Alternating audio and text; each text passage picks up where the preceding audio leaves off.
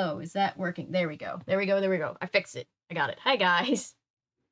Hello. Hey, Nightmare. Hey, Laser. Hey, Cameron. Hey, Noah. Hi, everybody. I feel like I'm doing roll call every time. Sorry. Hi, guys.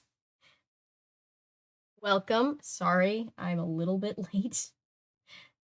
But you know, we're doing the things. How is everybody? Cameron, I just saw a comment, if Cameron's in chat right now, I just saw a comment notification from Cameron that a Lost Kingdom Hearts pilot came out. Is that true? I missed that. That's interesting. Making sure that I can be heard. I be heard. Yes, there I go. You're not missing much from me. Busy trading Pokemon Go at the moment. Actually, I used to play Pokemon Go a lot, and I kind of miss it, honestly. Try it again. Hey, Patrick. Hi, everybody. My phone is doing this fun thing where it likes to try to connect and reconnect to the charger over and over and over again. So you hear buzzing. That's what that is. I apologize. But yeah, we're here. We're doing the thing. Let's see. Got the book right here. Not only do these make a great set piece, but also they're very functional for when we want to read them. Now with bonus features, now a major motion picture. When they say major motion picture, they have to mean the show, right? Or is there like a major motion picture that I'm missing? Because I feel like saying the show is a major motion picture. Love the show, but I feel like that's a little bit of an overstatement. Did you try Pokemon Shuffle? I've never tried Pokemon Shuffle. Hi, by the way. Our video is so close to being done, and I'm so excited to send you a thing. I'll have that to you by tomorrow. I'm very excited. Hey, Chad. Hey, Avery. Did you like the Frightened trailer? I did. Thank you, Paulo. Thank you for sharing that with me. I'm always down for something of that nature. It just looks like a lot of fun. Oh, you can't even see my teeth. We've got here. Let me go on the Top Gun camera, by the way. I labeled all. I should relabel all of these, but I feel like as soon as I do, that's when I'll get used to the way the labeling is. Free to play match 3 game. Nice. I will definitely try that out. That sounds fun. But when I picked the names for all the buttons that are like, this one goes to the top down and this one goes to the desk cam and this one it's the full cam, I thought I had made them clear, but they're just not. Or maybe I should just reorder them. That might be it. I had to stop playing Pokemon Go due to starting to sleepwalking to get my Pokemon stuff. Oh no, that's a lot. Pokemon Go came out this summer when I worked at 14-hour, 6-day-week jobs, so I never got a chance to really get into it. Aw, that's sad. I found the book, A Wrinkle in Time for $1. Oh, that's so cool. That is so, so cool. The book that we're reading tonight, as you probably see from the thumbnail, Goosebumps, Stay Out of the Basement. I think I saw Noah as I was coming in saying that you remember reading this one. I really don't. I feel like, I know this isn't my first experience reading Goosebumps, but it feels like it, because as I'm reading this, I'm like realizing that I don't remember them, like as I'm reading the synopses and stuff like that. Those are awful hours. Those are awful hours. I'm so sorry. Yeah, when I was working, I think my longest work day, technically, was 17.5 hours, and that was backed up to a 10-hour shift somewhere else, and like it was common for us to do like 12 to 16-hour days. That was a lot, so those kind of hours suck. There was a Lost Kingdom Hearts. Yes, I was just asking. I saw that you had that you had left me a comment, and I was like, wait, Lost Kingdom Hearts pilot. It was perfect timing. I need to text Maddie and tell her, like, look, the next time we're able to hell, even if she's not able to come over, even if she can just Discord in and we can watch this together and do a video. We need to do a video on this. I can't do it without her. Hopefully tonight's story is easier to take than last night's. Yeah, last night's was a lot. Last night's was a lot. I've never read A Wrinkle in Time. I've always wanted to. Yeah, I never read A Wrinkle in Time. I remember when the movie came out and everybody was like, this is childhood, and I was just like, I've never read it. I'm so sorry. Book waiting in your PO box. It's very Cheeto-licious. Thank you, Patrick. Worked as the helper to a truck driver. Delivered plants to stores like Walmart since I live in Kentucky. The weather was so hot and so muggy. I didn't make good money, only $8 an hour. Oh, I'm so sorry. That's a lot. At a train, Gavin reviewed all Goosebumps books in one video in a very it's a very fat phobic series. Oh. The Goosebumps is. We talked about that last night a little bit. There's a lot of like mentions of like body shaming people, and I was like, when we don't do that. Don't say that. Don't do that.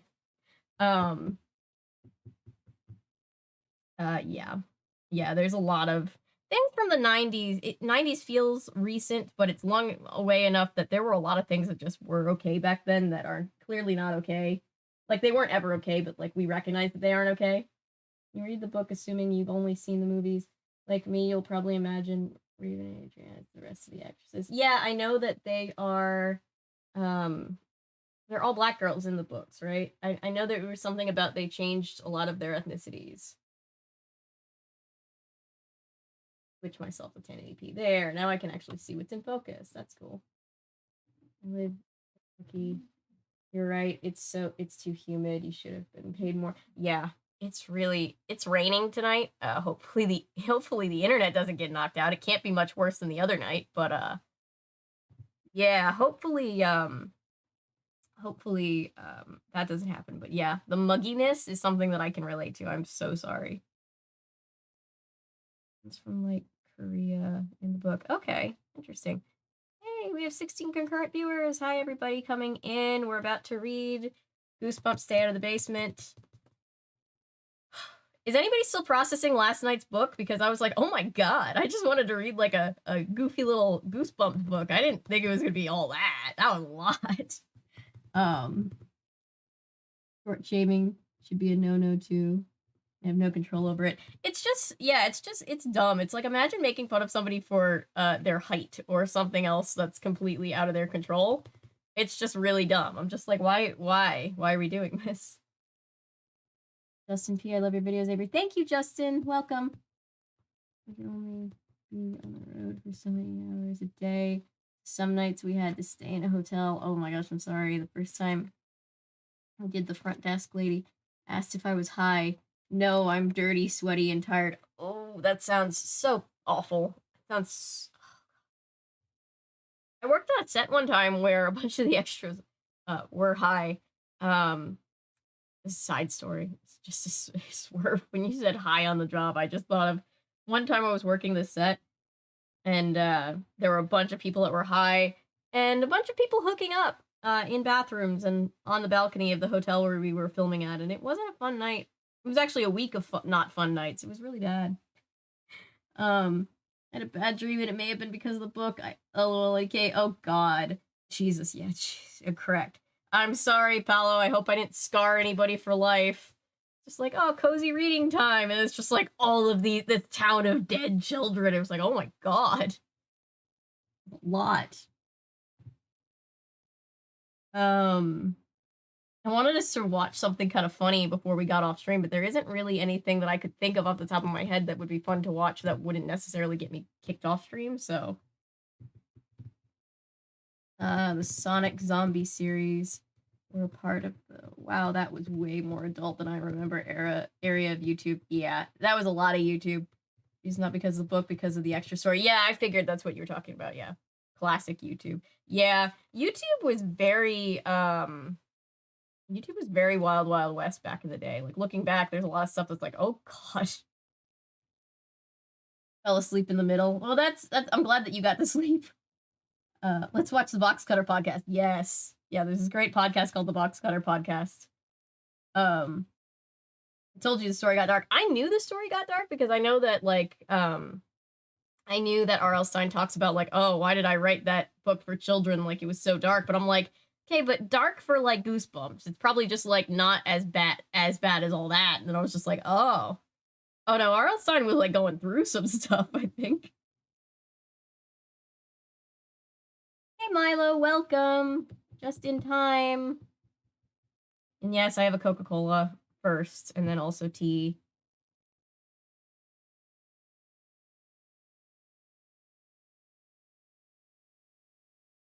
multitasking 2 or 3 things at once. That's great. I'm bad at multitasking. Oh my gosh. Let's go in. Yes, I'm pulling up Goodreads.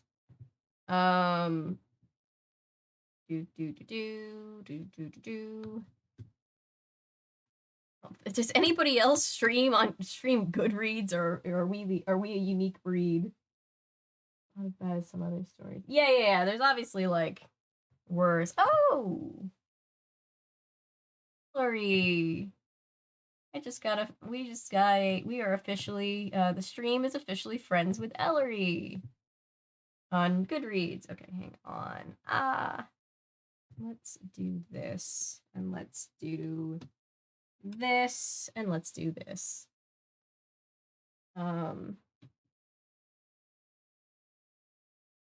Just followed. Thank you for the remind. Meant to subscribe to you last night. It's a really fun podcast, for real. Usage of the outdated copyright laws for something very different from the old days when the laws were made. Same. Yeah. Hopefully it's not as scary as the last one. Yeah, that's what we were just saying. An early this time. Yay! Cuckoo Clock of Doom, but it's pretty scary. I remember the episode. Did I ever read Cuckoo Clock of Doom? Feels like something I would have read.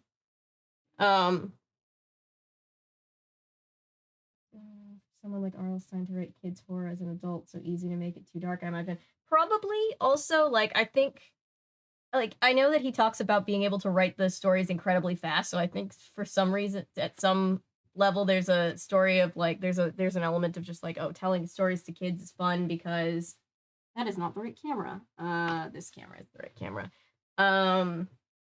You know, it's just like telling ghost stories, you know. I think it allows him to be as creative as he wants, but yeah, I'm sure being an adult, especially since he used to write teen horror, that was a lot harsher. Not that I've personally read any, but I'm sure that pivot, you can kind of see in the first couple books that there was a pivot to like, oh, I gotta tone this down for younger kids. My nose is red. Oh, sorry. My nose is, I don't know why that is. It's just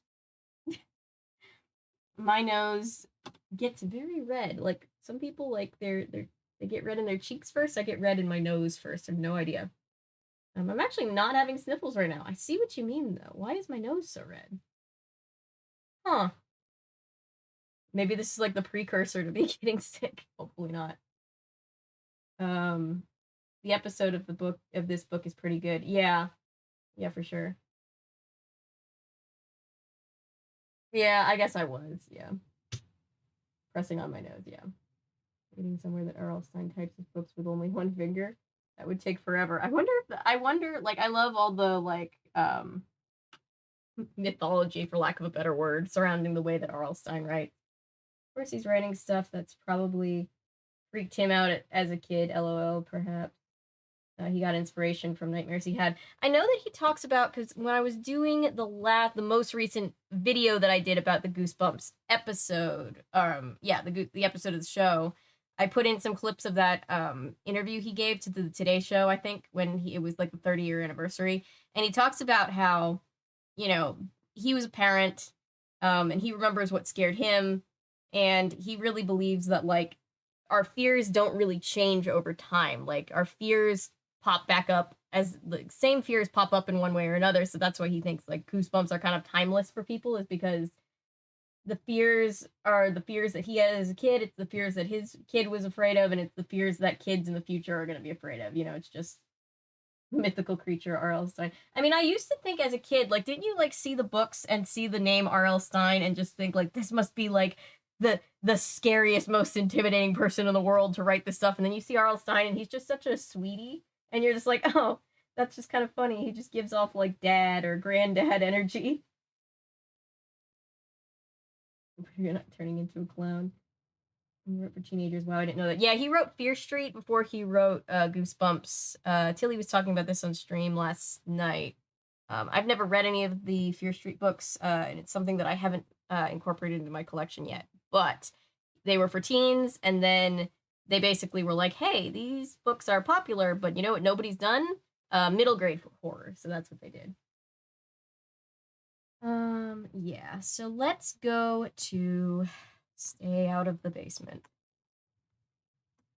We're not reading The Fault in Our Stars. That would be, we'd all be crying. We'd all be a mess. Put it on our currently read. Put it on this. There we go. Still, yeah. I wonder what the highest rated one out of all of them was. One has a 3.69. They all have like a 3 point something, I think. Some of them have a 4. But yeah.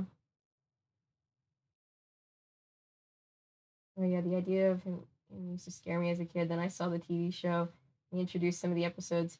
He was no longer intimidating. Yeah, he has such a warm energy. As a kid, I assumed he was like a mad professor type. LOL. Yeah. Don't have a basement. Can't relate. 0 out of 10. I have a basement. But it's we have 20 concurrents. Hey, everybody just coming in. Welcome. I'm glad that we're all united for Goosebumps. That's great. I love that. I have a basement. And to be fair, the only scary part of it, because my mom has done a really pretty job with it down there, but the only scary part of it is we have like a mechanical room, which is basically just like a storage room.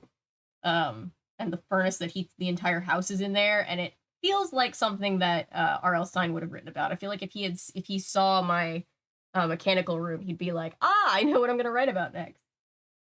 Goosebumps as a kid seemed like the most terrifying books and show. I remember even the intro sort of scared me. Yeah, so I learned that R.L. Stine is a huge fan and has been since the 80s of the Tales from the Crypt, like back before the show, back when it was just the comic series. And I guess he kind of thinks about this as kind of like Tales from the Crypt for kids, which makes a lot of sense, right? An old story is a pretty creepy Goosebumps story. I can't remember if it's a short story, full book. I don't think it's a full book. I think it's in one of the Tales to Give You Goosebumps collections, but I'll have to check. I only own the second one out of all of those. Are You Afraid of the Dark was pretty dark. It was indeed. It was darker than Goosebumps, I think. Streamers beware, you're in for a scare. Yes, that should be the tagline. Why didn't I think of that? They made a kid's cartoon, Tale from the Crypt. Yes, they did. And I thought it was hilarious because that is a conflict of branding, because the regular Tales from the Crypt was so much scarier. Yeah, I remember the cartoon. Doing one of the tales. I think it was, I don't remember that being a name of, if it's a full book, it's a book that I've never come across. But I don't claim to be the Goosebumps historian, so I could easily be wrong. The only basement that ever scared me was my grandmother's. It just had this dungeon haunted feel to it. She also had a mirror with white Jesus' face that made playing Bloody Mary horrifying. Oh my god. My grandmother had a painting of white Jesus. Not a mirror feels mean somehow. Oh my gosh. I never was afraid of basements because 1, we didn't have one, and 2, whenever I went to somebody's house and they had a basement, I just was like, wow, these people are like high rollers. They have a basement in their house. We had a really tiny house, and I was like, can't imagine having the extra space of a basement. Should do for the channel, Freaky Stories. Wait, what is Freaky Stories? I don't think I know what that is. Eesh, sorry. Every time I'm like, I don't know what something is, I feel like everybody's gonna like throw eggs at me somehow. Once you watch Beyond Belief as a toddler, every other show is child's play. It's true. I have some of the most terrifying experience of my life were sitting at 5 years old watching Beyond Belief on the floor of our living room. Folks needed a Crypt Keeper type of character. Well, in some of the versions, we do get, because like the Slappy World spinoff is all Slappy, the puppet, telling us scary stories. So he basically becomes the Tales from the Crypt Keeper character. Title says, "Let's get Goosebumps." Yes, I will. Thank you for that. This is why I need Cameron's genius. Freaky Stories is a show in Canada. It had these really gross puppet hosts. Ooh, and these animated segments based on urban legends and campfire. I will do that for sure. I'm really excited for that now. I don't usually like batch record my videos. Usually I record a video and it's out within a few days of me filming it, but the past little while I had batch recorded some videos and then got to do some collabs with people like Daniel. That was really fun. And so like I'm still like 3 videos behind like what I have filmed, and it's a weird feeling because actually right now I'm technically 4 because the box cutter, the video with Daniel hasn't come out yet. But it's just like a weird feeling because I'm just like, oh, I have this thing that I have to release, and this thing, and this thing, and this thing, and then I can start filming new things. That feels weird. When I lived with my parents, I loved our basement. It was fully furnished with a kitchen, living room, bathroom, and bedroom, so you could stay down there like a hermit forever. Nice.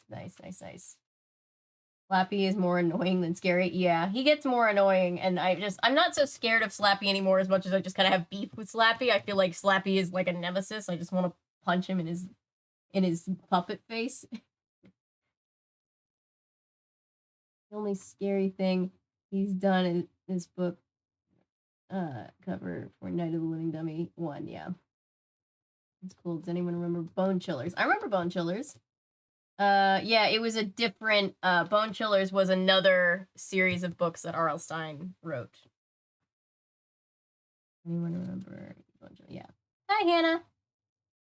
Girls and Tales for Gruesome Kids. I remember that one. I completely, like, have not thought to do a video about it, but that just reminded me. Like, that just, like, dug up a memory from, like, forever ago. I watched the kill count of Fear Street, and that's about it. Interesting. That is British BTW, that show. I will look it up. I definitely remember it. We definitely got, because we would get a lot of the British shows on some things sometimes, like on PBS. PBS was big on shows from the UK. Nightmare Room books are a bit darker than most Goosebump books. Yeah, I don't have any Nightmare books in my collection because I wasn't aware of Nightmare Room or Nightmare Room until you told me about it. And then that night I had some time to kill, so I filmed a video talking about Don't Forget Me, that episode. You remember the book Scary Stories to Tell in the Dark? Yes. And I know they just did a show, right? They did some kind of adaptation, and I meant to go back and actually read the book because I remember it, but I don't remember actually reading it. Hey guys, ooh, we have 23 concurrents in right now, so I'm going to get reading. Just watching the movie count. Yes, the movie. There you go. There was a movie a few years back. Yeah, that's what I'm thinking about. Can we just talk about how, like, this man has written so many books that in the, like, buy more Goosebump books or more books, like, we need 2 pages and they can't even include all of them. Like, they have to basically pick, like, the best sellers out of the Goosebumps series and just list that. It came from Ohio, My Life as a Writer. I don't own that book, but one day I will. That is very cute. I love Scary Stories to Tell in the Dark. The movie actually wasn't too bad. Interesting. I haven't seen the movie. I just know that it exists. That's kind of how my relationship with a lot of media is like that. It's like, I haven't seen it, but I know that it exists. When was this first published? Copyright 1992. Oh, yeah. That's a couple years earlier than I remembered them starting. Illustrations. Not that I was alive, but, you know, I thought I read that they started in, like, 94. Illustrations in the book are terrifying, LOL. I love illustrations in books.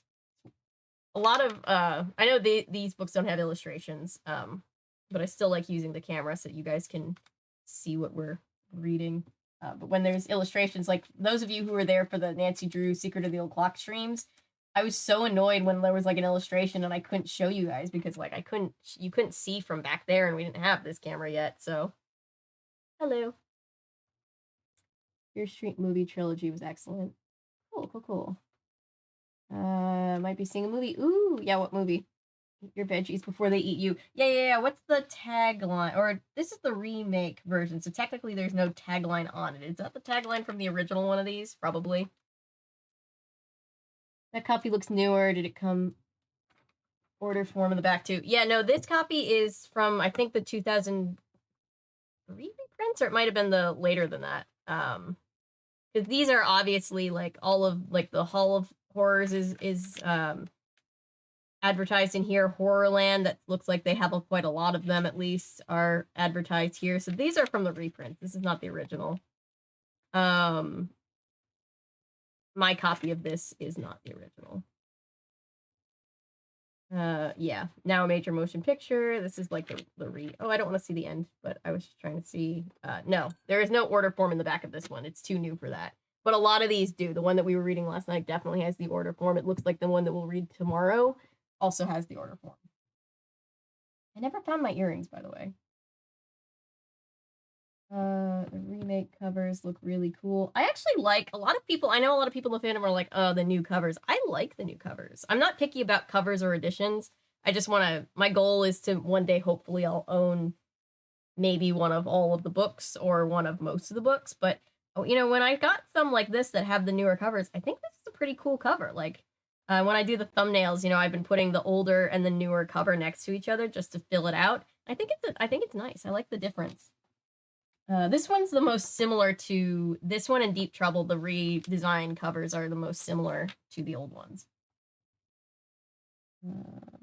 Not sure yet. I'm going to see a movie at the mall when it's almost closing time. The lines are short and you get better seats. Nice. Worst Witch had so many versions. Yeah, I need to do more Worst Witch versions. Those from the other countries are really cool. Yeah, the last three that were super hard for me to track down, they're the UK versions. I don't want to. I feel like if I pull it down, it's gonna pull the whole thing down, but I just wanted to show. Oh no. Yep, that's what it's. I'm trying not to do that. All right, hang on.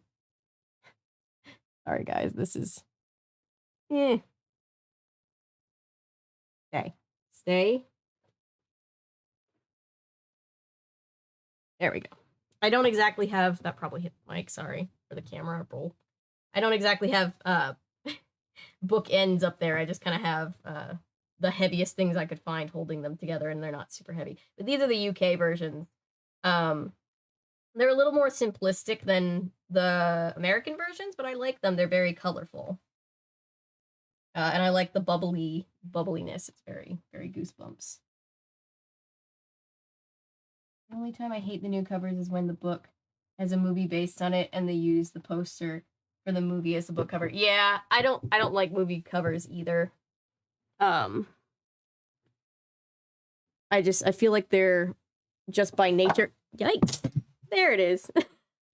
I knew that was gonna happen. Hang on. Yeah, I feel like by nature they are just not as inventive. You know what? We're just gonna stack these. It's fine. It's fine. We're just gonna do that for now. Movie theater like 20 minutes early, so the first pick of the seats on weekdays, it's usually not a lot of people are there. Yeah, I don't go to the movies often, but when I did, I would always go. We like to go in the morning or just get there early.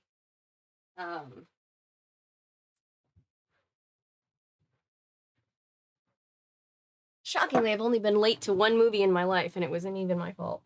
Somebody else made me late. Tuesdays are a great time to go to the theater, cheaper.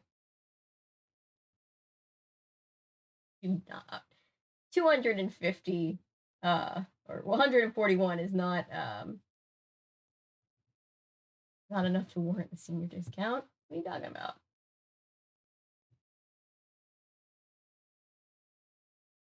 Back before I had used the order from back before. Take about 6 to 8 weeks for your Goosebumps book to come in the mail. Long before Amazon. I feel so old. I mean, I would always want to send away for books, but I never actually did it. I think it was just easier and cheaper to get them other ways. I can come back later. This nostalgia has to wait. Sorry. Thank you for hanging out. We'll hopefully see you later. Saw that it was all right. From what I hear, the story about the making of the movie is more entertaining than that movie, but I haven't seen it. It's pretty good. Don't worry, darling. Let us know. Report back to us if it's good or not. Thank you. As well, British. It's everywhere. At least for the ABC. Yeah. UK TV was pretty big. Is still pretty big here. Friends made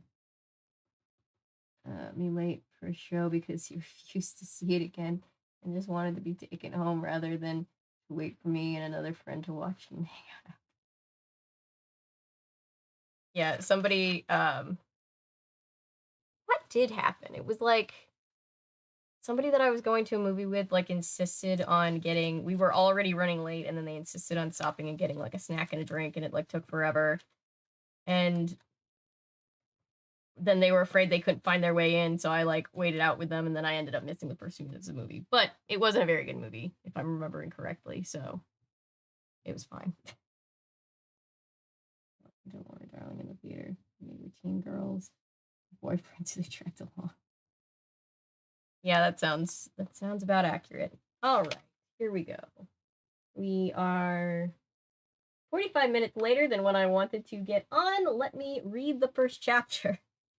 Thank you guys for hanging around. Thank you for 26 concurrents. We are breaking records with the Goosebumps streams, which doesn't surprise me because we all love Goosebumps, but I'm really glad to see the love for Goosebumps. Mixed reviews, so I'll see it myself and be the judge. That's a good policy. I try not to have like an opinion on something that I haven't seen. Like, don't worry, darling. I can just tell you what I've heard other people say. I have no idea because I haven't seen it. Anime, for that matter. Anime is also very popular. Japanese media is pretty popular in America these days. All right. Stay Out of the Basement by R.L. Stine, Chapter 1. I feel like I wasn't announcing the chapters very much last night, and then at the end I was just like traumatized, and I was just like, Chapter 11!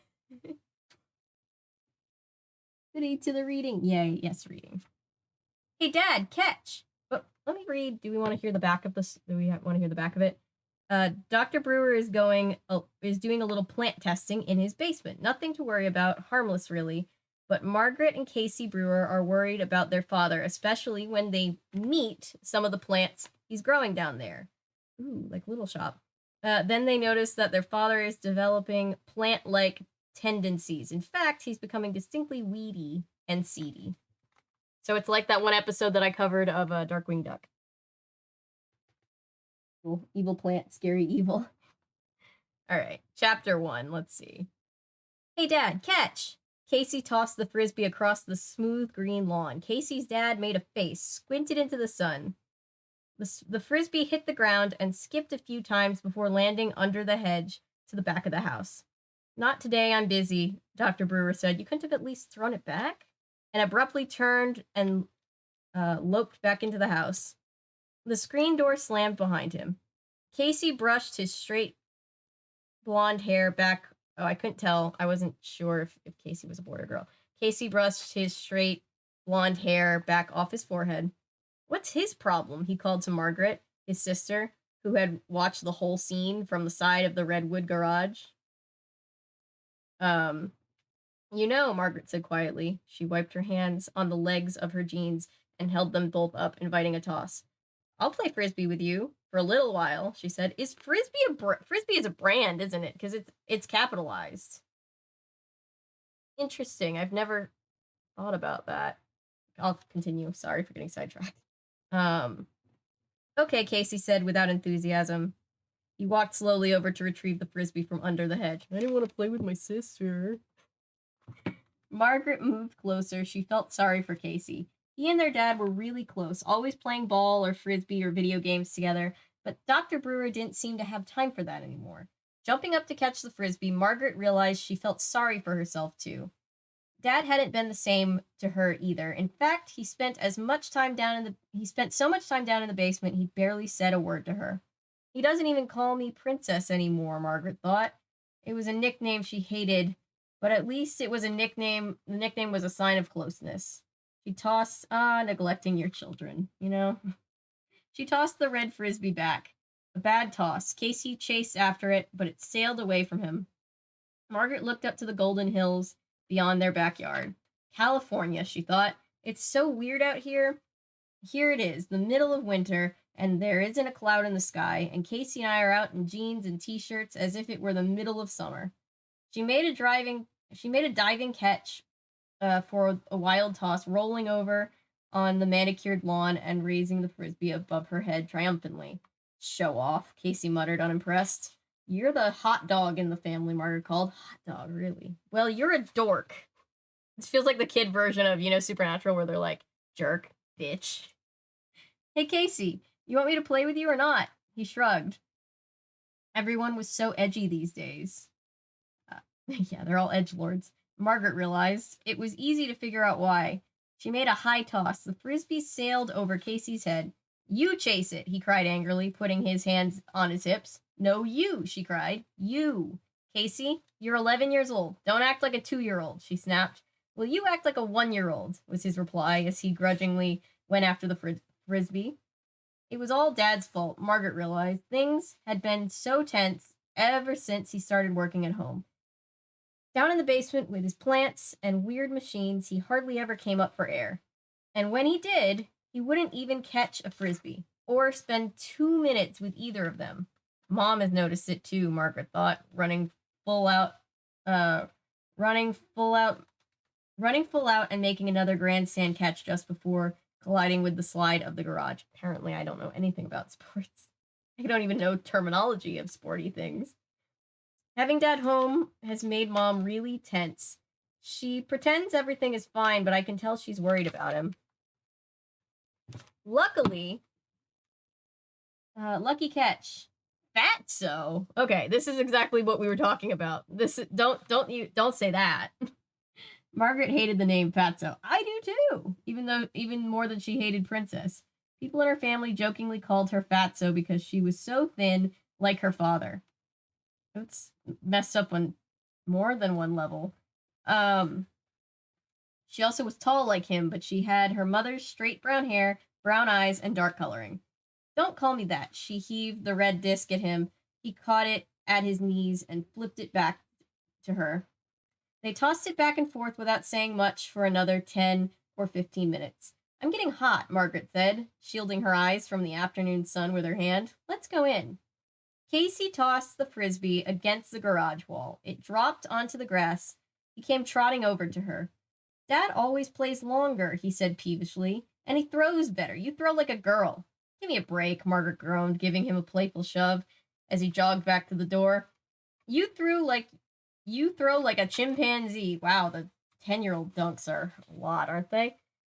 How come Dad got fired, he asked. She blinked and stopped running. The question had caught her by surprise. Huh? His pale, freckled face turned serious. Why? He asked, obviously uncomfortable. She and Casey had never discussed this in 4 weeks since Dad had been home, which was unusual since they were pretty close, being only a year apart. Are there a 10 and 11-year-old in every single book? The past 2 books, we've had a boy and a girl 10, 11 years apart. 10 and 11. We came all the way out here so he could work at Polytech, right? Casey asked. Yeah, well, he got fired, Margaret said, half whispering, in case their dad might be able to hear. But why? Did he blow up the lab or something? Casey grinned. The idea that their dad blowing up a huge campus science lab appealed to him. No, he didn't blow anything up, Margaret said, tugging a strand of dark hair. Botanists work with plants, they don't get much of a chance to blow things up. They both laughed. Casey followed her into the narrow strip of shade cast by the low ranch-style house. I'm not sure exactly what happened, Margaret continued, still half whispering, but I overheard Dad on the phone. I think he was talking to Mr. Martinez, his department head. Remember? The quiet little man who came to dinner that night? The barbecue grill caught fire? Casey nodded. Martinez fired Dad? Probably, Margaret whispered. From what I overheard, it had something to do with the plants Dad was growing, some experiments that had gone wrong or something. But Dad's real smart, Casey insisted, as if Margaret were arguing with him. If his experiments went wrong, he'd know how to fix them. Margaret shrugged. That's all I know, she said. Come on, Casey, let's go inside. I'm dying of thirst. She stuck her tongue out and moaned, demonstrating her dire need of liquid. I don't know how she did it. You're gross, Casey said. He pulled open the screen door and dodged in front of her so he could get inside first. Who's gross? Mrs. Brewer asked from the sink. She turned to greet the two of them. Don't answer that. Mom looks very tired today, Margaret thought, noticing the crisscross of fine lines at the corners of her mother's eyes, and the first strands of gray in her mother's shoulder-length brown hair. I hate this job, Mrs. Brewer said, turning back to the sink. What are you doing? Casey asked, pulling open the refrigerator and removing a box of juice. I'm deveining shrimp. Yuck, Margaret exclaimed. Thanks for the support, Mrs. Brewer said dryly. The phone rang. Wiping her shrimpy hands with a dish towel. Shrimpy. She hurried across the room to pick up the phone. Margaret got a box of juice from the fridge, popped the straw into the top, and followed Casey into the front hallway. Now I want juice boxes. Damn. The basement door usually shut tight when Dr. Brewer was working down there.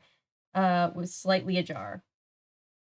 Casey started to close it, then stopped. Let's go down and see what Dad is doing, he suggested. Margaret sucked the last drops of juice through the straw and squeezed the empty box flat in her hand. Okay. She knew they probably shouldn't disturb their father, but her curiosity got the better of her. He had been working down there for 4 weeks now. All kinds of interesting equipment, lights, and plants had all been delivered. Most days he spent at least 8 or 9 hours down there doing whatever it was he was doing, and he hadn't shown it to them once. Yeah, let's go, Margaret said. It was their house, too, after all. Besides, maybe their dad was just waiting for them to show some interest. Maybe he was hurt that they hadn't bothered to come downstairs at all this time. She pulled the door open the rest of the way as they stepped into the narrow stairway. Hey, Dad, Casey called excited. Dad, can we see? They were halfway down when their father appeared at the foot of the stairs. He glared up at them angrily, his skin strangely green under the fluorescent light fixture. Oh, we're getting right into it. He was holding his right hand, drops of red blood falling onto his white lab coat. Stay out of the basement. That's the name of the book, he bellowed in a voice they'd never heard before. Both kids shrank back, surprised to hear their father scream like that. He was usually so mild and soft-spoken. Stay out of the basement, he repeated, holding his bleeding hand. Don't ever come down here. I'm warning you. Just gonna stick this here for a second.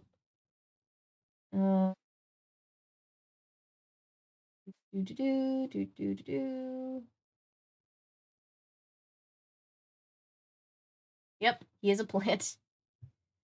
Bushroot is like probably the most pathetic little sad boy of the whole. Yeah, he really is. Which is saying a lot, yeah. It's Little Shop of Horrors, but for kids, yeah.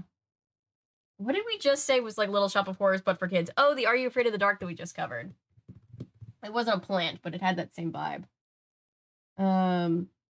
You gotta scream, stay out of the basement like the dad in the episode. Okay, my mic has a cap so that if it gets too loud, it's not gonna blow out everybody's speakers. But stay out of the basement, something like that. That probably clipped.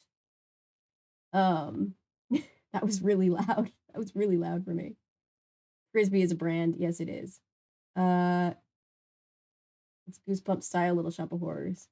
I had to change the title, Mrs. Frisbee and the Rats, Nim to Secret of Nim, and change the name Frisbee to avoid copyright of the movie. I didn't know that. That's interesting. I'm learning all kinds of stuff today. I felt a shirt. I left a shirt at the hotel where I stayed in Eureka Springs, so I'm buying an identical one. I once lost a shirt while I was on set, and it was, of course, the shirt that I wore when I was, like, seen most. And then 2 weeks later, they wanted to do a pickup, and I was just like, God, I hope they don't need that pickup that bad, because this is a different shirt. This is not the same shirt. I don't know where that shirt went. Oh, God, we've immediately gotten to the petty sibling arguments. Oh, of course. Needing to know spooky things. That's what you have me for. Nice. Chimpanzees can't throw things. I mean, I feel like, can they not throw? I feel like they can throw some things, but not, I feel like, kid insults are just insane. One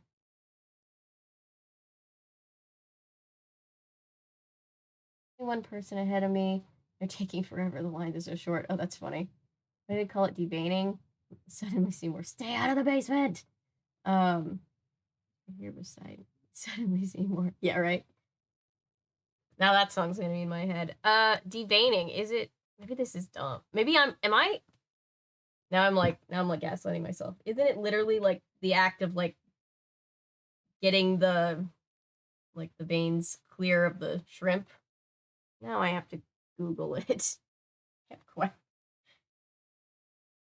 Yeah.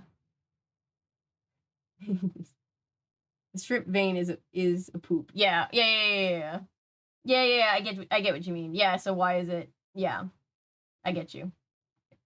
Veining is I guess it's better for the marketing. If it's like deveining sounds slightly less gross than taking out its colon. The poop vein, yeah.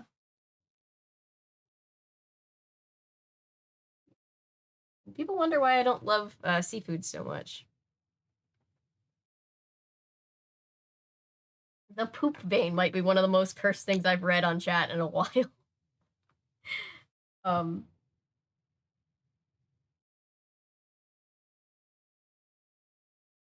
mean, deveining sounds gross, but then when you realize the alternative is talking about poop, it's like, okay, I can see why we went with deveining. It's anything could be in the vein, technically. Shrimp on the Barbie ad is so wrong. We call them prawns, and we don't really put them on the Barbie. Yeah, I've heard that. That's interesting. Okay, chapter 2.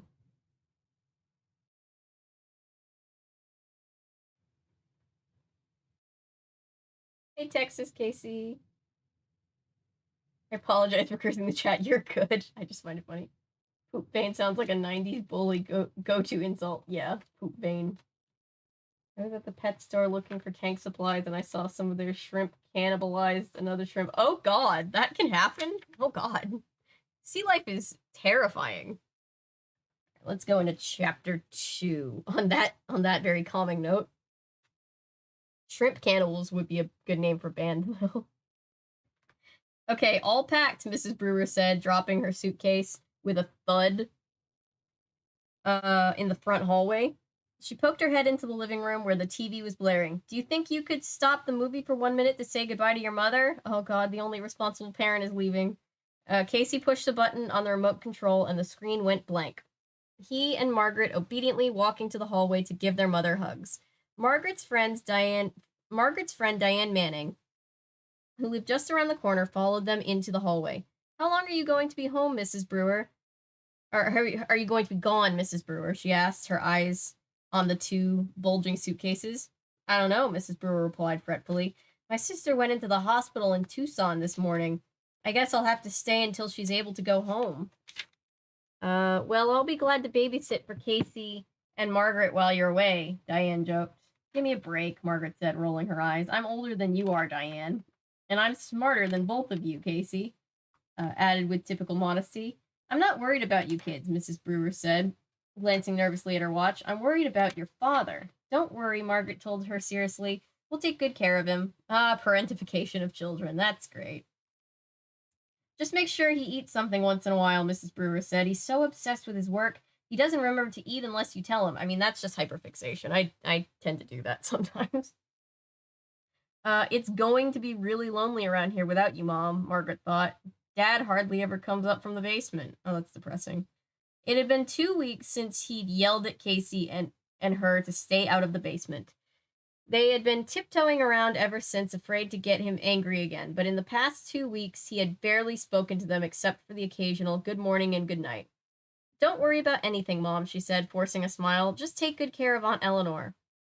I'll call as soon as I can, as soon as I get to Tucson, Mrs. Brewer said, nervously lowering her eyes to watch again. She took 3 long strides to the basement door, then shouted down, Michael, time to take me to the airport. After a long wait, Dr. Brewer called up a reply. Then Mrs. Brewer turned back to the kids. Think he'll even notice I'm gone? She asked in a loud whisper. She meant it to be a light remark, but her eyes revealed some sadness. Aw. A few seconds later, they heard footsteps on the basement stairs, and their dad appeared. He pulled off his stained lab coat, revealing tan slacks and a bright yellow t-shirt, and tossed the lab coat into the banister. Even though it was 2 weeks later, his right hand, the hand that had been bleeding, was still heavily bandaged. Ready? He asked his wife. Mrs. Brewer sighed. I guess. She gave Margaret and Casey a helpless look, then moved quickly to give them each one last hug. Let's go, then, Dr. Brewer said impatiently. You have to go to the airport? That's so inconvenient for me. He picked up the 2 bags and groaned. Wow, how long are you planning to stay? A year? Then he headed to the front door with them, not waiting for an answer. Bye, Mrs. Brewer, Diane said, waving. Have a good trip. How can she have a good trip? Casey asked sharply. Her sister's in the hospital. Fair point. You know what I mean, Diane replied, tossing back her long red hair and rolling her eyes. They watched the station wagon, not the situation, roll down the driveway, then returned to the living room. Casey picked up the remote control and started the movie. Oh my gosh. Get it together? I can get it together. Diane sprawled on the couch and picked up the bag of potato chips she'd been eating. Who picked this movie? Diane asked, crinkling the foil bag noisily. I did, Casey said. It's neat. He had pulled out a couch cushion down to the living room carpet and was lying on it.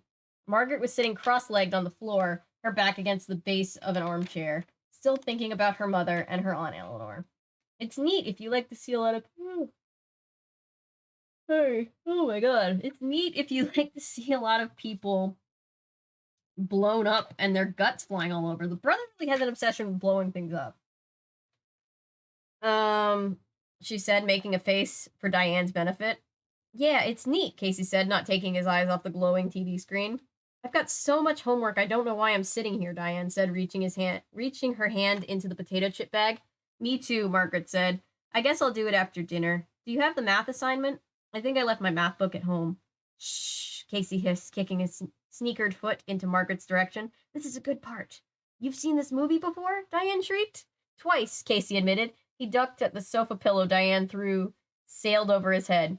It's a pretty afternoon, Margaret said, stretching her arms above her head. Maybe we should go outside, ride our bikes or something.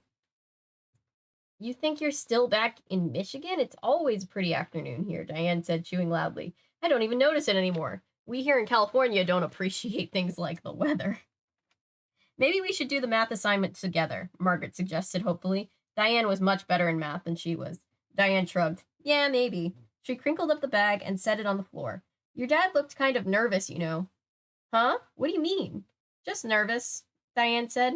How's he doing? Shh, Casey insisted, picking up the potato chip bag and tossing it at Diane. Being laid off and all.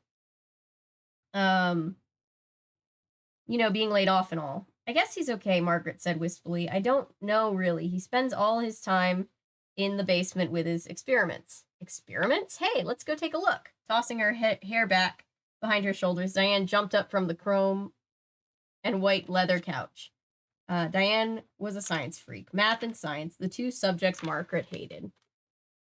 What was your favorite subject in school? I always liked history and social studies and creative writing. She should have been in the Brewer family. Those were all the subjects that had stories. She should have been in the Brewer family, Margaret thought, with a trace of bitterness. Maybe Dad would pay some attention to her since she's into the same things he is. Come on, Diane urged, bending over to pull Margaret up from the floor. He's a botanist, right? What's he doing down there? Complicated, Margaret said, shouting over the explosions and gunfire on the TV. He tried to explain it to me once, but Margaret allowed Diane to pull her to her feet.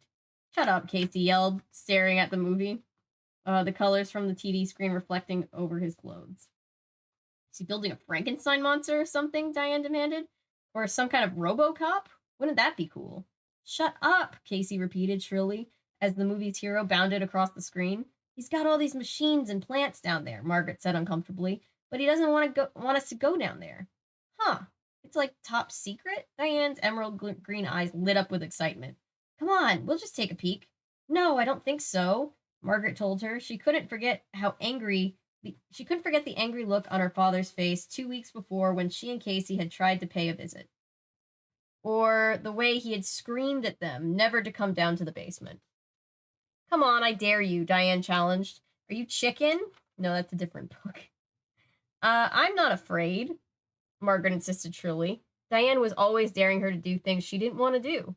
Why is it so important for Diane to think she's so much braver than everyone else? Margaret wondered. Chicken, Diane repeated, tossing her mane of red hair behind her shoulder. She strode quickly toward the basement door. Diane, stop, Margaret cried, following after her. Clicking off the movie. Are we going downstairs? Wait for me. He climbed quickly to his feet and enthusiastically hurried to join them at the basement door. We can't, Margaret started, but Diane clamped a hand over her mouth. We'll take a quick peek. Is she being kidnapped? Oh gosh. Diane insisted. We'll just look. We won't touch anything, and then we'll come right back upstairs. Okay, I'll go first, Casey said, grabbing for the doorknob. Why do you want to do this? Margaret asked her friend. Why are you so eager to go down there? Diane shrugged. It beats doing our math, she replied, grinning. Margaret sighed, defeated. Okay, let's go, but remember, just looking, no touching. Casey pulled open the door and led the way onto the stairway. Stepping onto the landing, they were immediately engulfed in hot, steamy air. They could hear the buzz and hum of electronic machinery. And off to the right, they could see the glare of the bright white lights from Dr. Brewer's workroom. This is kind of fun, Margaret thought, as the three of them made their way down the linoleum-covered stairway. It's an adventure. There's no harm in taking a peek. So why was her heart pounding? Why did she have the sudden tingle of fear?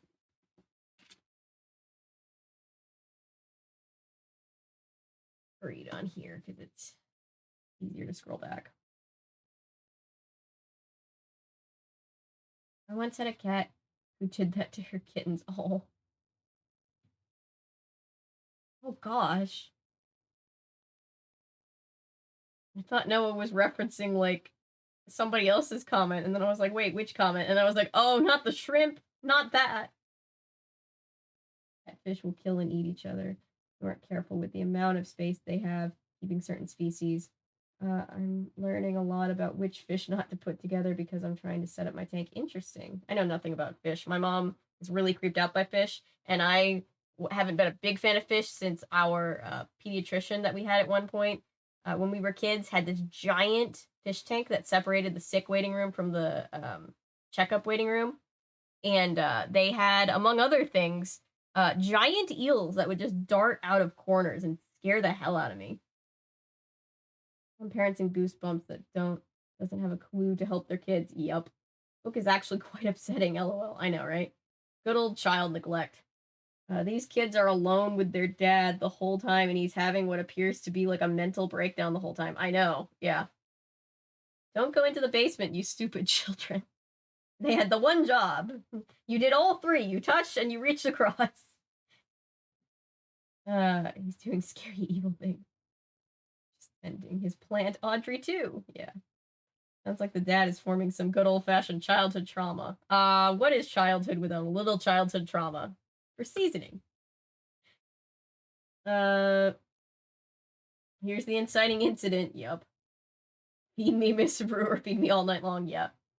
What if they went in the basement and there were just like 50 weed plants? That would be funny. Coming soon this Halloween, Barbie versus Jason Voorhees. Oh, I'd pay money. The joke of the night for this stream is anything with Little Shop of Horrors. Yup. What's in the basement, you may ask? BDSM dungeon. Can you even imagine? Oh my god. Actually, yeah, that would make for a sick Halloween line for Barbie. Yeah, it would make a great Halloween line for Barbie. Oh my god, that would be so... That would be the only thing more traumatizing than I think what's going to happen to them. Thank God the kids don't have to deal with that kind of trauma.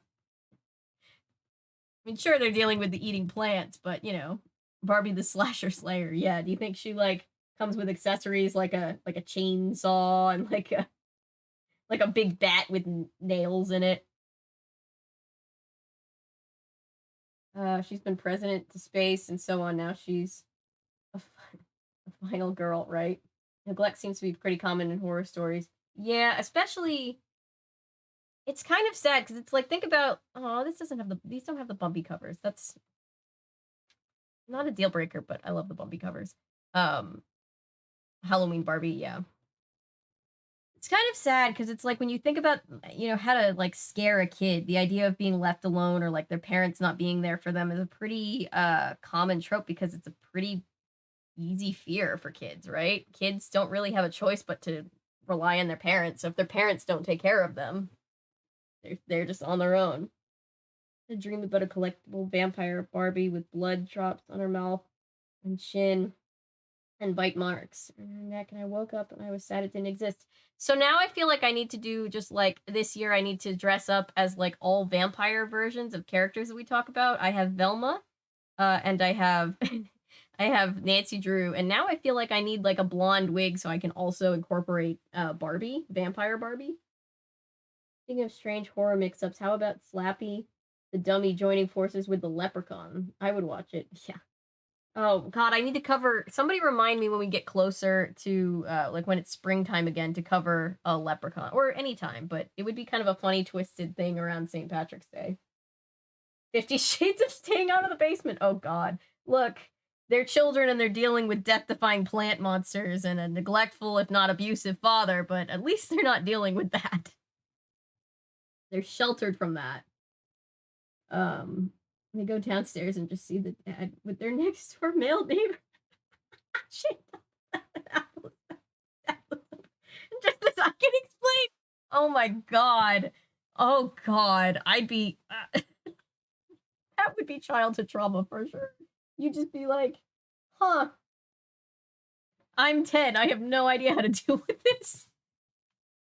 Spring. In Georgia, there is only kind of fall and scorching summer. Yeah. We just have spring legally on the books. We don't really have spring. The closest we have to spring is like, oh, everything is mud now. Everything is mud. Goosebumps dealing with magpies. One of the most terrifying. Oh, wow. The kids. No amount of therapy will ever make this okay. It's like, yeah, I'd rather deal with the plant monsters. It feels like nothing now.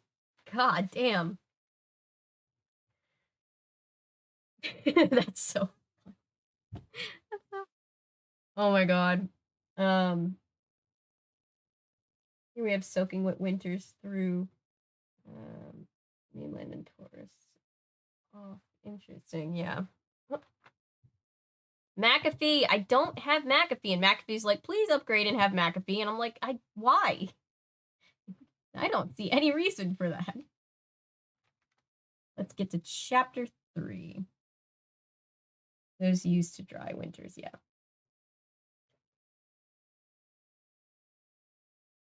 What would happen if the neighbor was also half plant? Can you imagine? Oh gosh. All right. Oh, this is a short chapter. Chapter 3.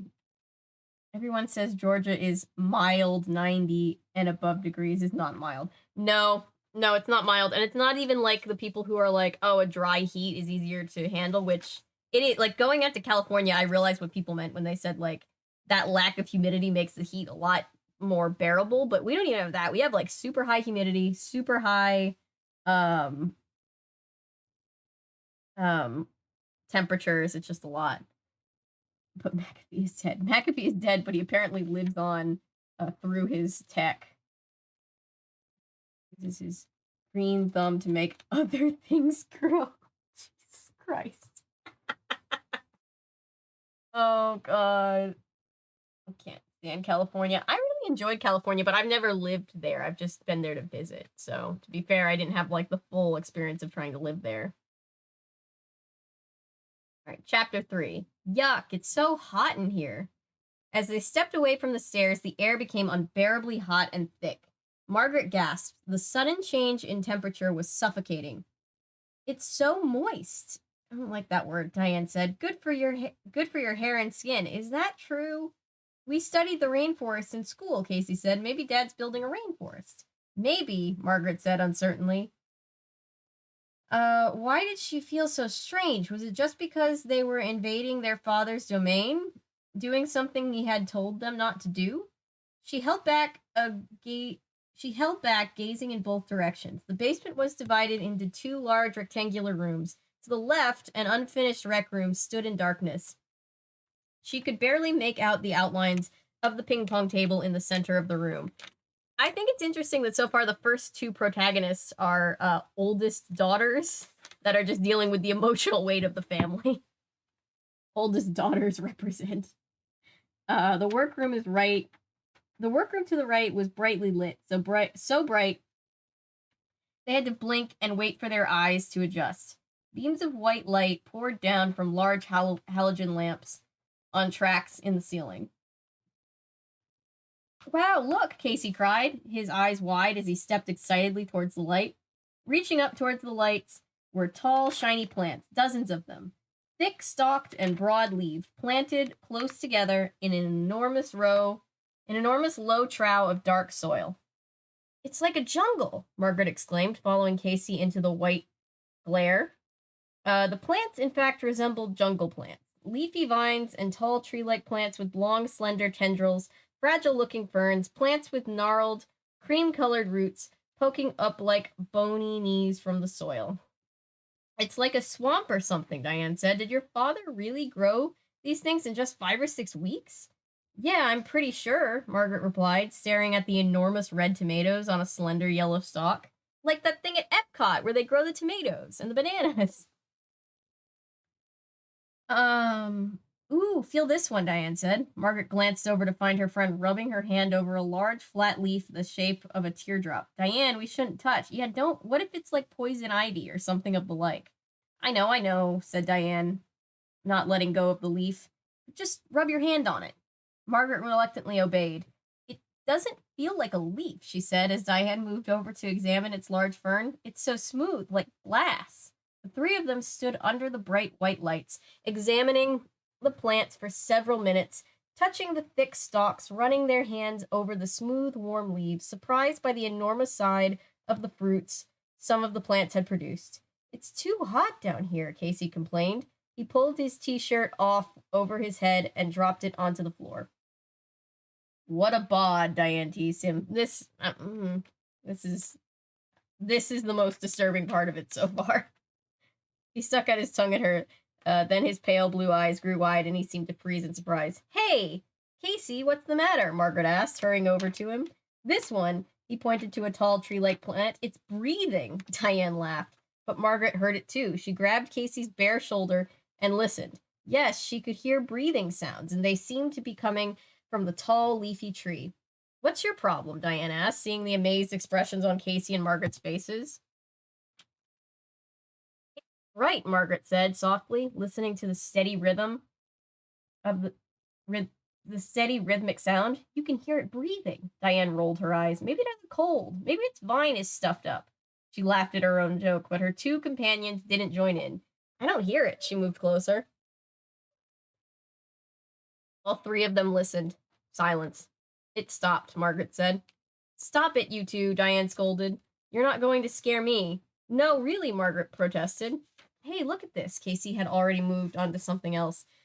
Oh, well, the thing's breathing? Weird. Anyway, he was standing in the front of a tall glass case that stood on the other side of the plants. It looked a little like a phone booth, with a shelf inside about shoulder high and dozens of wires attached to the back and sides. It's a TARDIS. Margaret's eyes followed the wires to a similar glass booth a few feet away. Some kind of electrical generator stood between the two booths and appeared to be connected to both of them.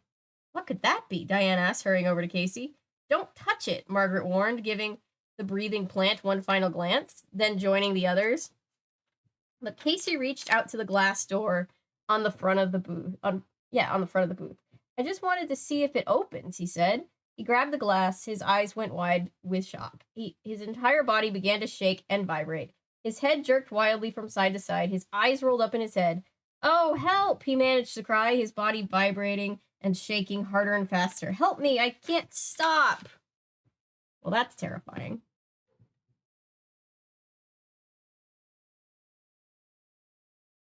Weather makes me angry. I'm actually pretty good with the heat. But this summer has been particularly bad. Dad is a weed dealer. Yeah. I thought summer was bad enough in Michigan. I wouldn't want to live in Georgia. Georgia, I love living here, but it is very hot and humid. And I've lived here pretty much my whole life, so I'm used to it. And even I have days where I'm just like, ugh. And to the right, weed. Just like blazing down there. Smoke weed every day. Makes two of us, yeah. Wait, did this book reference living with the land? Wait. It's hogweed. Yes, it did. Wait, what is living with the land? I'm so confused. Sorry. You're gonna tell me and I'm gonna be like, oh yeah, I know what that is. Smooth like glass. A lot better than the haunted mask feeling like real skin. I thought they were gonna say it felt like skin because it was talking about it being alive and I was just not prepared. And then they said glass and I was happy. Probably a corpse of someone the dad killed and turned into a plant. Oh god. 50 little shop shades of staying out of the basement. Yes. Breathing plant is just their male neighbor. Please know how to appeal to the botanist. Oh dear god. Her dad, a doctor. He's yeah, a TARDIS, like in in Doctor Who. I thought of a TARDIS. Remember that episode of Sweet Life where Arwen built the machine that could travel in dimensions in a phone booth, and we all didn't realize that it was a Doctor Who reference? I always imagine the plant breathing like Darth Vader.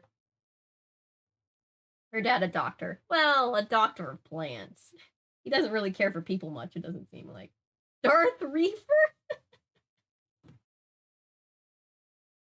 Yay, the annoying child character is dying. This is another Jane in a trench coat situation. Trees are interesting group as, like with worms, few are actually related to each other, all being the result of convergent evolution. That's really cool. I have read a little bit about that. I'm not an expert though. One was related out of broccoli. You ate while others are farther distant. It's super cool, yeah. Animations. I like how we see they have another character with them when they don't have this friend in the episode. They just were like, we don't need the third kid. That's an extra day rate for kids that we don't need. Boat ride at Epcot. Oh, that's what I was talking about. Right. I just didn't think of what it was called. Yeah. They I've been there. They the plants and the tomatoes. I just forgot that it was called that. It was actually a Bill and Ted reference, I think. It could have been a Bill and Ted reference. Staying more quiet tonight. Nice to see you have so many viewers. I'm really glad that everybody's here. I'm very, very grateful. I mean, I'm grateful when we just have a few people. I'm grateful for anybody being here. But yeah, it's really nice to see people appreciating. I have to leave. I will be back in a bit. Nice. I appreciate that. Not that you're leaving. That's sad, but the pun was very nice. On this channel today. Welcome.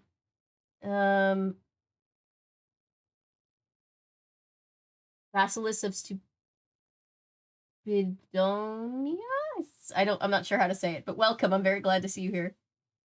Anytime someone says don't go in the basement, I'm like, why? Are you Bluebeard? So I guess evil plants are better than that, right? Oh my gosh, yeah. What was that? What just... Oh no! Hang on, sorry, hang on. Not Sarah! Sarah fell. Ah. Oh, Sarah. Don't scare me like that.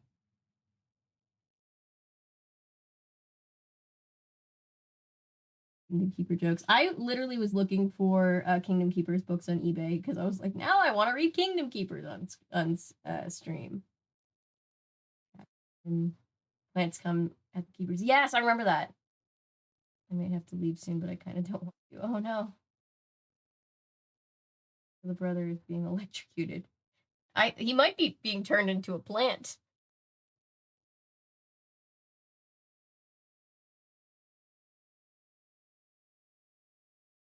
Gosh.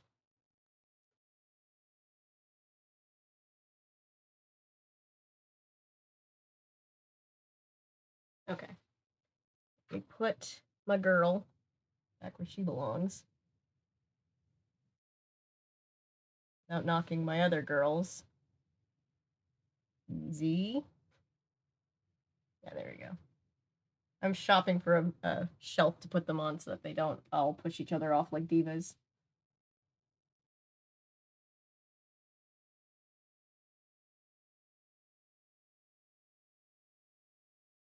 Derby practice. Oh, nice. More dedicated to training, but I'm tired tonight. When I get going, I'll feel more into it. It's just not in the mood to go right now. Yeah, I know that feeling. When I would do... I remember when I started putting myself through like acting classes, and that was like, it's a dream of mine, and I was really happy to be there, but there were some nights where I just felt emotionally exhausted, and I was like, I don't know if I can go in and just, do this thing, even though I love it right now,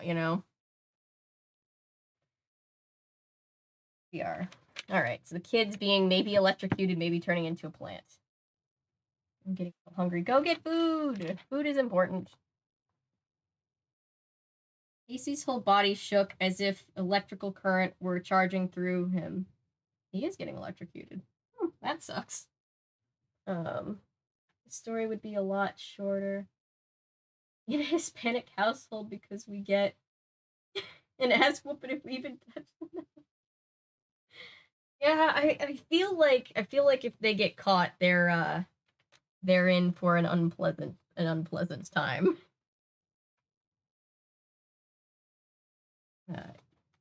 But yeah, I feel like my parents were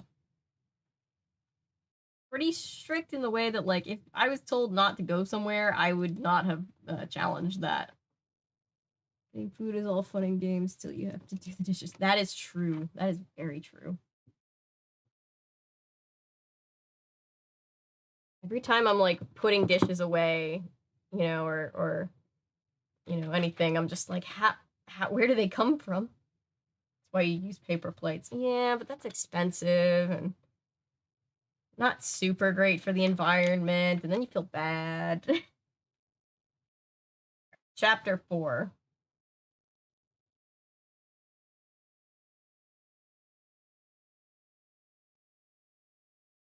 Eat out of Tupperware. Yeah. Yeah, Tupperware. If something is in Tupperware and I can keep it in Tupperware, I definitely 100% do. Help me! Alright, we're on chapter 4. I tend to pivot really fast, sorry. Casey's whole body shook as if an electrical current were charging through him. His head jerked on his shoulders, his eyes looked wild and dazed. Please! This is terrifying. Margaret and Diane stared in open-mouthed horror. Margaret was the first to move. She lunged at Casey and reached out to try to pull him away from the glass. Margaret, don't! Diane screamed. Don't touch him! But we have to do something, Margaret cried. It took both girls a while to realize that Casey had stopped shaking and was laughing. Casey? Margaret asked, staring at him, her terrified expression fading to astonishment. He was leaning against the glass, his body still now, his mouth wrapped in a broad, mischievous grin.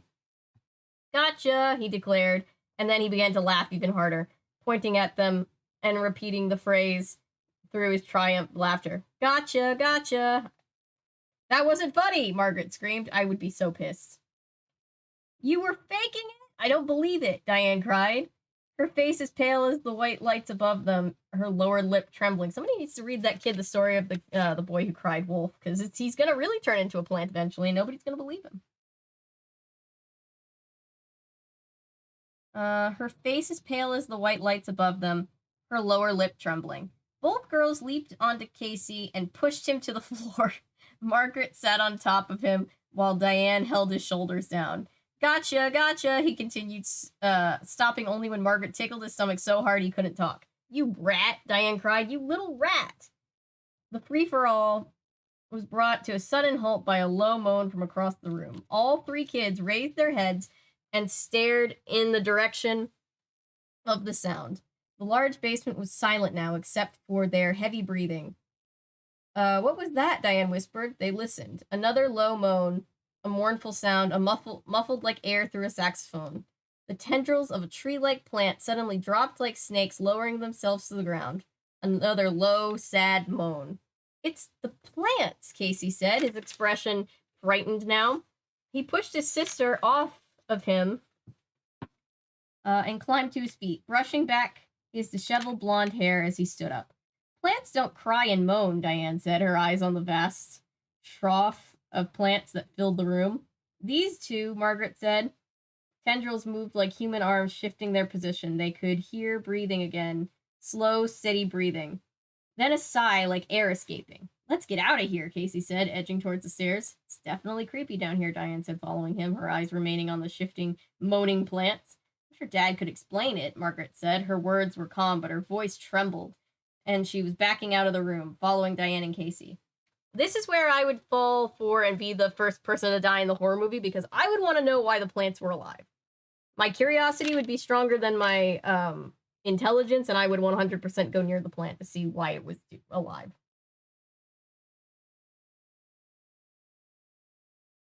It's weird, Diane said, reaching to the doorway. No, he isn't, Casey quickly insisted. He is. He's doing important work here. A tall tree-like plant sighed and appeared to bend toward them, raising its tendrils as if beckoning them and calling them back. Let's just get out of here, Margaret exclaimed. All three of them were out of breath by the time they ran up the stairs. Casey closed the door tightly, making sure it clicked shut. Weird, Diane repeated, playing nervously with a strand of her long red hair. Definitely weird. It was her word of the day, but Margaret had to admit it was appropriate. Well, Dad warned us not to go down there, Margaret said, struggling to catch her breath. I guess he knew it would look scary to us and we wouldn't understand. I'm getting out of here. Yeah, that's why. It's just that it looks scary. I'm getting out of here, Diane said, only half kidding. She stepped out of the screen door and turned back towards them. Want to go over the map later? Yeah, sure, Margaret said, still thinking about the moaning, shifting plants. Some of them had seemed to be reaching out to them, crying out to them. But of course, that was impossible.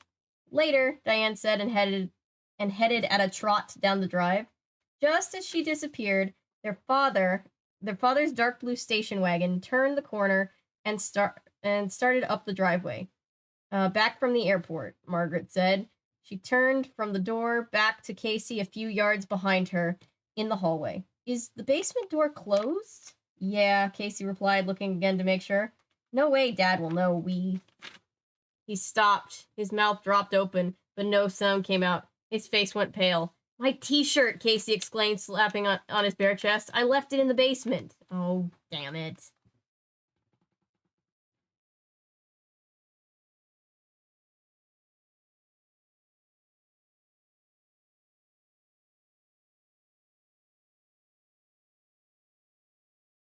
Tupperware is good too. Dishes are like laundry. The moment I get to the kitchen cleaned, it's time to make the next meal.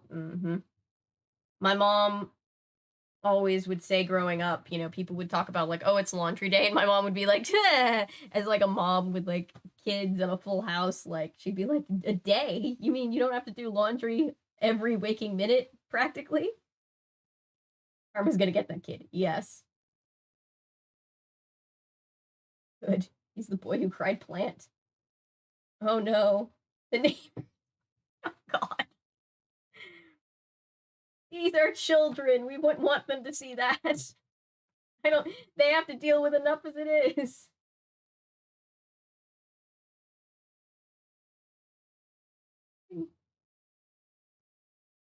Plants are already alive. Yeah, alive, but breathing like humans? Like breathing?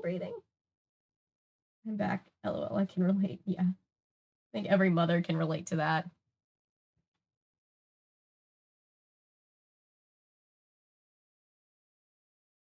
You know, if this is a weird 50 Shades of Green thing, I'm happy for the dad, but I hope the kids don't find out. Hope that they're too young to have to be learning about that. And they're older. Byproduct. They do breathe fire. Yeah, I know, but you know what I mean. Like it's like heaving breath, like it's like moving and alive. Like that would be concerning. Like a plant human hybrid, that's concerning. The backing of that earring is still somewhere in this room and I can't find it. It just has gone into the abyss. You know the fan fiction is out there. Oh yeah. Yep, that's for sure. Love the fanfic community, and I also fear and respect the fanfic community. They don't breathe like Darth Vader. If the plant starts breathing like Darth Vader, that might be a little bit different. Didn't I tell you to stay out of the basement? Right. Avery versus the earring. It's just gonna show up one day, and I'm just gonna be like, because it's a tiny room, but it's a tinier little backing to the earring, and it just came off. And I just, like, you would think I would be able to see it, but it's so tiny that I'm just like, well, it's gone forever.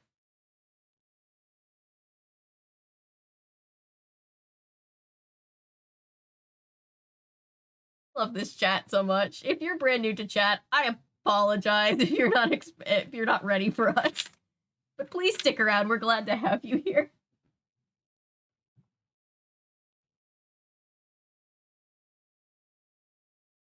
That hasn't been making evil clones. He's been using the plants for something else. Like Rocky Horror, he's building a man.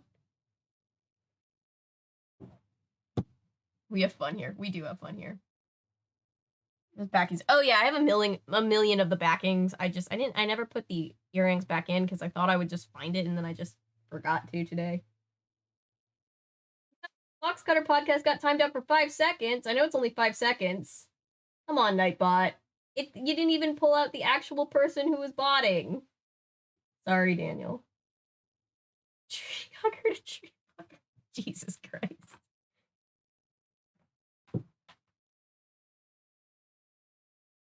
Mr. Brewer moved out of the basement into a greenhouse. He'd have shoot around there in no time, right? I'm just picturing the dad as Dr. What's his name from Darkwing Duck, and I'm just having to remind myself that the dad is not indeed a plant duck hybrid. Yes, like Rocky Horror. Another innocent band. Why, Avery? Why? It wasn't me this time, and it was only for 5 seconds. He's got full chat privileges back. Bushroot, thank you. I need to cover more of those episodes. I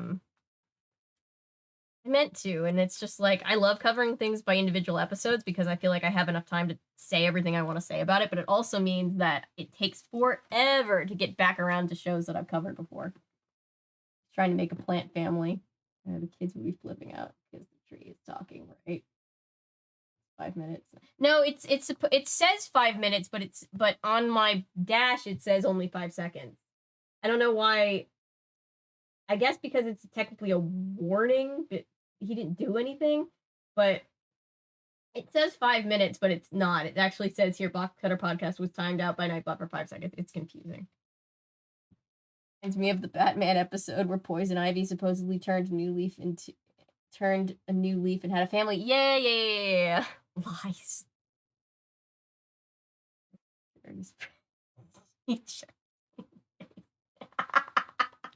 God damn it. Oh, I love this. I think it was just when you use like more than like one emoji, Nightbot tends to be like, yo, don't. But then like you would think, no, I don't think it was ass. I think it was the use of the repeated emojis because it thinks that it's set up that way so that it could try to catch out like the people that bot because they always have like all the emojis in their title. But a lot of times they miss the actual bot and then just take out a totally normal comment that just happens to have emojis in it. So like I have to keep messing with it. Into the basement. Did he get too close? Box Cutter. Green thumb to a green. I think I know. I know where we're going. But if this is the crossover of Rocky Horror, Little Shop, you know, we have good music, right? Killer soundtrack. You know. Reach you about your car's extended warranty. Green thumb to green bum. Oh my gosh. Oh gosh, this is the after hours stream.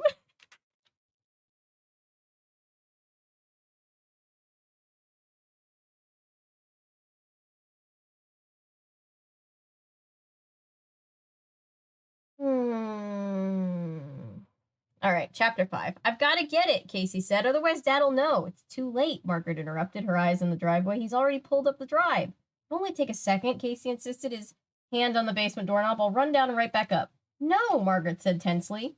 In the center of the narrow hallway, half between the front door and the basement door, her eyes toward the front. He's parked. He's getting out of the car. But he'll know. Well, he could have run down and gotten it and come back by now at this point, Margaret. But he'll know, Casey cried, his voice high and whiny. So? Remember how mad he got last time, Casey asked. Of course I remember, Margaret replied.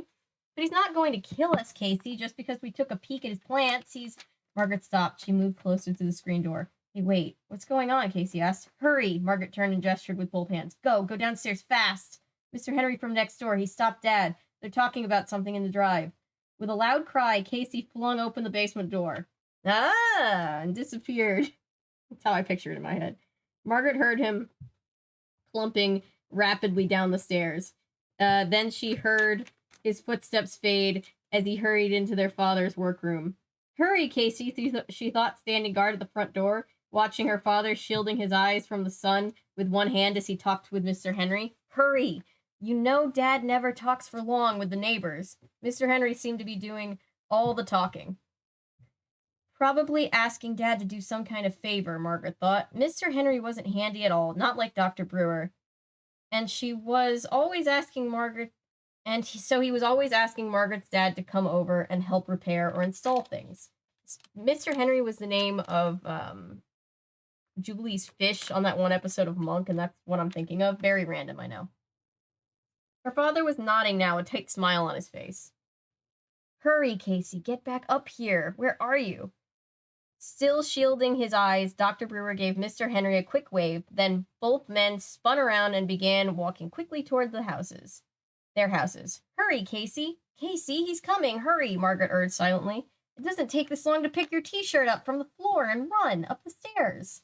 It shouldn't take this long. Her dad was on the front walk now. He spotted her in the doorway and waved. Margaret returned the wave and looked back through the hallway to the basement door. Casey, where are you? She called aloud. No reply. No sound from the basement. No sound at all. Dr. Brewer had paused outside to inspect the rosebuds at the head of the front walk. Casey? Margaret called. Still no reply. Casey, hurry! Silence. Her father was crouching down. Maybe he got eaten by a plant. Maybe he's just like plant food for real. Her father was crouching down, doing something to the soil beneath the rosebuds. With a feeling of dread weighing down his entire body, Margaret realized she had no choice. She had to go downstairs and see what was keeping Casey. Well, that feels counterproductive.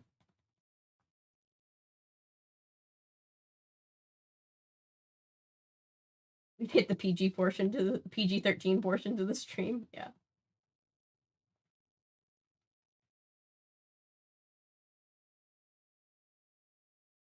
Now we know why the doctor has goosebumps. The Adult Swim portion of the stream. We're past PG-13 at this point. Of course he doesn't talk to the neighbors long. He needs all the time to do experience with them. How long did it take these kids to get out of the basement? I don't know. We have hit the not safe part of the stream. Not safe for plants. Oh my god. Jesus Christ. Oh my god. Oh god, I wish Maddie was here. She would find this all hilarious.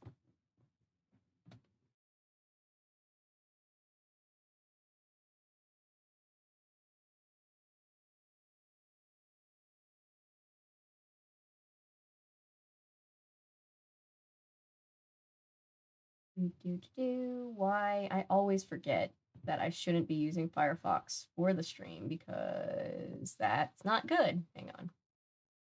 It always freezes and then I don't know what to do. Well, I know what to do, but I just have to switch. And then I'm like, why didn't I do this before?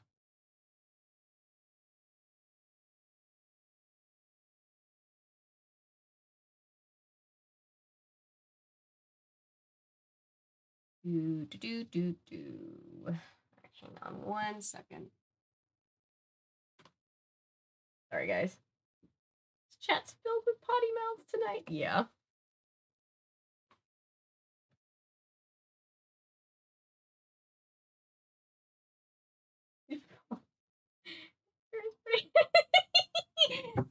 Pollen tube. God help us all. I'm gonna get like a thing tomorrow that's like, your stream has been flagged for limited ads based on the what did I just do? Oh, I know what we did. Starting a cult of plants, yeah. We had the cult of zombie ghosts in the last one. Now we have a cult of plants. As you do.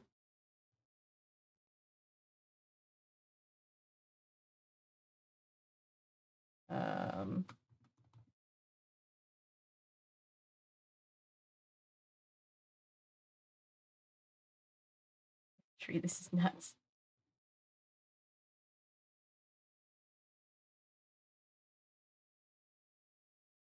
Sorry, doing technical things. 1 second.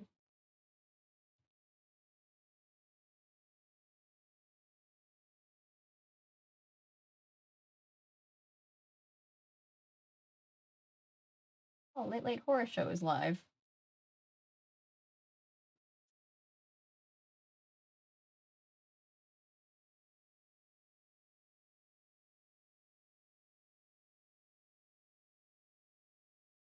There we go. That should fix it. Firefox has just decided that stream is only its vibe for like an hour, and then it's just like, no, I don't wanna.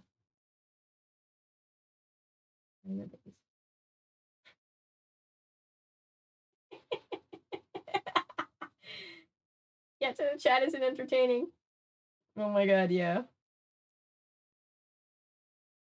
There's some sort of like plant fetish. I'm pretty sure the dead scientist has it. Yeah. Oh my god, D.B. Cooper.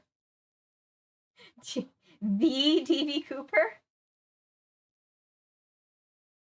Cover your channel a couple days ago, and I enjoy your content. It's really cool. You're reading the Goosebumps books. Thank you. Welcome. Genuinely, that means a lot. I appreciate that.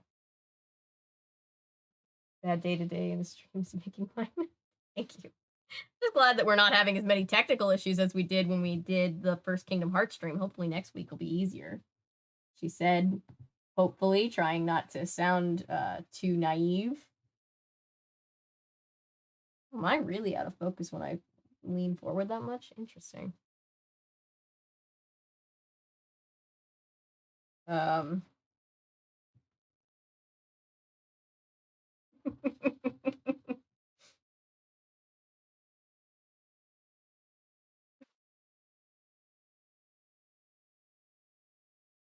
I collected the Goosebump books and read every one of them for years. Yeah, I collect them too. Hey, Adam, by the way.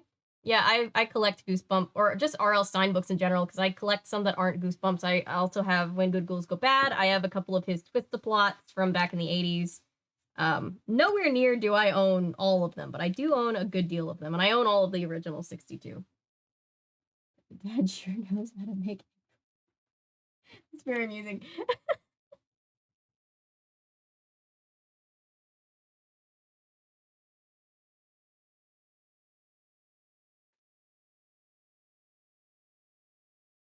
All right, chapter 6.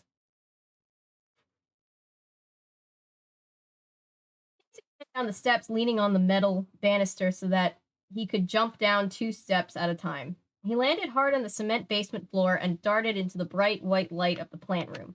Stopping at the entryway, he waited for his eyes to adjust to the brighter than daylight. He took a deep breath, inhaling the steamy air, and held it. It was so hot down there, so sticky, his back began to itch. The back of his neck tingled. The jungle of plants stood as if at attention under the bright white lights. He saw his t-shirt lying crumpled on the floor, a few feet from a tall, leafy tree. The tree seemed to lean towards the t-shirt, its long tendrils hanging down, loosely coiled on the soil around its trunk. Casey took a timid step into the room. Why am I so afraid, he wondered. It's just a room filled with strange plants. I have the feeling that they're watching me, waiting for me. He scolded himself for being afraid and took a few more steps toward the crumpled t-shirt on the floor. Hey, wait! The breathing. There it was again. Steady breathing. Not too loud, not too soft either.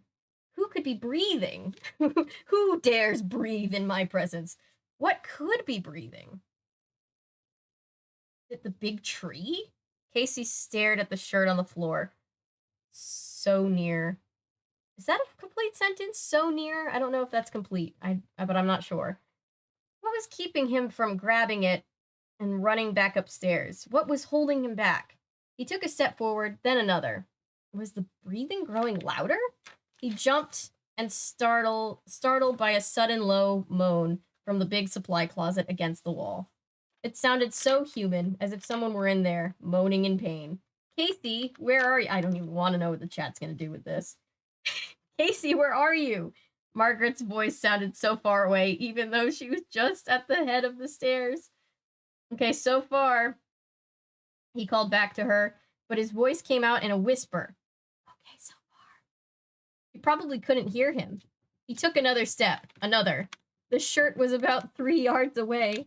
A quick dash, a quick dive, and he'd have it. Another low moan from the supply closet. A plant seemed so high. That's not what I meant to read. The plant seemed to sigh. A tall fern suddenly dipped down, shifting its leaves. Casey, he could hear his sister from upstairs sounding very worried. Casey, hurry. I'm trying, he thought. I'm trying to hurry. What was holding him back? Plant hypnotism, apparently. Another low moan, this time from the other side of the room. He took 2 more steps, then crouched his arms straight out in front of him. The shirt was almost within reach. He heard a groaning sound, then more breathing. He raised his eyes to the tall tree. The low, ropey tendrils had tensed, stiffened, or... no comment. Or had he imagined it? No, they had been drooping loosely. Now they were taut, ready to grab him. Casey, hurry, Margaret called, sounding even further away. He didn't answer. He was concentrating on the shirt. Just a few feet away. Just a few feet. Just a foot. The plant groaned again. Casey? Casey?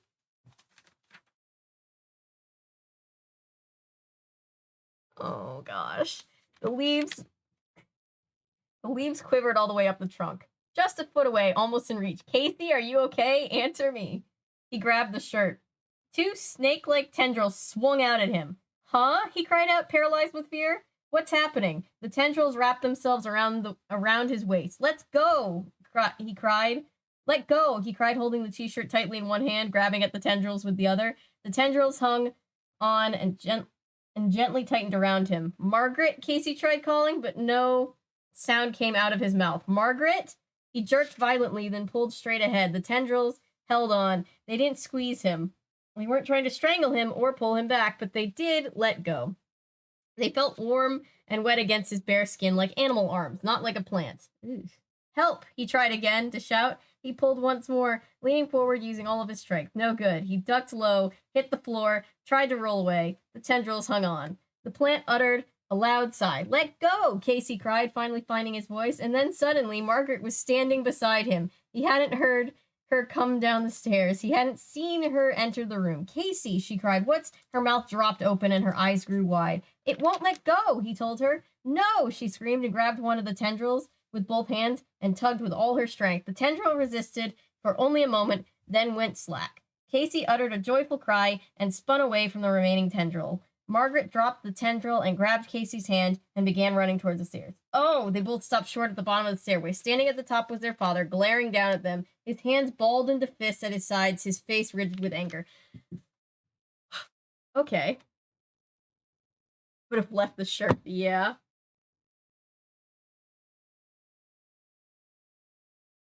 I think the breathing is the least of your problems, you dumb kid, yeah.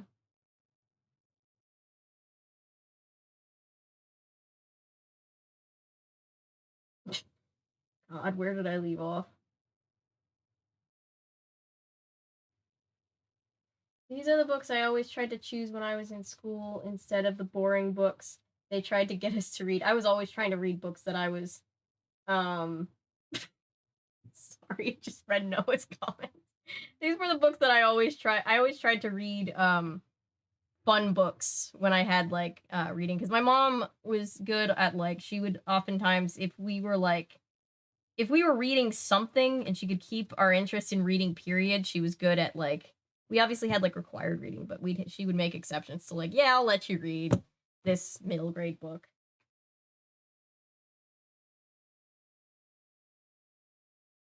Oh, no.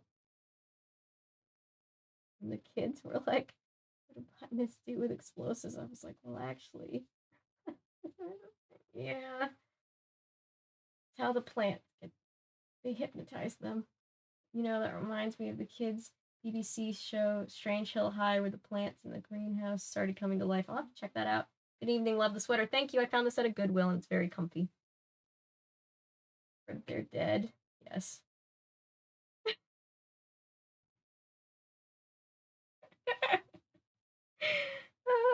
Bringing back memories of the whole Witcher and the shop discussion. Yeesh. Crabby. Yeah, I don't like the boundaries that this plant is crossing. We don't touch people without permission. I was 10, probably, in the first book was Monster Blood. Monster Blood is which number? Monster Blood is 3. Monster Book is... Oh, Monster Book is the next... It's tomorrow night's book. This book is for kids, right? Yeah, why do I feel I blame chat for making me feel like I'm reading like some kind of plant erotica, and it makes me uncomfortable because this is a children's book. Like that plant is invading that child's personal bubble. I'm uncomfortable. Can't forget the shirt and get out of there. Intense.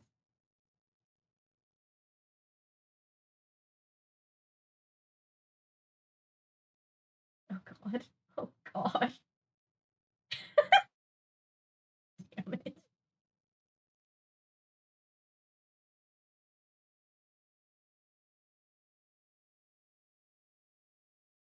Haunted Mask, it's 11, I know, yeah. That Monster Blood was the first one I read back. Yeah, I know Monster Blood is the third one. I was just looking to see. I know you were saying it was the first one that you read. I was just looking to see where it was in the series because I remember it being pretty early. It is. It's 3. And yes, Haunted Mask is 11. Yeah. Came to get spooked, and all I got was this lousy T-shirt.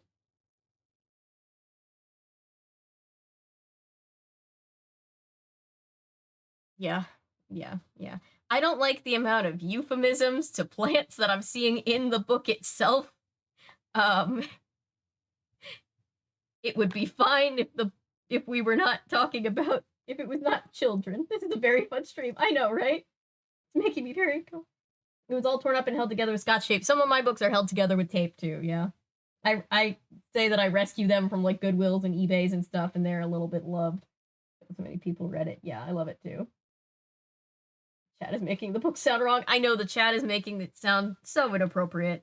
R.L. Stein was just probably like, oh, a fun little plant, and then if he ever saw this, he'd just be like, what the hell? No, actually consider. Oh my god.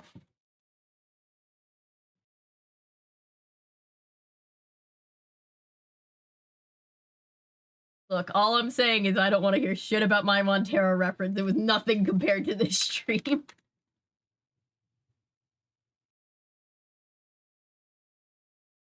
Oh my god. God, what chapter are we in? 7. We're in chapter 7. Right? 7.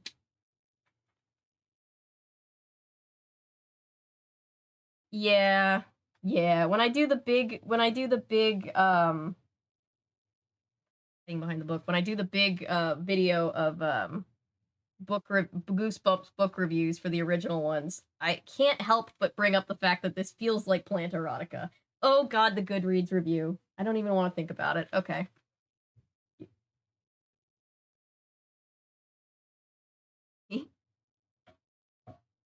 May seem scary when you're younger, can turn into a wild fantasy of desire.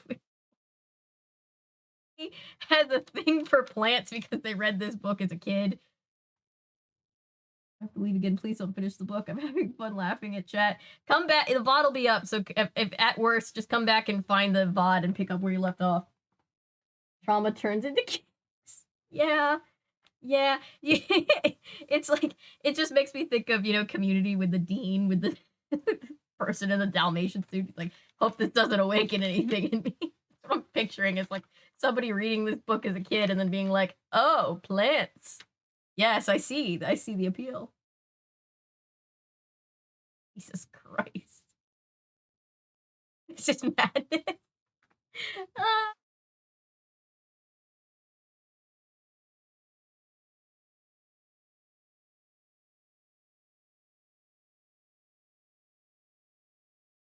Harda. Else time can make plants sus. I'm all for the euphemisms. I just didn't expect it from a book for children or about children. I'm like, dear God. Can we talk about how that plant completely does not know what a personal bubble is? Get out of the kid's personal bubble. The plant is the imposter. Oh God. I don't know what's funnier, the amount of chat messages that are getting flagged by the built-in filter, or the amount that are not. Good. So be well, Avery and everyone. I'll catch you next time. Good night. Thank you for hanging out. Remember, VODs are always available if you feel like watching this back. Look, my husband isn't in here. His best friend can turn the most innocent things nasty. Now we just told once the kids didn't walk downstairs and see their dad wrapped in vines covered in... Yeah, it could be worse. They could have more well, this whispers plays in the background. It could be worse. It could be worse. Oh gosh. Oh my gosh. Jesus Christ. I just thought... I just imagined something called Only Plants, and now that's the most cursed thing I've thought in a while. I always suspected R.L. Stein of corrupting me. Now I know it was true. Well, imagine if all the right-wing parents that wanted to get these banned because of how scary they were read this. Oh my god, they wouldn't know what to do with themselves.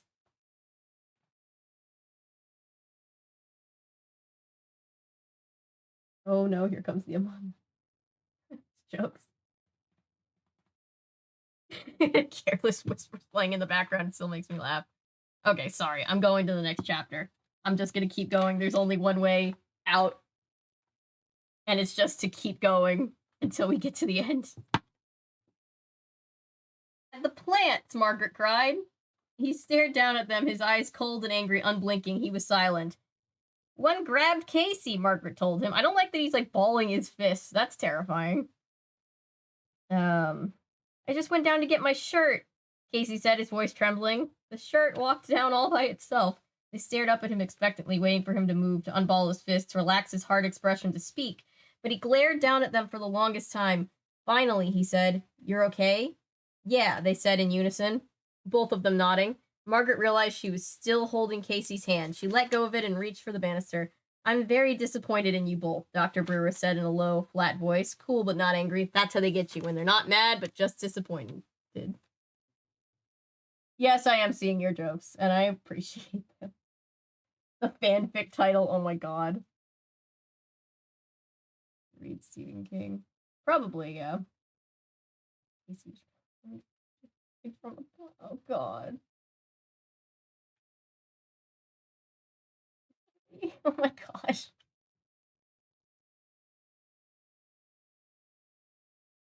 Tries to regain control of her subscribers. Oh, I've completely lost control. I'm just here.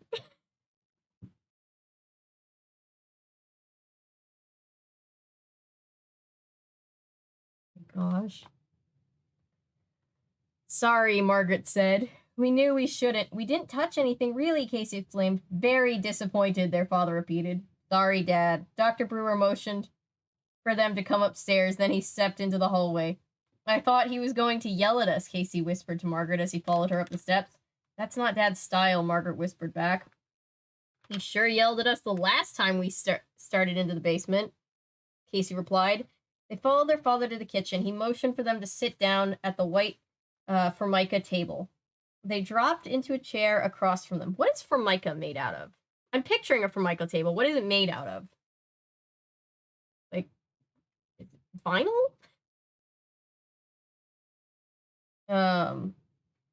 His eyes went from one to the other, as if studying them, as if seeing them for the first time. His expression was totally flat, almost robot-like, revealing no emotion at all.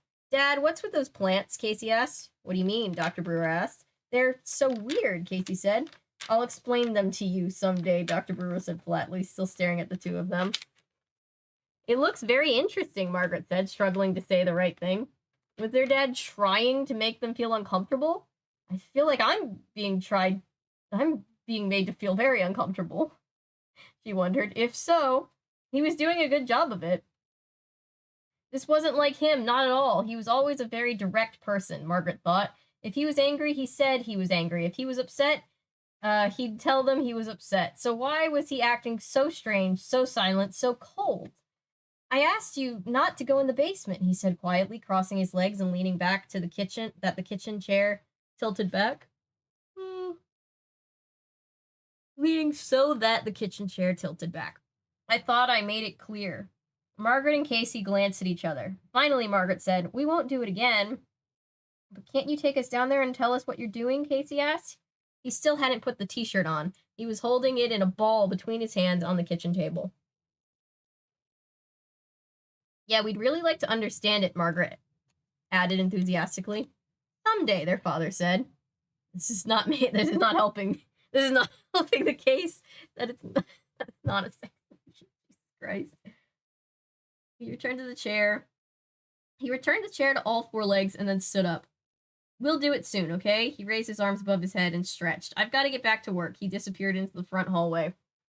Casey raised his eyes to Margaret and shrugged. Their father reappeared carrying the lab coat he had tossed over the front banister. Mom took off, okay?" Margaret said. He nodded. "I guess." He pulled on the lab coat over his head. I'm sure he seemed very concerned. "I hope Aunt Eleanor is okay," Margaret said.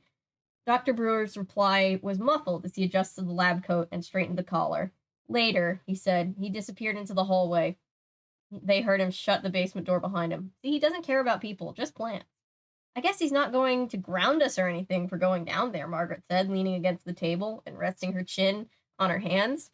"I guess," Casey said. "He sure is acting weird."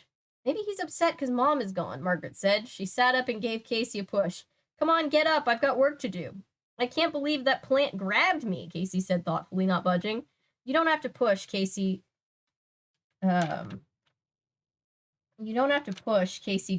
griped. But he climbed to his feet and stepped out of Margaret's way. "I'm going to have bad dreams tonight," he said glumly. "Just don't think about the basement," Margaret advised. That's really lame advice, she told herself, but what else could she say? She went up to her room, thinking about how she missed her mother already. Then the scene in the basement with Casey trying to pull himself free of the enormous twirling plant tendrils played once again through her mind. With a shudder, she grabbed her textbook and threw herself onto her stomach, on the bed, prepared to read. But the words on the page blurred as the moaning, breathing plants kept creeping back into her thoughts. At least we're not being punished for going down there, she thought. At least Dad didn't yell and frighten us this time. Oh, that's sad. And at least Dad has promised to take us downstairs with him soon and explain to us what he's working on down there. That thought made Margaret feel a lot better. She felt better until the next morning when she awoke early and went downstairs to make some breakfast. To her surprise, her father was already at work. The basement door was shut tight, and a lock had been installed on the door. The next Saturday afternoon, Margaret was up in her room, lying on top of the bed, talking to her mom on the phone. "I'm really sorry about Aunt Eleanor," she said, twisting the white phone cord around her wrist. "The surgery didn't go as well as expected," her mother said, sounding very tired. "The doctors say she might have to have more surgery, but they have to build up her strength first. I guess this means she won't be coming home real soon," Margaret said sadly. Mrs. Brewer laughed. "Don't tell me you actually miss me." "Well, yes," Margaret admitted. She raised her eyes to the bedroom window. 2 sparrows had landed outside on the window ledge and were chattering excitedly, distracting Margaret, making it hard to hear her mother over the crackling line from Tucson. How's your father doing?" Mrs. Brewer asked. "I spoke to him last night, but he only grunted." "He doesn't even grunt to us," Margaret complained. She held her hand over her ear to drown out the chattering birds. "He hardly says a word. He's working really hard," Mrs. Brewer replied. In the background, Margaret could hear some kind of loudspeaker announcement. Her mother was calling from a payphone at the hospital. "He never comes out of the..." They charge you so much at a hospital, they could at least let you use the phone for free. Just saying. I know it's not a problem anymore, but for the mom, right now, it's a problem. "He never comes out of the basement," Margaret complained, a little more bitterly than she had intended to. "Your father's experiments are very important to him," her mother said. "More important than we are?" Margaret cried. She hated that whiny tone in her voice. She wished she hadn't started complaining about her dad over the phone. Her mother had enough to worry about at the hospital. Margaret knew she shouldn't make her feel even worse. "Your dad has a lot to prove," Mrs. Brewer said, to himself and to others. "I think he's working so hard because he wants to prove to Mr. Martinez and the others at the university that they were wrong to fire him. He wants to show them that they made a big mistake. But we used to see him more before he was home all the time, Margaret complained. She could hear her mother sigh impatiently. Margaret, I'm trying to explain to you. You're old enough to understand. I'm sorry, Margaret said quickly. She decided to change the subject. He's wearing a baseball cap all of a sudden. Who, Casey? No, Mom, Margaret replied. No, Mom, Margaret replied. Dad, he's wearing a Dodgers cap. He never takes it off. Really? Mrs. Brewer sounded very surprised. Margaret laughed. We told him he looks really dorky in it, but he refuses to take it off. Mrs. Brewer laughed too. Uh-oh, I'm being called, she said. Gotta run. Take care, dear. I'll try to call back later. A click, and she was gone. Margaret stared up at the ceiling, watching the shadows from the trees in the front yard move back and forth. The sparrows had flown away, leaving silence behind. Poor Mom, Margaret thought. She's so worried about her sister, and I had to go and complain about Dad. Why did I do that? Ugh, it's so selfish of me to complain about my neglectful plant hyperfixated father who's ignoring us. She sat up listening to the silence. Casey was over at a friend's house. Her dad was no doubt working in the basement, the door carefully locked behind him. Maybe I'll give Diane a call, Margaret thought. She reached for the phone, then realized she was hungry.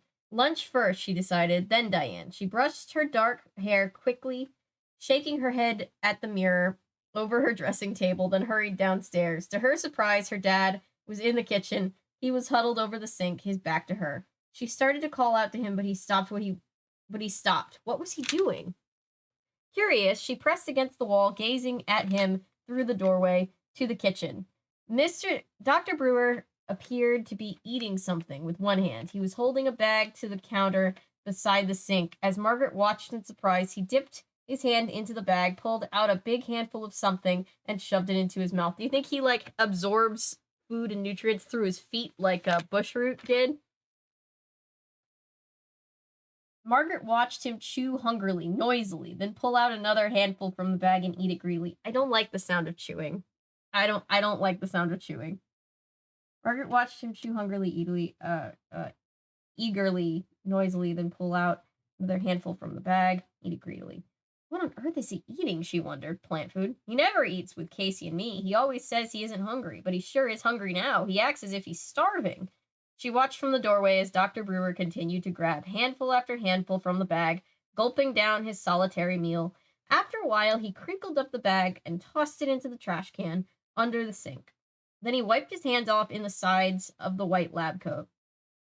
Margaret quickly backed away from the door, tiptoed through the hall, and ducked into the living room. She held her breath as her father came into the hall, clearing his throat loudly.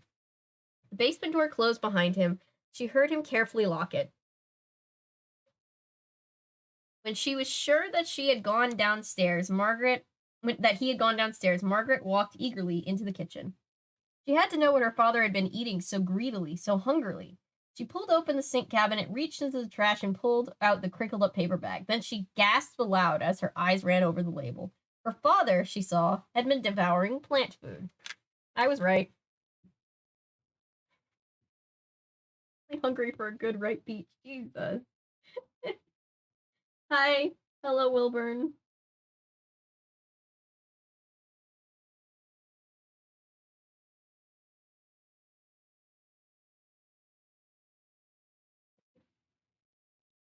Compressed wood scraps, plastic. I know why it's called Stay Out of the Basement. Yeah, I'm getting the hang of it. He really tried to throw hands with a plant. Yeah.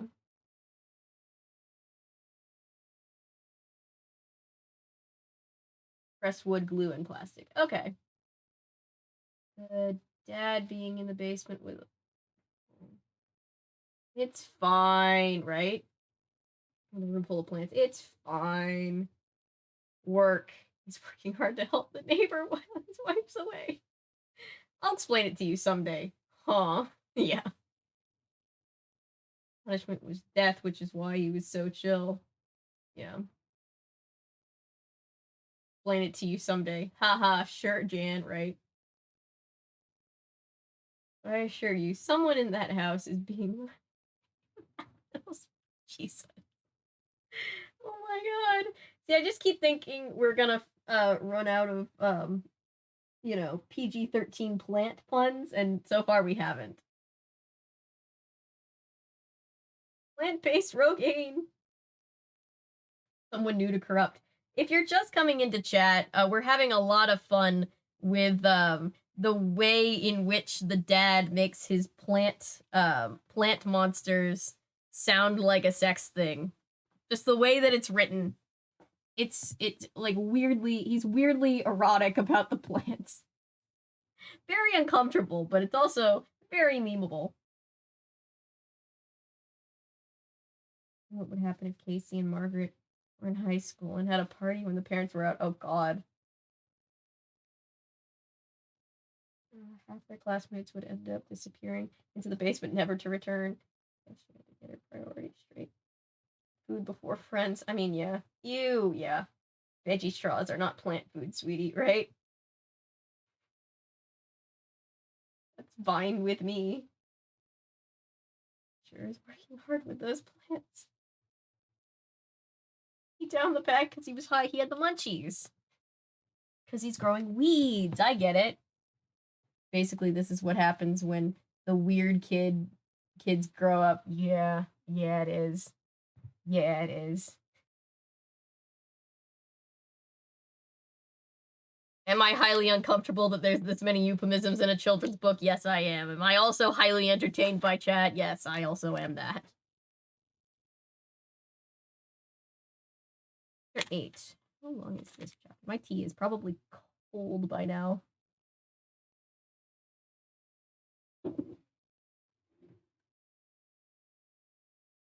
Hmm.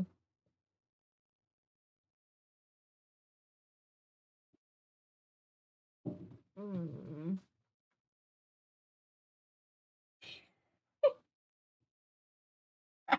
For later. I'm gonna get, oh my god, I'm gonna get a message that's like, your stream has been put on limited ads because it's been flagged. I remember that happened randomly with the Treasure in the Royal Tower stream that we did, and I was just like, why? Is it because we said guillotine? This chat is so weird. It's funny, but it's scary. Yes. It's funny and horrifying all at once. Margaret swallowed hard. Her mouth felt dry as cotton. She suddenly realized she was squeezed to the side of the counter so tightly her hand ached.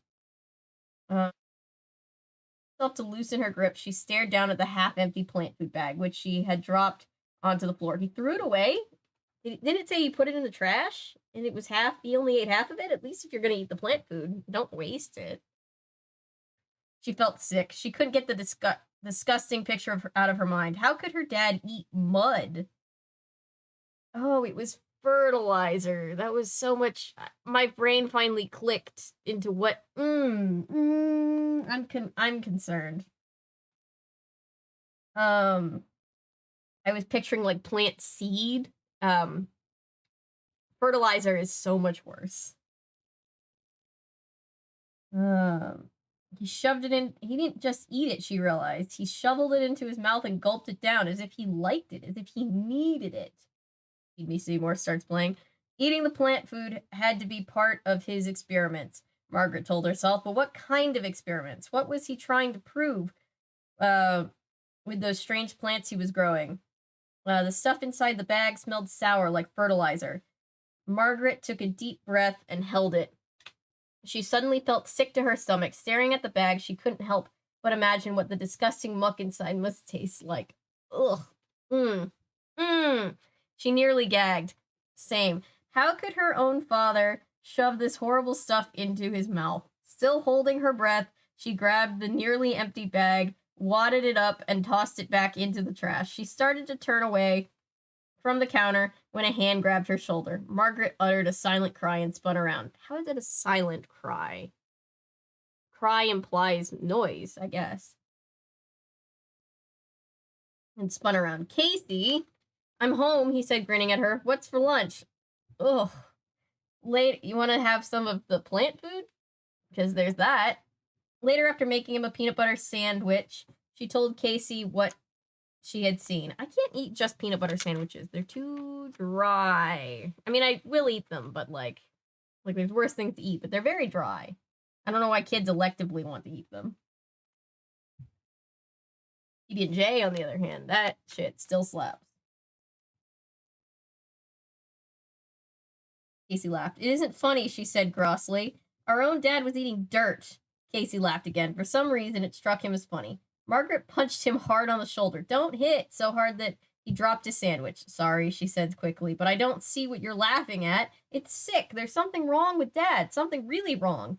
Maybe he just had a craving for plant food, Casey cracked, still not taking it seriously. You know, like you get a craving for those honey roasted peanuts? That's different, Margaret snapped. Eating dirt is disgusting. Why would you admit it? Why won't you admit it? But before Casey could reply, Margaret continued, letting all of her unhappiness out at once. Don't you see? Dad has changed a lot, even ever since Mom has been gone. He spends even more time in the basement.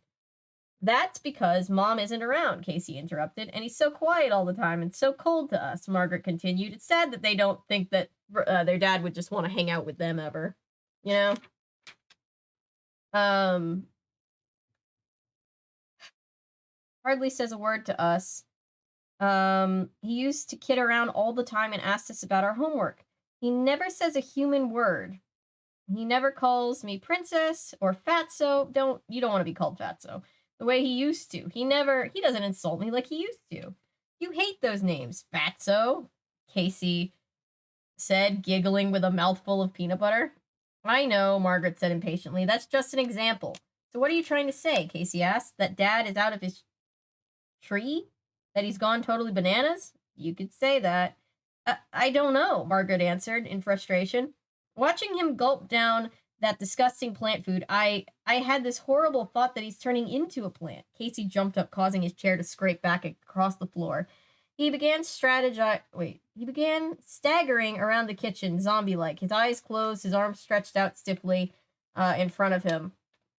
I am the incredible plant man, he declared, trying to make his voice sound bold and deep. Not funny, Margaret insisted, crossing her arms over her chest, refusing to be amused.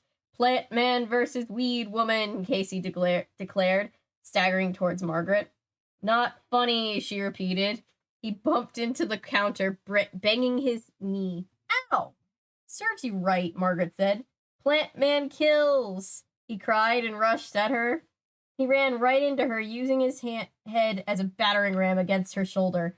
Casey, will you stop it? She screamed. Give me a break. Okay, he backed off. If you'll do me one favor. What favor? Margaret asked, rolling her eyes. Make me another sandwich.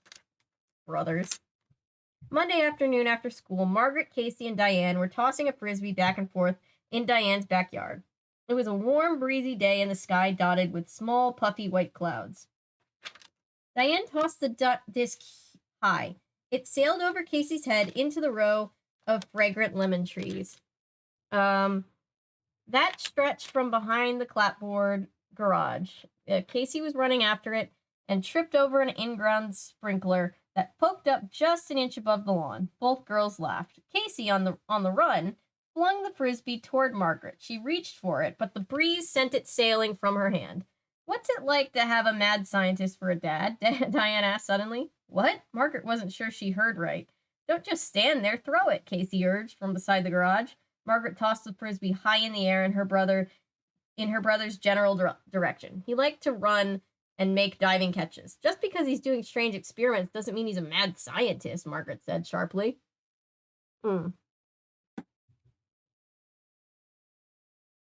Strange is right, Diane said, her expression turning serious. I had a nightmare last night about those gross plants in your basement. They were crying and reaching for me. Sorry, Margaret said sincerely. I've had nightmares too. Look out, Casey cried. He tossed a low one that Diane caught around her ankles. Mad scientist, Margaret thought. Mad scientist. The words kept repeating in her mind. Mad scientists were only in the movies, right? So are plant monsters. But, here we are. My dad was talking about your dad the other night, Diane said, flipping the disc to Casey. You didn't tell him about going down to the basement, did you? Margaret asked anxiously. No, Diane replied, shaking her head. Hey, are these lemons ripe? Casey asked, pointing at one of the low trees. Why don't you suck one to find out? Margaret snapped, and annoyed that he kept interrupting. Why don't you? He predictably shot back. My dad said that your dad was fired from Polytech because his experiments got out of control, and he wouldn't stop them, Diane confided. She ran along the smooth, closely cropped grass, chasing down the frisbee. What do you mean? Margaret asked. The university told him he had to stop whatever it was he was doing, and he refused. He said he couldn't stop. At least that's what my dad heard from a guy who came into the sales room. Margaret hadn't heard this story. It made her feel bad, but she thought it was probably true. Something really bad happened in your dad's lab, Diane continued. Someone got really hurt or killed or something. That's not true, Margaret insisted. We would have heard if that happened. Yeah, parents definitely tell their kids when they kill people. Yeah, probably, Diane admitted. But my dad said your dad was fired because he refused to stop his experiments. Well, that doesn't make him a mad scientist, Margaret said defensively. She suddenly felt she had to stick up for her father. She wasn't sure why. He doesn't deserve it, Margaret. It's okay. I'm just telling you what I heard, Diane said briskly, tossing back her red hair. You don't have to bite my head off. I just said that your dad sucked to your face. You don't have to be mad about it. I mean, it is a lot to just be like, hey, your dad probably killed somebody. They played for a few more minutes. Diane changed the subject and talked about some kids they knew who were 11 but were going out. Then they talked about school for a while. Time to go, Margaret called to Casey. I wonder if they ever did their math homework. He picked Frisbee from the lawn and came running over. Call you later, Margaret told Diane, giving her a little wave. Then she and Casey began to jog home, cutting through the familiar backyards. We need a lemon tree, Casey said as they slowed to a walk. They're cool. Oh yeah, Margaret replied sarcastically. That's just what we need in our house, another plant. These kids are going to hate plants forever. As they stepped through the hedges into their backyard, they were both surprised to see their dad. He was standing at the rose trellis examining clusters of pink roses. Hey, Dad, Casey called. Catch! He tossed the frisbee to his father. Dr. Brewer turned around a little too slowly. The frisbee glanced off his head, knocking the Dodger's cap off. His mouth opened wide in surprise. He raised his hands to cover his head, but it was too late. Margaret and Casey both shrieked in surprise as they saw his head. At first, Margaret thought her father's head had turned green. Her father's hair had turned green. But then she clearly saw that it wasn't hair on his scalp. His hair was gone. It had all fallen out. In place of hair, Dr. Brewer had bright green leaves sprouting from his head. Tree. Oh, God. Don't. Oh, God. Not.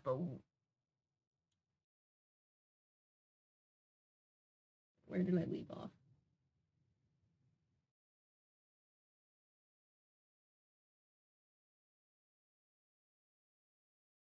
With a seagull pooping. I haven't seen those episodes around the twist yet. Yes, the chat is funny and scary. YouTube standards are one of the great mysteries of our time, right? I think I'm gonna be sick. I feel like I'm gonna be sick too, Hannah. I'm so sorry. You should read a parody Goosebumps book about this chat. Oh God. Avery, I just realized my family name is Twist because they were saying Twist in chat. Oh yeah. It took me a second. Don't worry, kids. We have chia pets at home. Chia pets at home. Grape or strawberry jelly? I'm really not picky when it comes to jelly. Strawberry out of those two, my absolute favorite, and I feel super bougie when I have it in the house, is raspberry jelly, because raspberry jelly is so good. But really, any kind of jelly or jam is good. Sorry, kids, your dad is helping the neighbor. Oh my gosh, this kid's sister is trying to say, dad has gone mad, gone nuts. Yeah, right? It's like it's like reverse Soylent Green. Sure, Casey. Here's a knuckle sandwich without the crust. Oh gosh. Violence begets violence. Historians say the dad and neighbor were best roommates, besties. Alexander Hamilton. Yeah. Neighbor asked their dad.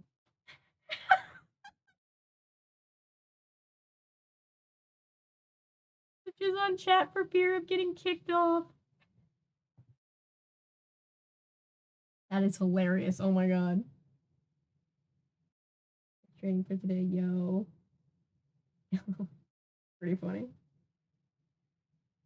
Casey sounds like a little shit. Yeah, the little brothers tend to do that in these books. Little siblings in general. I do appreciate the two have this friend, so they're not experiencing this alone. Yeah, the friend is a little bossy, but I am glad that she's there.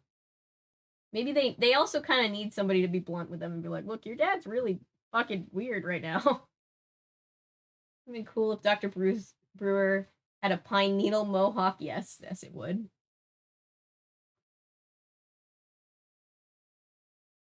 Everyone, don't forget to like the stream. It helps. Thanks, Paolo. I appreciate you. Yeah, the kids only have each other. Their parents are useless. That happens in most of these books and most things for kids. Thanks for the reminder, Paolo. Thank you guys, by the way, for being here, for watching and liking and sharing and being part of the chat. I appreciate it. So he was probably appalled by the method of fertilizing the plant. Oh, gosh. Oh, boy. Let's see. I feel like I should finish one of my drinks. I have two going right now. You know, we were all scarred. We had retroactive childhood trauma from the last book we read. This is scarring in a whole different way.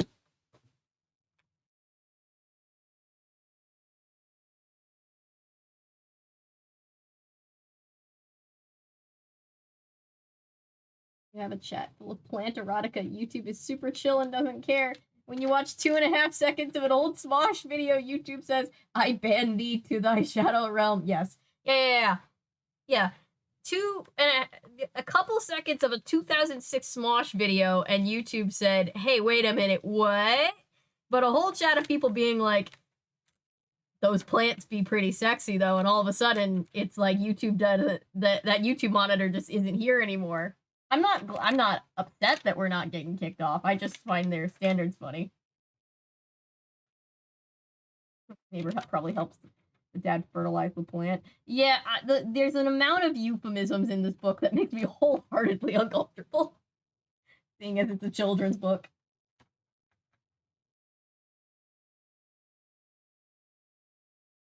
This is the kind of shit I expect from logging into Tumblr. Kids, it's okay, Dr. Brewer called. He bent down quickly, picked up their baseball cap, and replaced it on his head. A crow flew low overhead, cawing loudly. Margaret raised her eyes to follow the bird, but the sight of the hideous leaves sprouting from her father's head wouldn't go away. Do you think the birds would try to eat the dad if he's turning into a plant? Like, you know how they, like, peck at, like, if you have, like, berries growing or whatever? I don't know. I don't know what kind of plant he is.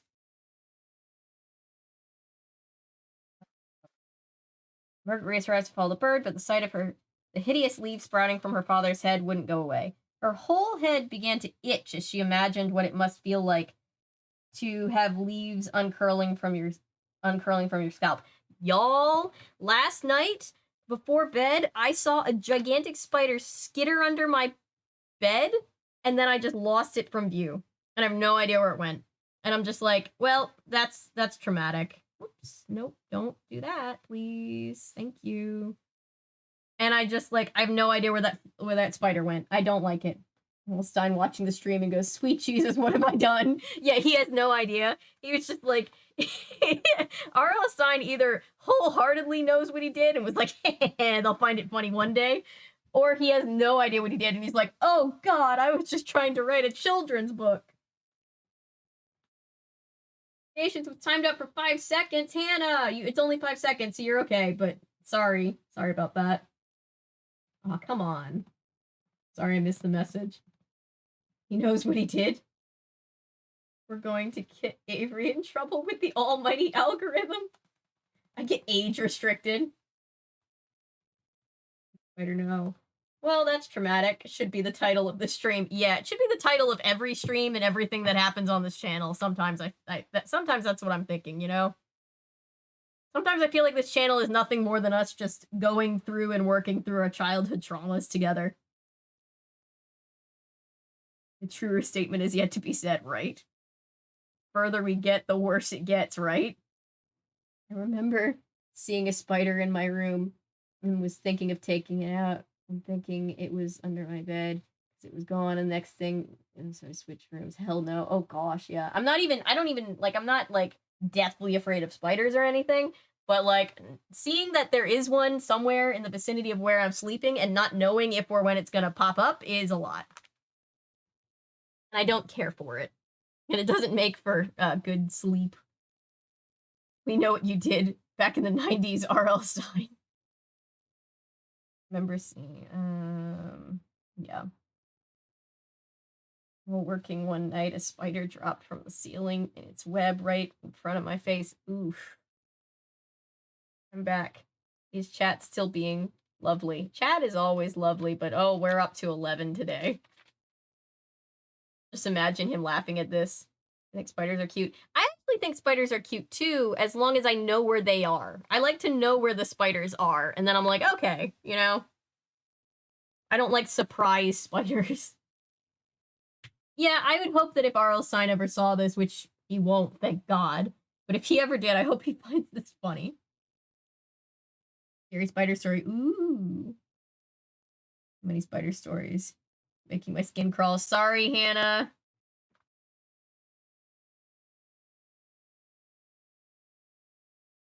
I guess that wasn't meant to be. Wait, what happened?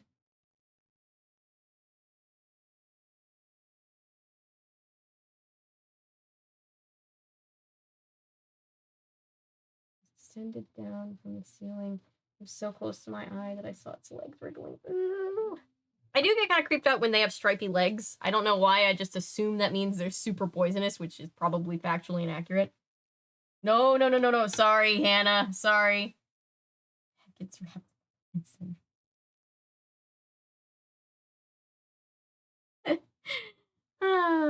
The plant sees him shiver with anticipation.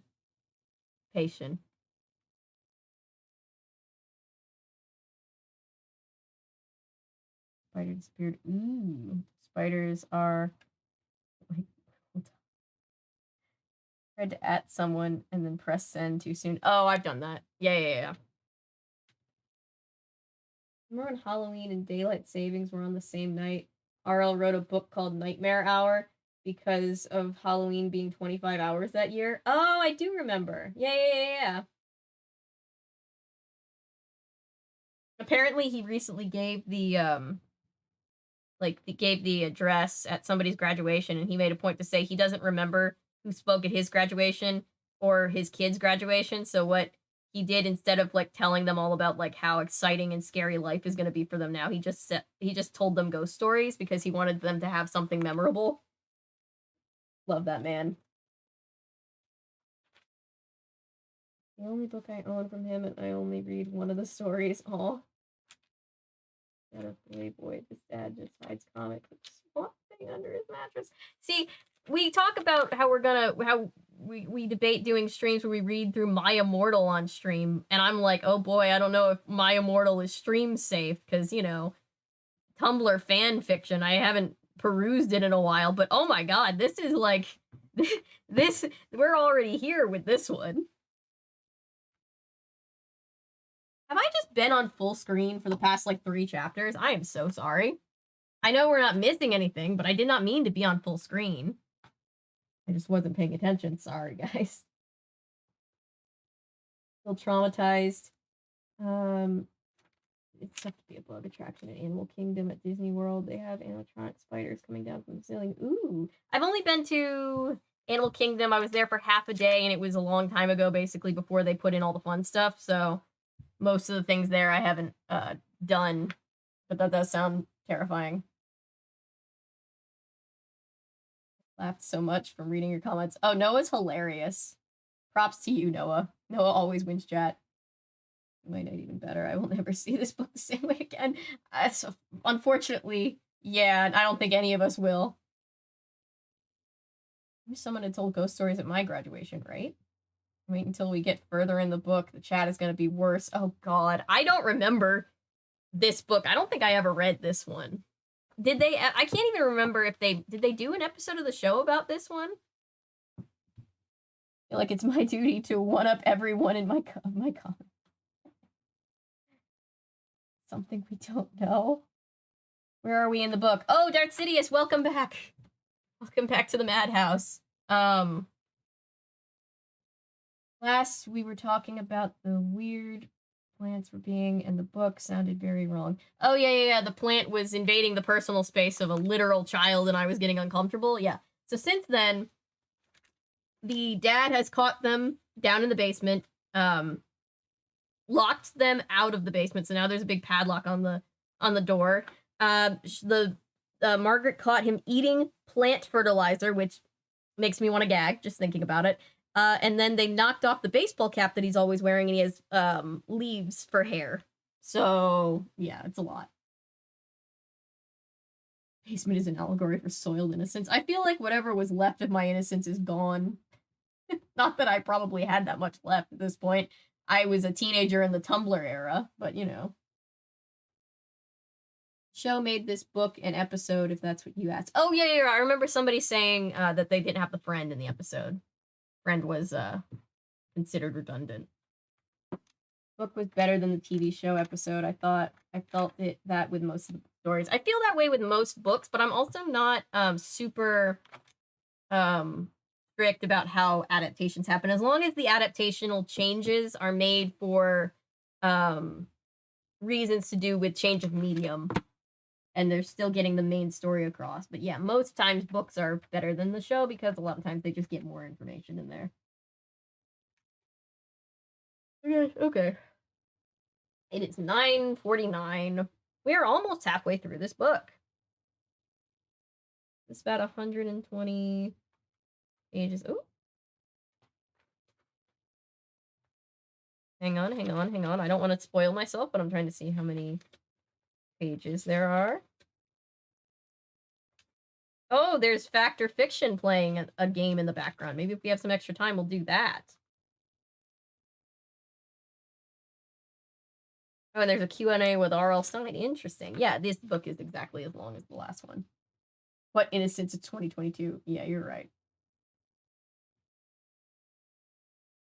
Biggest letdown for me with the TV adaptation of Deep Trouble. It wasn't even the same story. Yeah, that's what gets me when they completely change the story or change the essence of the story. I hate that. Like, if it's just like, oh, we had to change the order of things, or we had to change this or that because it just plays better on TV that way, I can look past it. Rogaine, I feel proud. I'm very proud of you. Trying to distance myself. These kids will never be the same. Greens again. I know, right? Childhood innocence. The dad wants. Oh, the Deep Trouble too. So I feel so bad for these kids, by the way. They didn't ask for any of this nonsense. Too young to be dealing with this shit.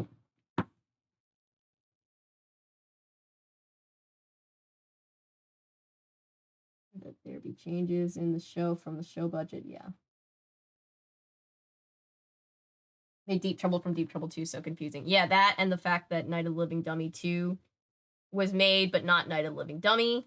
I get it if you want to just adapt that story, but like calling it 2 as an episode makes you feel like there should be a 1 in the episode, and it just was confusing. Watch, we'll find out that there's lost media of a Night of the Living Dummy version. Like an episode that never got aired because it was too similar. Remember traumatized, and we're all like, that plant kind of sexy though. I know, I feel bad.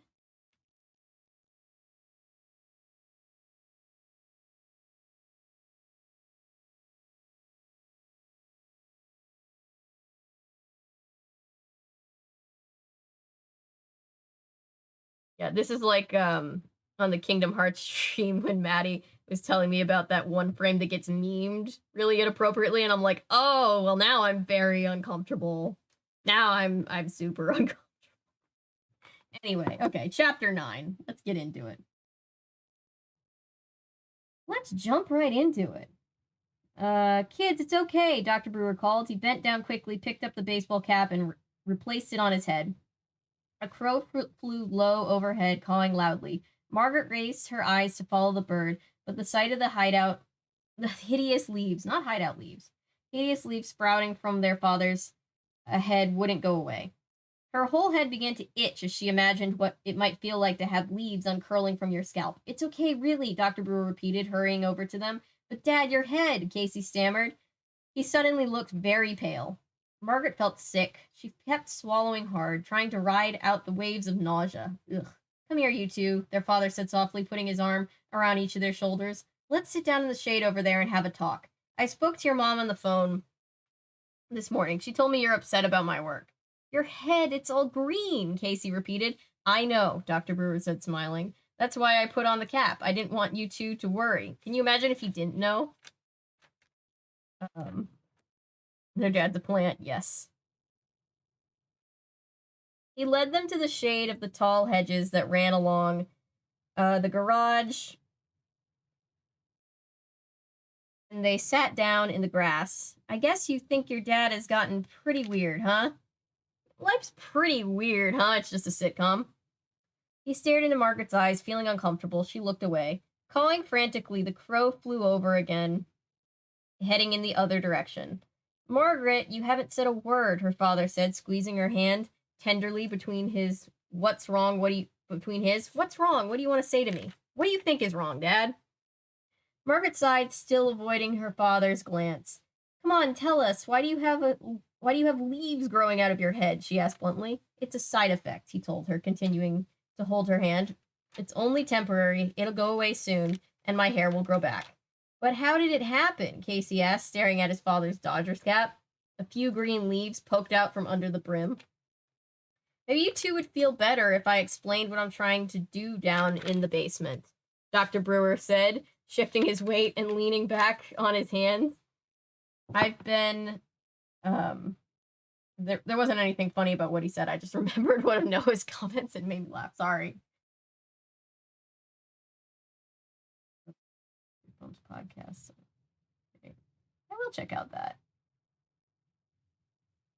Oh, Scarecrow Walks at Midnight. Welcome, Patrick. Wouldn't you like if you have leaves growing out of your head, can't you shave the leaves so that you're just bald and then you don't have to explain the leaves? I don't know. I haven't been in this situation. I've been so wrapped up in my experiments, I haven't had much time to talk to you. You haven't had any time, Margaret corrected him. I'm sorry, he said, lowering his eyes. I really am. But this work I'm doing is so exciting and so difficult. Did you discover a new kind of plant? Casey asked, crossing his legs beneath him. No, I'm trying to build a new kind of plant. He's building a better plant. Dr. Brewer explained. Huh? Casey exclaimed. Have you ever talked about DNA in school? Her father asked. They shook their heads. Well, it's pretty complicated, he continued. Dr. Brewer thought for a moment. Let me try and put it in simple terms, he said, fiddling with the bandage around his hand. Let's say we took a person who had a very high IQ. You know, real brain power. Like me, Casey interrupted. Casey, shut up, Margaret said edgily. A real brain, like Casey, Dr. Brewer said agreeably. And let's say we were able to isolate the molecule or gene or tiny part of a gene that enabled that person to have such high intelligence. And then let's say we were able to transmit it into other brains, and then this brain power could be passed along from generation to generation, and lots of people would have high IQs. Do you understand? He looked first at Casey and then at Margaret.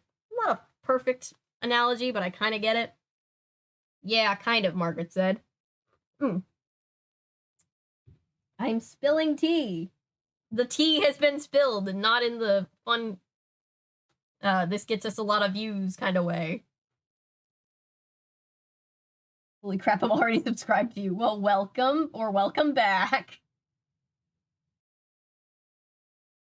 Tea on my favorite jeans now.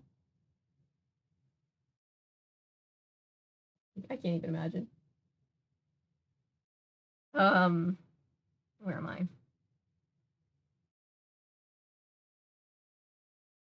You take a good quality from one person and you put it into another person, and then they have the good quality too, and they pass it on to their children and on and on. Very good, Dr. Brewer said, smiling for the first time in weeks. That's what a lot of botanists do with plants. They try to take the fruit-bearing building block from one plant and put it into another, create a new plant that will bear 5 times as much fruit or 5 times as much grain or vegetables. And that's what you're doing? Casey asked. Not exactly, their father said, lowering his voice. I'm doing something a little more unusual. I really don't want to go into detail now, but I'll tell you that what I'm trying to do is build the kind of plant that has never existed and could never exist. I'm trying to build a plant that's part animal. Oh boy. Casey and Margaret stared at their father in surprise. Margaret was the first to speak. You mean you're taking cells from an animal and putting them into a plant? He nodded. I really don't want to say more. You two understand why this must be kept secret. It feels somehow more unethical than I originally thought. He's experimenting on animals. That sucks. Then he turned his eyes on Margaret, then Casey, studying their reactions. How do you do it? Margaret asked, thinking hard about everything he had just told them. How do you get these cells from the animals to the plant? Trying to do it by breaking them down electronically, he said. I have 2 glass booths connected to a powerful electron generator. You may have seen them when you were snooping around down there. He made a sour face. Yeah, they look like phone booths, Casey said. One booth is a sender, one is a receiver, he explained. I'm trying to send the right DNA to the right building blocks from one booth to the other. It's very delicate work. And have you done it? Margaret asked. I've come very close, Mr. Brewer said, a pleased smile crossing his face. The smile lasted only a few seconds. Then his expression thoughtful, he abruptly climbed to his feet. Gotta get back to work, he said quietly. See you two later. He started walking across the lawn, taking long strides. But Dad, Margaret called after him. She and Casey climbed to their feet, too. Your head, the leaves. You didn't explain it, she said, as she and her brother hurried to catch up to him. Dr. Brewer shrugged. Nothing to explain, he said curtly. Just a side effect. He adjusted his Dodgers cap. Don't worry about it. It's only temporary. Just a side effect. Is it just a side effect? Then he hurried into the house. Casey seemed really pleased by their dad's explanation of what was going on in the basement. Dad's doing really important work, he said with an unusual seriousness. But as Margaret made her way into the house, she found herself troubled by what her dad had said, and even more troubled by what he hadn't said. Margaret closed the door to her room and lay down on the bed to think about things. Her father hadn't really explained the leaves growing on his head. Just a side effect didn't explain much at all. A side effect from what? What was actually causing it? What made his hair fall out? When would his hair grow back? It was obvious that he hadn't wanted to discuss it with them. He had certainly hurried back to his basement after telling them it was just a side effect. A side effect. It made Margaret feel sick every time she thought about it. What must it feel like? Green leaves, pushing up from your pores, uncurling against your head. Yuck. Thinking about it made her itch all over. She knew she'd have hideous dreams tonight. She grabbed her pillow and hugged it over her stomach, wrapping her arms tightly around it. There are lots of other questions Casey and I should have asked, she decided. Like, why were the plants moaning down there? You don't want to know. You don't ask. You don't want to know. Shh, don't ask. Why did some of them sound like they were breathing? Why did that plant grab Casey? What animal is Dad using? Lots of questions. Not to mention the one Margaret wanted to ask most of all. Why were you gulping down that disgusting plant food? But she couldn't ask that one. She couldn't let her dad know she'd been spying on him. I mean, she just walked into the room, you know? She and Casey hadn't really asked any of the questions they'd wanted to answered. They were just so pleased that their father had decided to sit down and talk with them, even for a few minutes. That's depressing.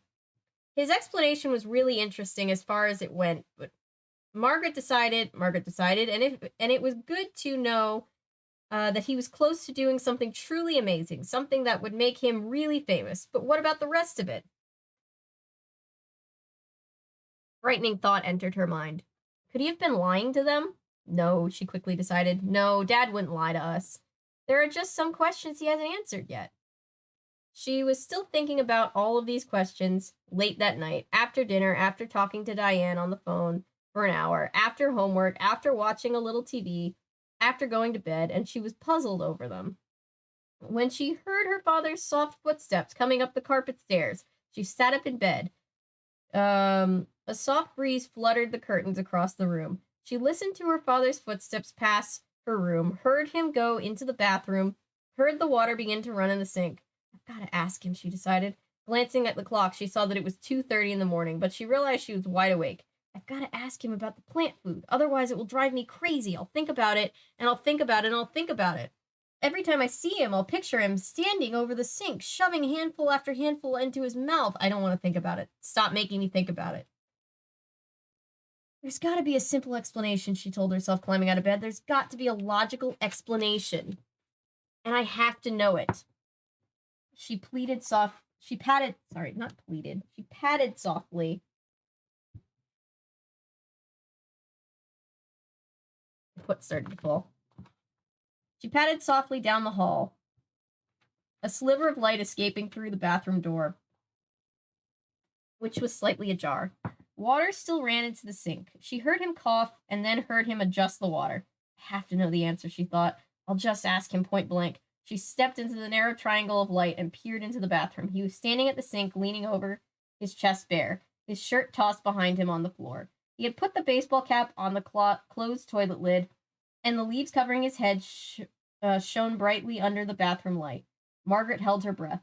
The leaves were so green, so thick. He didn't notice her. He was concentrating on the bandage on his hand. Using a small scissors, he cut the bandage, then pulled it off. The hand was still bleeding, Margaret saw, or was it? What was that dripping from the cut in his father's hand, on her father's hand? Still holding her breath, she watched him wash it off carefully under the hot water. Then he examined it, his eyes narrowed in concentration. After watching the cut continue to bleed, Margaret stared hard, trying to better focus her eyes. It couldn't be blood, could it? It couldn't be blood dripping into the sink. It was bright and green. She gasped as she started to run back to her room. The floor creaked under her footsteps. Who's there? Dr. Brewer cried. Margaret? Casey? He poked his head into the hallway as Margaret disappeared back into her room. He saw me, she realized, leaping into bed. He saw me, and now he's coming after me. This poor kid. This is terrifying.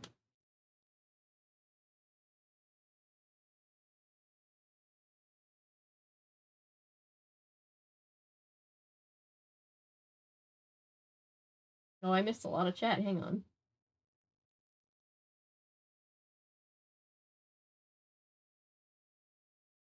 Mean Green Mother. Now that's in my head. That's one of my favorite songs from the whole soundtrack. Midnight. Nice, nice, nice. That's a good one. I remember that one more than the other ones. Just turned into a pumpkin. I guess for my own good, I should join him. This is so much fun. I'm here with you guys. Again, if you have to go to bed, the VOD will be here tomorrow. You want to get caught up. And I am bad. Yeah. Podcast. I will check that out. Why is my top-down camera doing the thing? Stop doing the thing. Turning into Coraline's other father. Oh, God. Dad, no. Don't tell them what you're doing in the basement. Think of their childlike innocence. Don't scar them further than they've been scarred. They don't deserve this trauma. See you tomorrow. Good night. I'll already subscribe to you. That's funny. There will be a tomorrow. No school on Friday. I know, imagine people start having a oh God. Plant. The tongue on the scarecrow was terrifying, Laser. It was just horrifying. I don't want to go into details. The plot thickens. Dad is trying to say he's slowly turning into Bushroot from Darkwing. Did anyone else grow up watching Smallville too? I've never watched Smallville. Okay, Plant Dad. I mean, Centerman is the receiver. Spit takes. Oh, jeez. Bruh. Itchy, watery eyes and the side effect of your head is a mutation. Yeah. Plant Dad is going through puberty, and that's why the leaves are growing from its head. I don't know.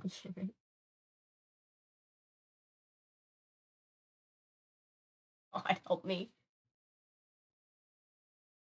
Okay, but they have to know that eating fertilizer is toxic deadly. Yeah, so has he ever been human? I don't know. Or maybe he's just so changed in his makeup, in his chemical makeup, that it's not toxic to him anymore. We don't need a repeat on the plant food. Yeah. I had to bounce for a bit to the plant. Still a thing then. Oh god. Unfortunately, I don't think we'll ever escape. I don't want to know if he's growing leaves anywhere else, so we can just leave that unanswered. It's getting worse and worse. Darth Sidious. Unfortunately, yes, Darth Sidious is implying, I think, that we might not leave it unanswered, and that makes me uncomfortable. That makes me frightened. Unfortunately, yes. Oh, you were replying to Paolo. Okay.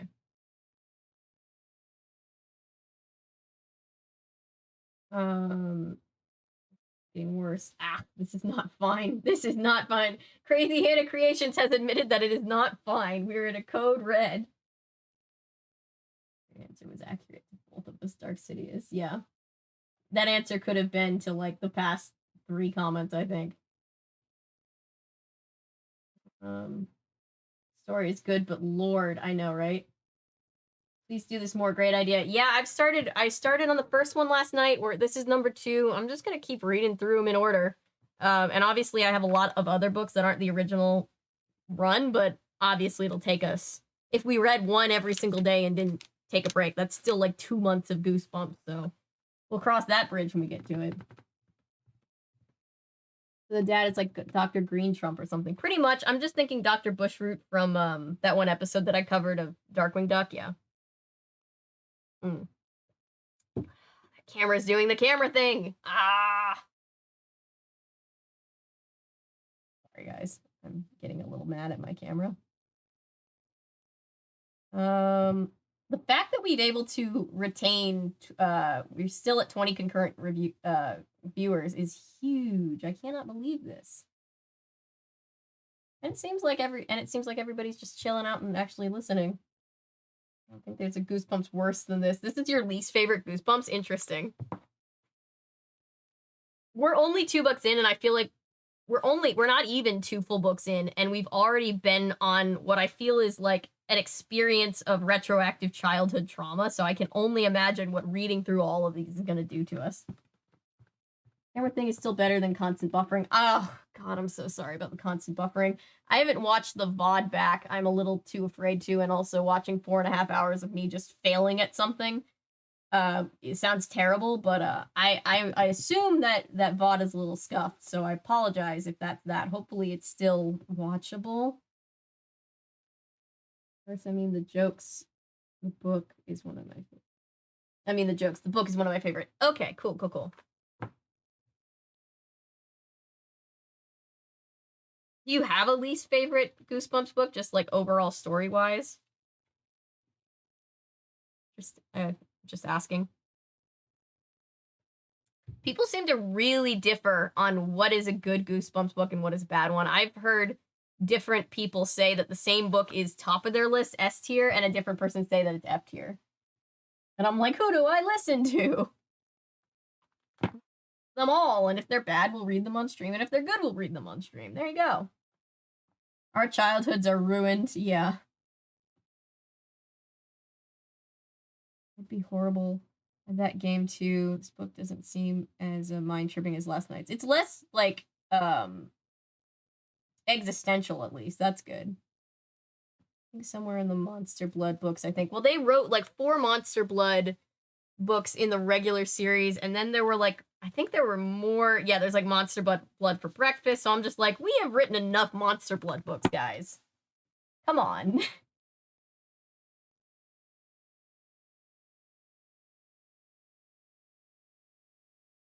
The book might not be as bad, but the stream sure is worse. The stream, we have lost control of the stream. You realize, by the way, I'm sticking to what I said. I'm going to make, once we're finally done reading all 62 books, I am going to make what was supposed to be a video of me reading all the books in like a couple of weeks is now going to be a video where I basically do a Quentin style review where we deep dive into all 62 of the original books. And I'm going to use clips from these streams. These streams are not only immortalized in VOD, but they're going to be immortalized in main videos, so. Why Am I Afraid of Bees? I don't think I've ever read that one. The third Monster Blood book, the rest was overkill. Yeah, and Monster Blood 4 I'm salty at just because it took me so long to even find a copy that wasn't, like, ridiculously expensive. So I'm already salty at Monster Blood 4 without even having ever read it. That's fine. Monster Blood is next. Very interesting read. Yeah, I have heard that Monster Blood and Monster Blood 2 are the better Monster Bloods, so that's good. That is fine. Okay, good. Stream is in not safe for work territory. I mean, I knew there was a reason we streamed after hours, but usually this chat is so family friendly-ish, PG-ish. I promise, if you're new here. Mark Left on the World is creating plant erotica on one of your live streams. I lived a good life. I'm very proud of you. Chicken is my least favorite. Chicken, I remember the cover scaring me more than the actual book. I don't remember the actual book, but I remember, like, being more scared of the book cover than the actual book, if that makes sense. Out Strange Hill, be prepared. It's hilarious. Good episode. Okay, cool. All right, let's see. We're on chapter 10 and past the halfway point, guys. Oh, gosh. I'm reading for almost 3 hours. I feel like we would be getting through further if I wasn't completely traumatized, but here we go. Here we are. Not prude, but for Christ's sakes, plant porn. That's a new one to me. It wouldn't be so uncomfortable if it wasn't just straight up in a children's book. That's the line, you know? If we were just, like, reading through, like, weird erotica on Tumblr, I would be at least a little more mentally prepared for it. But I'm like, come on, this is a book for children, R.L. Stine. What are you doing? Can't say that stuff to kids. Okay, chapter 10. Margaret pulled the covers up to her chin. She realized she was trembling, her whole body shaking and chilled. She held her breath and listened. She could still hear water splashing into the bathroom sink, but no footsteps. He isn't coming after me, she told herself, letting out a long, silent sigh. How could I have thought that? How could I have been so terrified of my own father? Terrified? Well, that's because your dad is kind of abusive, like low-key. It was the first time the word had crossed her mind, but sitting there in bed, trembling so violently, holding onto the covers so hard, listening for his approaching footsteps, Margaret realized that she was terrified of her own father. Yikes. If only Mom were home, she thought. Without thinking, she reached for the phone. She had the idea in her head to call her mother, wake her up, and tell her to come home as fast as she could. Tell her something terrible was happening to Dad. That he was changing, that he was acting so weird. She glanced at the clock, 2:43. No, she couldn't do that. Her poor mother was having such a terrible time in Tucson trying to care for her sister. Margaret couldn't frighten her like that. Besides, these overly rational, overly emotionally mature oldest sisters are sending me for a loop.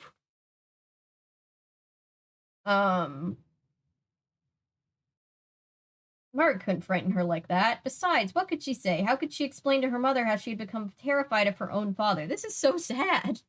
Mrs. Brewer would just tell her to calm down, that her father still loved her, that he would never harm her, that he was just caught up in his work. Caught up. He had leaves growing out of his head. He was eating dirt, and his blood was green. Caught up. She heard the water in the sink shut off. She heard the bathroom light being clicked off. Then she heard her father pad slowly to his room at the end of the hall. Margaret relaxed a little, slid down in the bed, loosened her grip on the blankets. She closed her eyes. She closed her eyes and tried to clear her mind. She tried counting sheep. Arlstein doesn't utilize the word and as often as some people. I keep thinking that I'm, like, skipping over the word and, but there's no and. That never worked. Counting sheep never does work, does it? You plant porn? That's so weird. Because America. Oh, good. Back to the fun. Yes, back to reading.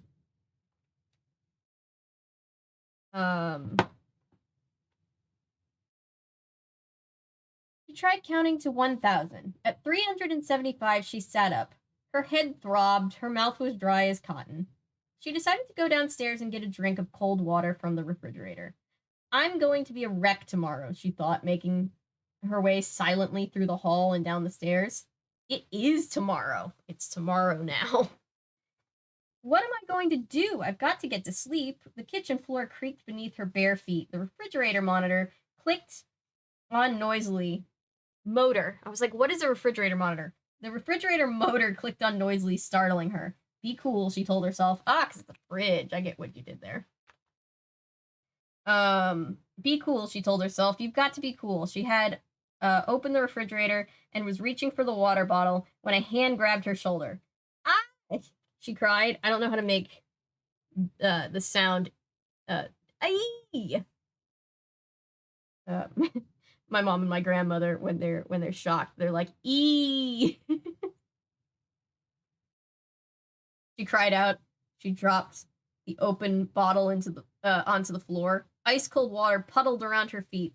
She leaped back, but her feet were soaked. Casey, you scared me, she exclaimed. What are you doing up? What are you doing up? He replied, half asleep. His blonde hair matted against his forehead. I couldn't sleep. Help me mop up this water. I didn't spill it, he said, backing away. You mop it up.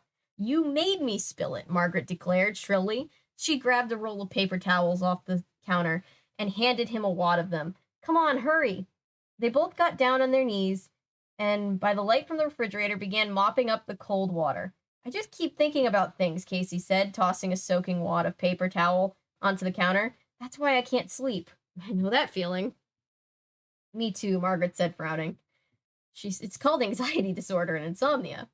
She started to say something else, but a sound from the hallway stopped her. It was a plaintive cry, a moan filled with sadness. I'm picturing Eeyore, but I don't know how to do Eeyore's voice. Margaret gasped and stopped dabbing the water. What was that? Casey's eyes filled with fear. They heard it again. Such a sad sound, like a plea, like a mournful plea. It's coming from the basement, Margaret said. Do you think it's a plant? Casey asked very quietly. Do you think it's one of Dad's plants? Margaret didn't answer. She crouched on her knees, not moving, just listening. I mean, they have a reason to know why they're alive now. Ah! Yeah. Eek! The dad is dead. Oh, God.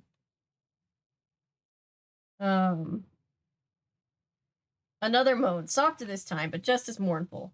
I don't think Dad told us the truth, she told Casey, staring into his eyes. He looked pale and frightened in the dim refrigerator light.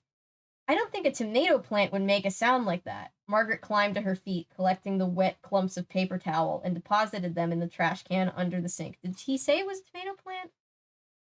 He did. I think they're just assuming that. Then she closed the refrigerator door, covering the room in the darkness.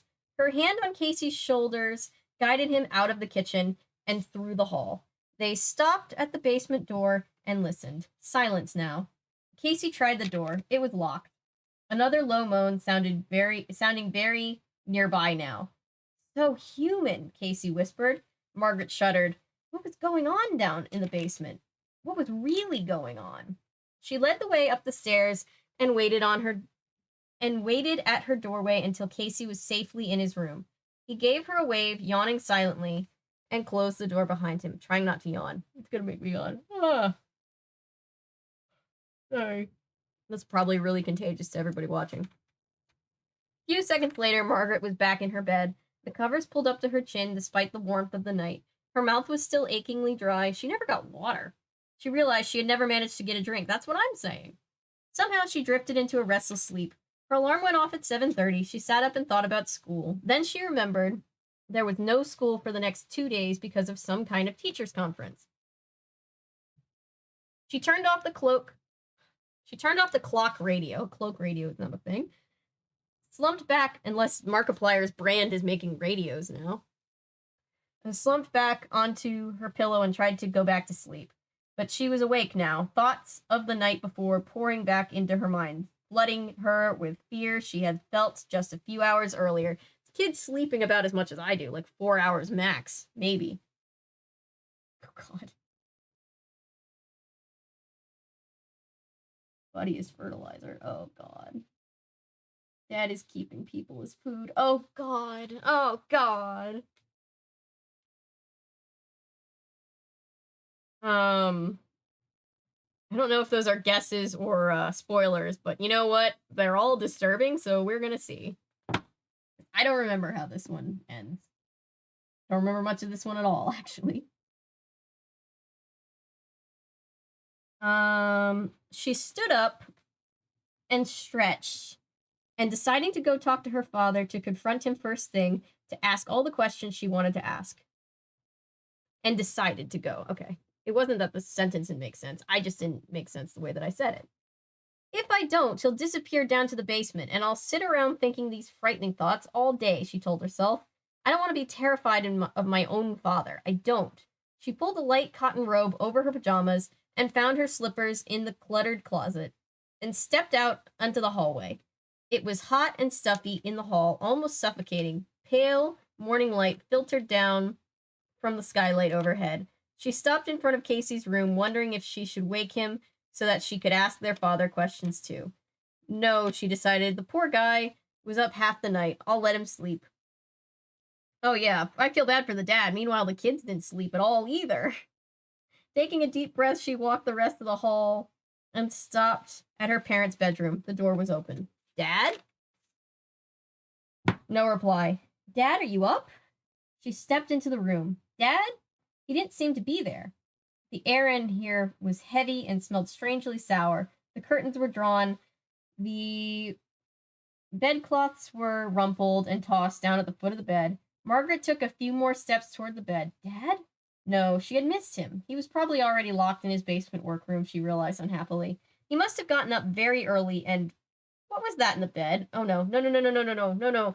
Margaret clicked on a dresser lamp and stepped up beside the bed. Oh no, she cried, raising her hands to her face in horror. The bed sheet was covered with a thick layer of dirt, clumps of dirt. Ugh. Margaret stared down at it, not breathing, not moving. The dirt was black and appeared to be moist. Ugh, and the dirt was moving. Moving! It can't be, Margaret thought. That's impossible. She leaned down to take a closer look at the layer of dirt.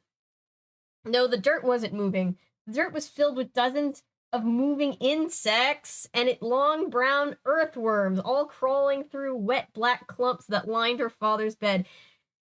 The Goosebump books I'm remembering now, they're not like horror in the way that like a horror for adults is, but they're horrifying in their own way, you know? After all this happens, how do people in these things ever stay in the house? I know, right? Well, at least in the last one, they moved. They moved back to their old place. Once you... This basement, you never return. Oh, no, worms. No. Hell no. Yeah, Hannah's feeling the way that I'm feeling. Seems Dad got something in the... Not from anything good. Oh my gosh. Oh my gosh. Feel like a Michael Scott. Oh my god! Oh my gosh. In the words of Chandler Bing, oh my gosh.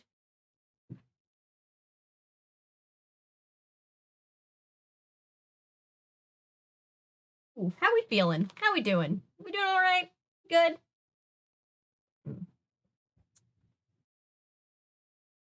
Imagine if these kids find a dead body in the plant. Ooh, I just realized something. Ooh, do tell.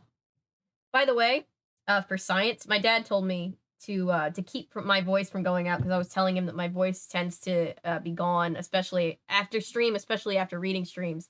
And he told me that tea with lemon in it helps because he knows I don't really like honey. He suggested tea and lemon, and it's working, I think. I don't feel like I'm losing my voice. It's moist. Doing good. Just a word that I don't care for.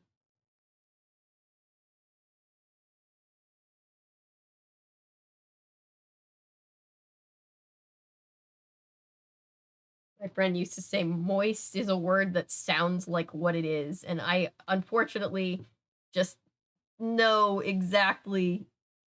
Yeah, this is like it's like we were talking about damp being a gross word. I accidentally fell asleep. Well, you're probably way less traumatized than the rest of us, so maybe that's for the best for you. The rest of us are horrified. Oh my gosh. I'm just gonna get into chapter 11. Not like bankruptcy chapter 11, like chapter 11 of the book. We all know that. When I first started reading Goosebumps as a kid, my grandma wanted me to read a similar series of books that was more religious after I told her what the Goosebumps books were about. Oh my god, what books? What books are religious Goosebump books? Because now I'm darkly intrigued. Yeah, as a parent, to this day, my mom finds Goosebumps to be quite a lot. Like, I'll find some of these books in a Goodwill or at a, secondhand, thrift books or eBay or whatever. And sometimes I show her some of them and she's just like, oh dear God, that's terrifying. And I'm always just like, Mom, they're books for kids. Like, how could you be disturbed by them? I think I'm starting to understand. I think she understands. If my kid was reading this, I'd be like, are you okay, child? And then the FBI interviewing the 3 kids after all this. Oh, dear God. I must have known something was wrong after I told her about Stay Out of the Basement. They were called heebie-jeebies. Oh, that rings a faint bell. I don't know that I ever read it, but I definitely knew of their existence. There's a lot of things like that in my life. Ha, for kids. Oh yeah, horror for kids. But it is just extra terrifying in a way that regular horror isn't, because a lot of like adult horror relies on like violence too much, whereas kids horror, I think this is why I love kids horror so much. It has to rely on more creative outlets than that because it cannot be overly gruesome. You know what I mean? Mom would probably enjoy watching Skippy the Kangaroo. Yeah, I need to get her to watch Skippy the Kangaroo because I think she'd appreciate it. I showed her the intro, and she was, I got the song stuck in her head like an earworm, and she was kind of annoyed by that, but she also said Skippy was adorable. Let's see. Let me guess, it's as bad as the last one. It's not, it's horrifying, but in a different way than the last one.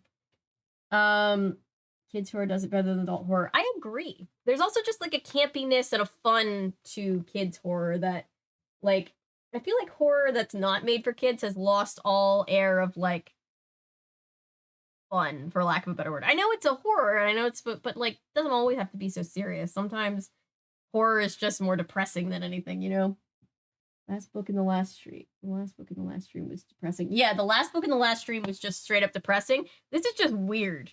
This is just like, I feel like somebody is writing plant erotica to this day because they read this book as a kid. The heebie-jeebies books were surprisingly good for what they were. The religious part was an afterthought. Interesting. I'll look into that.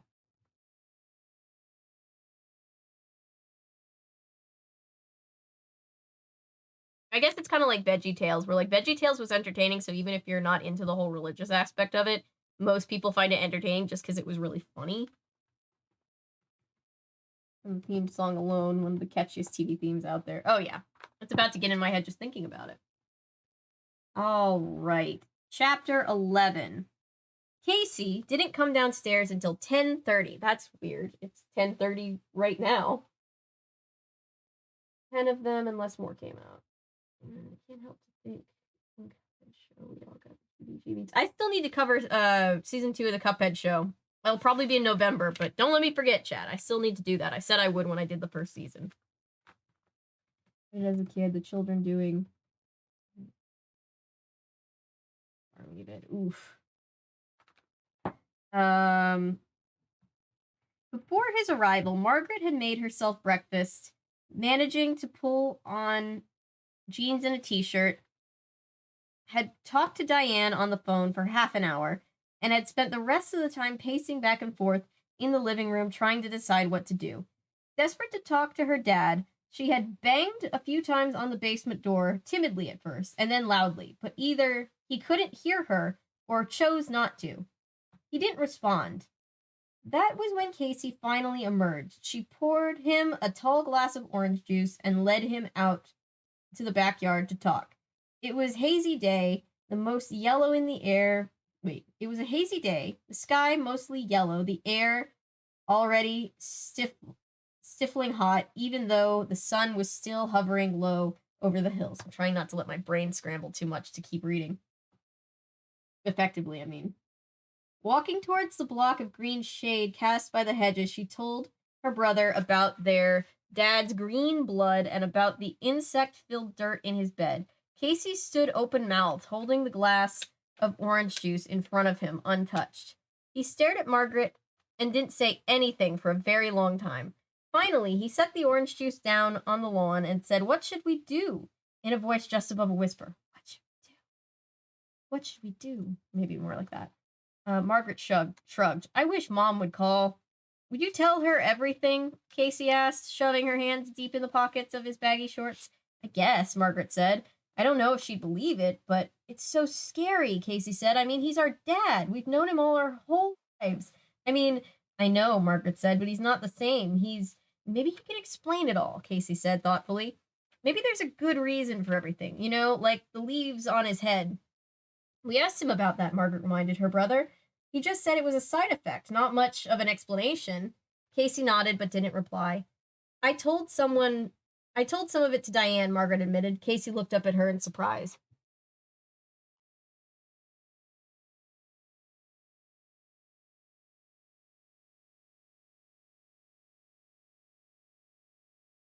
Can't wait for the Goodreads review part of the stream. Oh, same.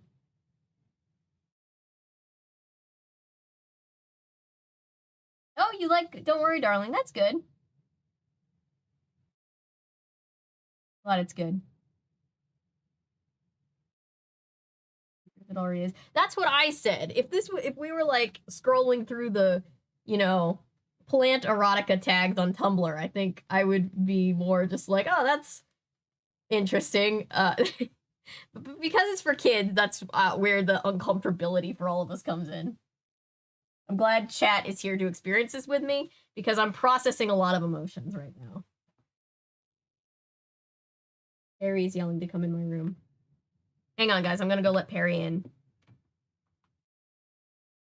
And we are at the very top of page 74. Okay, Perry. All right. Hang on. Woo!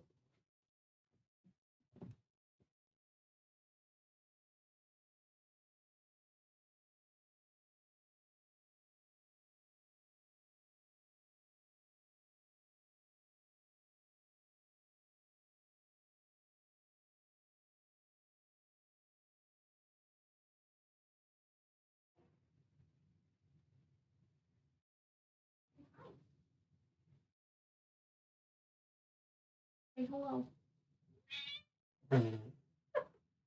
All right, I'll put you down.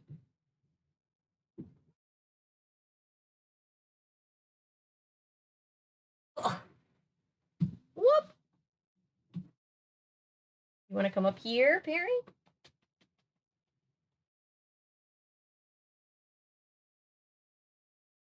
Perry brings some normalcy. Oh, there's nothing normal about Perry. She's just as chaotic as the rest of us. I'm gonna watch that too. Sounds good. Kitty cat. Yes, kitty cat. Hi, kitty cat. Going. Oh, she's decided to start kneading on the blanket that's under the desk, and now she's just gonna chill. So she's here with us. Though she cannot be seen, she is indeed here. All right, let's see. Really sip of my drink.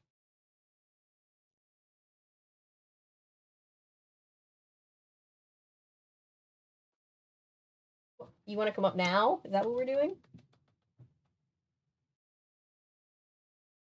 All right, all right. Hi, Perry. Say hi, everybody. We're being traumatized. Yes, we are. Hi. Get down, please. Get down. You don't need to be there. You can sit here. You can sit here and you can read. Someone get a screenshot. Oh gosh, that's not what I meant to hit. That's not what I meant to hit either. There we go.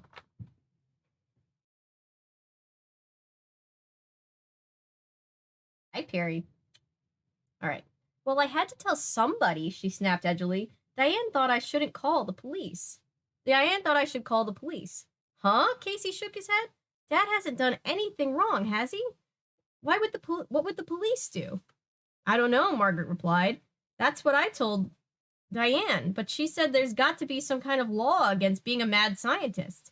Dad isn't a mad scientist, Casey said angrily. That's stupid. He's just what? Margaret thought.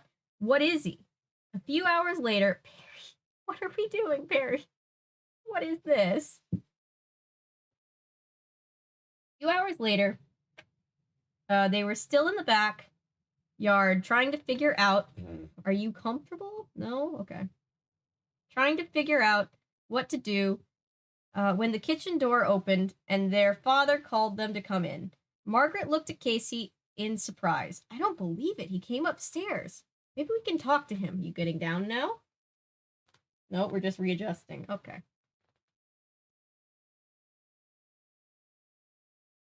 Hi.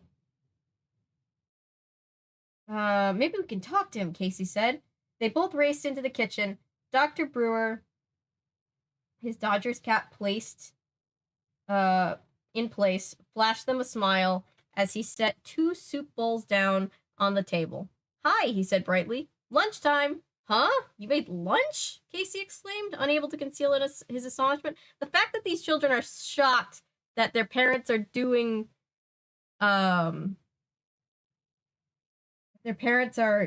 like the bare minimum is kind of sad. Cute.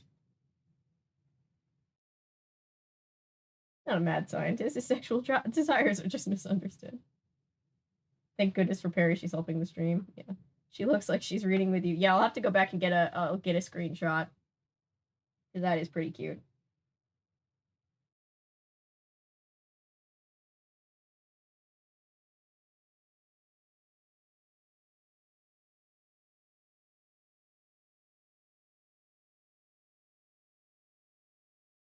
Perry is adorable. They said you're adorable.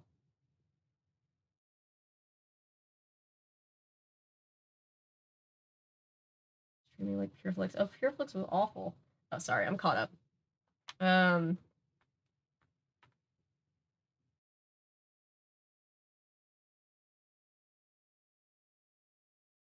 We've got to talk, Margaret said seriously.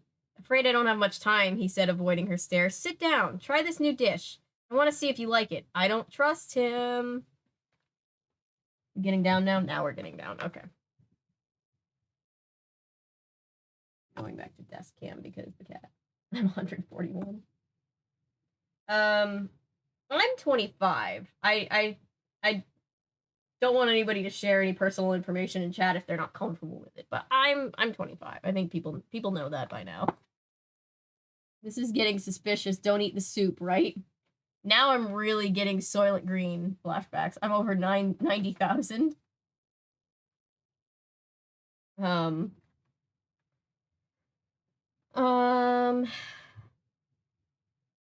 I don't have much time, he said, avoiding her stare. Sit down. Try this new dish. I want to see if you like it.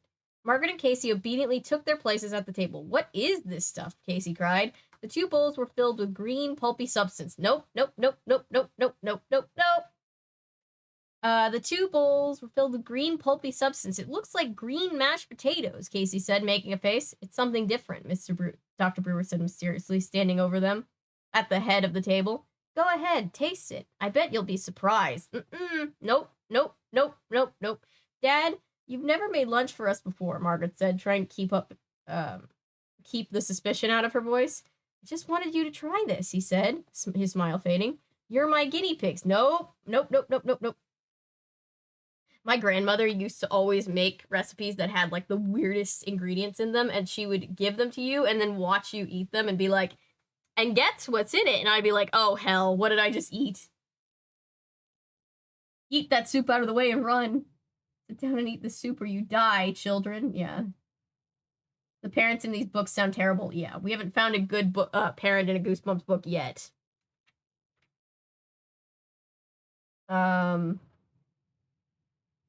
We have some things we want to ask you, Margaret said, lifting her spoon but not eating the green mess. Your mother called this morning, their father said. When? Margaret asked eagerly. Just a short while ago. I guess you were out. I guess you were outside and didn't hear the phone ring. What did she say? Casey asked, staring down at the bowl in front of him.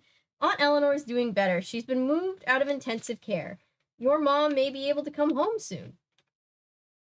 Great, Margaret and Casey cried in unison. Eat, Dr. Brewer instructed, pointing to the bowls. You guys remember that one really, really disturbing episode? It's like episode 4 of the first season of Full Metal Alchemist with the scientist that's about to get his license revoked, for lack of a better term. Because I'm having flashbacks to that and I don't like it. I don't like it at all. Aren't you going to have some? Casey asked, rolling his spoon around his fingers. No, their father replied quickly. I already ate. He leaned with both hands against the tabletop. Margaret saw that his cut hand was freshly bandaged. Dad, last night, she started, but he cut her off. Eat, will you? Try it. What is it? Casey demanded, whining. It doesn't smell too good. I think you'll like the taste, Dr. Brewer insisted impatiently. It should... It should taste very sweet. He stared at them, urging them to eat the green stuff. Staring into the bowl at the mysterious substance, Margaret was suddenly frozen with fear. He's too eager for us to eat this, she thought, glancing up at her brother. He's too desperate. He's never made lunch before. Why did he make this? And why won't he tell us what it is? What's going on here? She wondered, and Casey's expression revealed that he was wondering the same thing. Is Dad trying to do something to us? Like, is the green stuff going to change us or hurt us? Or make us grow leaves too? What crazy thoughts, Margaret realized, but she also realized that she was terrified of whatever this stuff was he was trying to feed them. What's the matter with you two? Their father cried impatiently. He raised his hand in an eating gesture. Pick up your spoons. Come on. Well, what are you waiting for? Margaret and Casey raised their spoons and dropped them into the soft green substance, but they didn't raise their spoons to their mouth. They couldn't. Eat, eat, Dr. Brewer screamed, pounding the table. Rudolph the Red-Nosed Reindeer. Eat, Papa, eat. Whoever heard of a skinny Santa? That's what I'm thinking of because my brain is traumatized. What are you waiting for? Eat your lunch. Go ahead, eat it. He's giving us no choice, Margaret thought. Her hand was trembling as she reluctantly raised a spoon to her mouth. This is giving kids who already don't like eating their vegetables more of an issue with eating stuff that their parents put in front of them, because R.L. Stein's like, it might be poison, guys.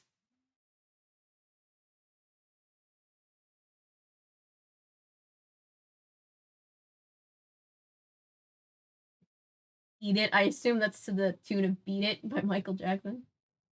Parents always suck, like in most horror. Yeah, most kids stuff, the parents suck.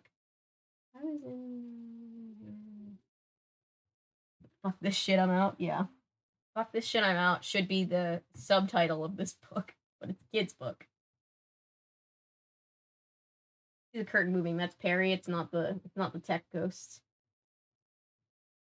For now. Is getting flashbacks. Oh god, no, why take me back to that? Sorry. That episode of Full Metal. Nope. Sorry. Dad's trying to get the kids to join the cult. And now Perry wants out. Hang on, guys. Weird Al. Yeah, I'm thinking there's a Weird Al parody of Beat It. Or of Beat It, they call Beat It.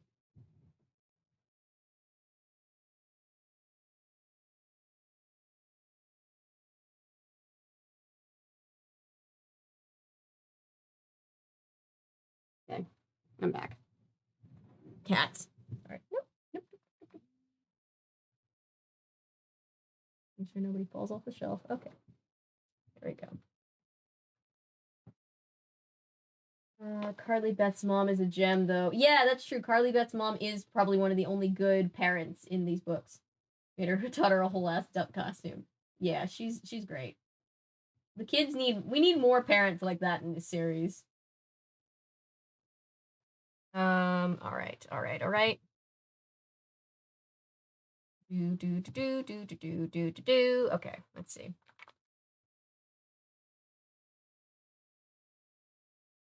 Buffalo sauce makes anything work. I don't want to find out for these kids. This is terrifying.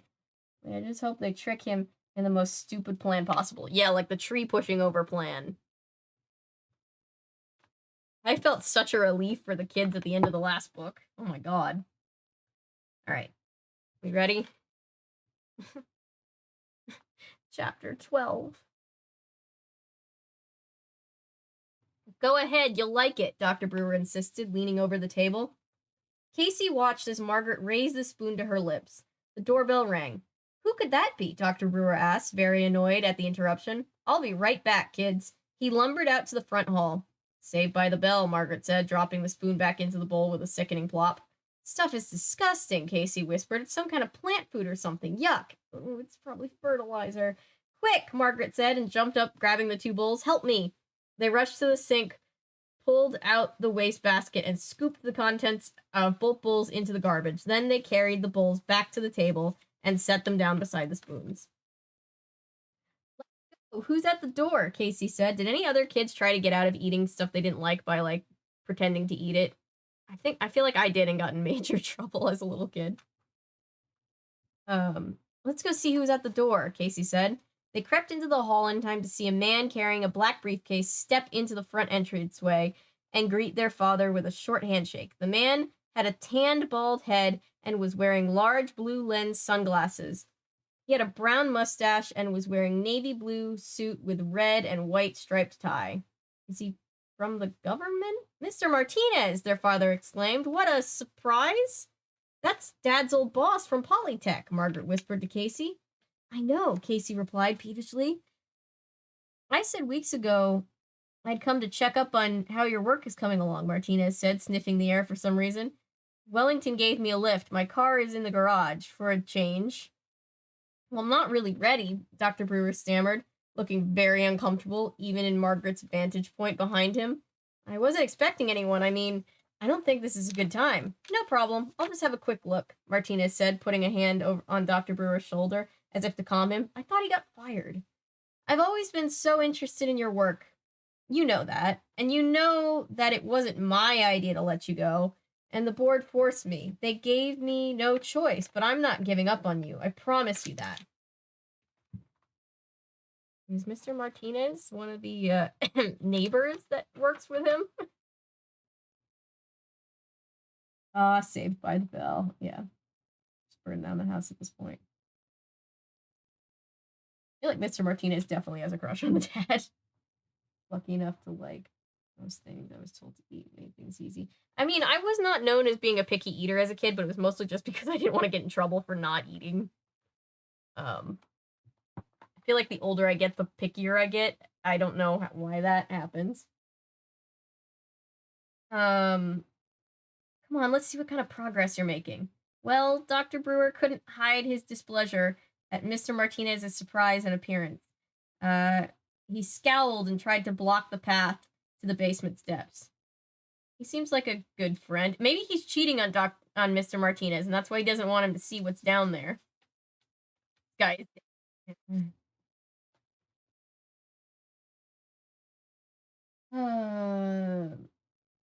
At least it seemed that way to Margaret, who watched silently beside her brother. Mr. Martinez stepped past Dr. Brewer and pulled open the basement door. Hi, guys, Mr. Martinez gave the two kids a wave, hoisting his briefcase as if it weighed 2 tons. Their father looked surprised to see them there. Did you kids finish your lunch? Yeah, it was pretty good, Casey lied. The answer seemed to please Dr. Brewer. Adjusting the brim of his Dodgers cap, he followed Mr. Martinez into the basement, carefully closing and locking the door behind him. Maybe he'll give Dad his job back, Casey said, walking back into the kitchen. He pulled open the refrigerator to look for something for lunch. Don't be stupid, Margaret said, reaching over to him to pull out a container of egg salad. If Dad really is growing plants that are part animal, he'll be famous. He won't need a job. Not where I thought she was going with that. Yeah, I guess, Casey said thoughtfully. Is that all there is? Just egg salad? I'll make you a sandwich, Margaret offered. I'm not really hungry, Casey replied. That green stuff made me sick. Why do you think he wanted us to eat it? I don't know, Margaret said. She put a hand on Casey's slender shoulder. I'm really scared, Casey. I wish Mom were home. Me too, he said quietly. Margaret put the egg salad back into the refrigerator. She closed the door, then leaned her hot forehead against it. Casey? What? Do you think Dad is telling us the truth? About what? About anything. I don't know, Casey said, shaking his head. Then his expression suddenly changed. There's one way to find out, he said, his eyes lighting up. Huh? What do you mean? Margaret pushed herself away from the refrigerator. The first chance we get, the first time Dad is away, Casey whispered. Let's go back down to the basement and see for ourselves what he's doing. Oh, good Lord. That was my knuckle popping. That was weird. The veggies are alive and talking to me bit never works. I learned from the last book, everyone is dead, right? Mr. Martinez and the dad are about to create two. God damn it. Someone seems like they're gonna be the next fertilizer. Yeah. Mm-hmm. Yup. Yikes. Yikes, yikes, yikes, yikes, yikes, yikes, yikes. Bum, bum, bum, bum. What was I gonna say? Oh. Welcome back, Cameron. You can't imagine what we've been through since you left.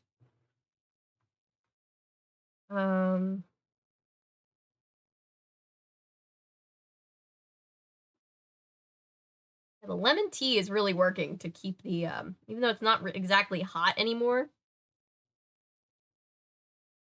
I felt like at this point of last night's stream, my voice was already gone, and my voice feels fine now.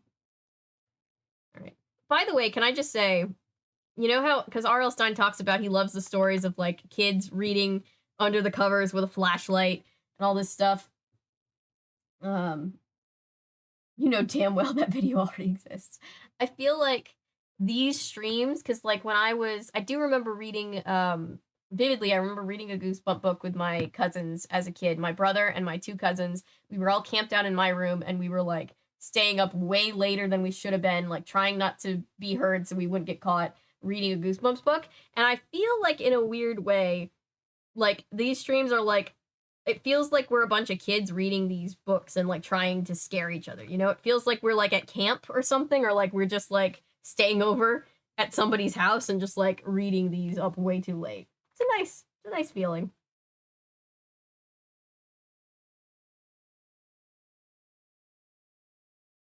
All right, let's go. No, I'm not stalling. I just stalling a little bit. No, I'm just kidding. Chapter 13, Lucky 13. They got their chance the next afternoon when their father emerged from the basement, red metal tool chest in hand. I promised Mr. Henry next door I'd help him install a new sink in his bathroom, he explained, adjusting his Dodgers cap with his free hand. And Mr. Henry is who he's cheating on Mr. Martinez with. Am I the one who snores? I don't know. That is so thorny for his plants. So do you think it would, do you think the OnlyFans version of like the plants OnlyFans, do you think it would be called Only Plants or Only Ferns?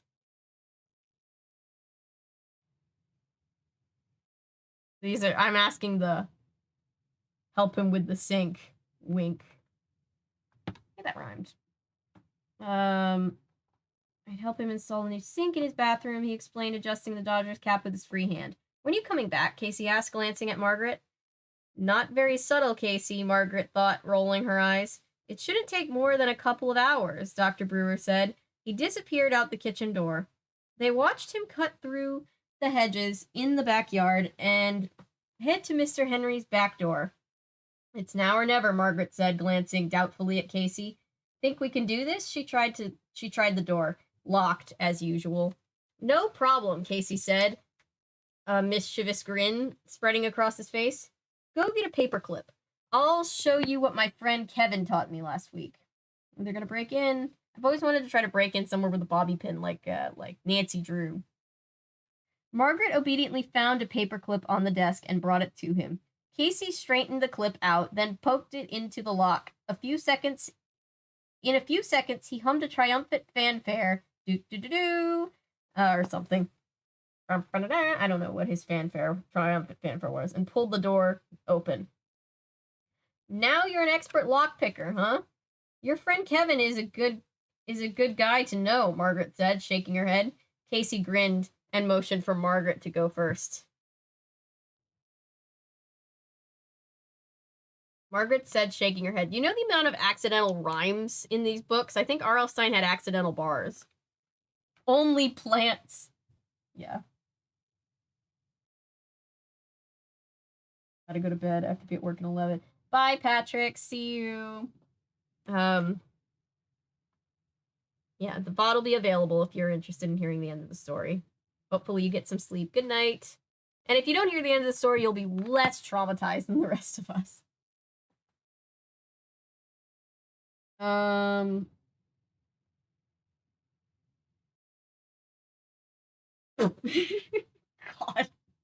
I would have spit out drink if I had any.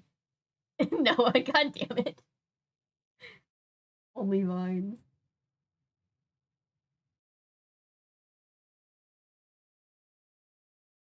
Oh my god. Yikes. Okay. What am I doing? That's not what I meant to do. There we go. Okay. Casey grinned and motioned for Margaret to go first.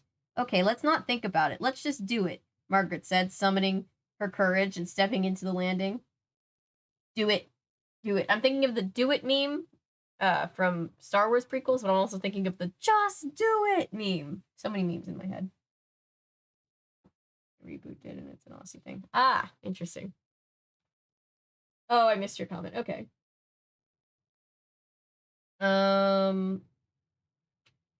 A few seconds later, they were in the basement. Knowing a little of what to expect down here didn't make it any less frightening. They were hit immediately by a blast of steamy hot air. The air, Margaret realized, was so wet, so thick, that droplets immediately clung to her skin. Squinting against the sudden bright light, they stepped in the doorway to the plant room. The plants seemed taller, thicker, more plentiful than the first time they had ventured down here. Long, sinewy tendrils drooped from thick yellow stalks. Broad green and yellow leaves bobbed and trembled, shimmering under the white light. Leaves slapped against each other, making a soft, wet sound. A fat tomato plopped to the ground.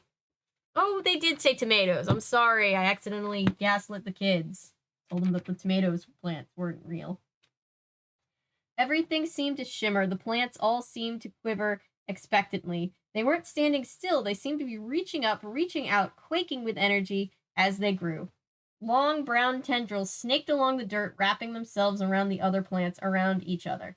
A bushy fern had grown to the ceiling, curved, and started its way down again. Wow, Casey cried, impressed with the trembling, glistening jungle. Are these plants brand new? I guess so, Margaret said softly. They look prehistoric. They heard breathing sounds, loud sighing, a low moan coming from that direction of the supply closet against the wall. Don't look. Oh god, don't look. Don't look. A tendril suddenly swung out from a long stalk. Margaret pulled Casey back. Look out, don't get too close, she warned. I know, he said sharply, moving away from her. Don't grab me like that, you scared me. Don't invade the personal bubble like the plants. Forget that she's trying to save your life. I know, he said sharply. Don't grab me like that, you scared me. The tendril slid harmlessly to the dirt. Sorry, she said, squeezing his shoulder affectionately. It's just, well, you remember last time? I'll be careful, he said. Margaret shuddered. She heard breathing, steady, quiet breathing. These plants are definitely not normal, she thought. Yeah, you could say that. She took a step back, letting her eyes roam over the amazing jungle of slithering, sighing plants. I don't care for that image.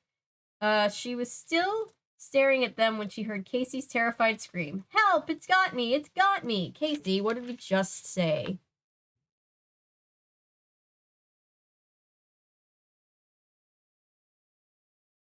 I had a bit of a break. What did I miss? What was the last thing you heard? Giggled so much during the stream. I know. I've been laughing. Oh god. I'm gonna be laughing. Like, I'm gonna be, like, up in the middle of the night, just like,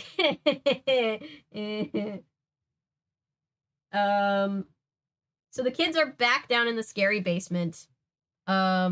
The dad has tried to force feed them something disgusting looking. We don't know what it is yet. The dad is getting more sus by the minute. Well,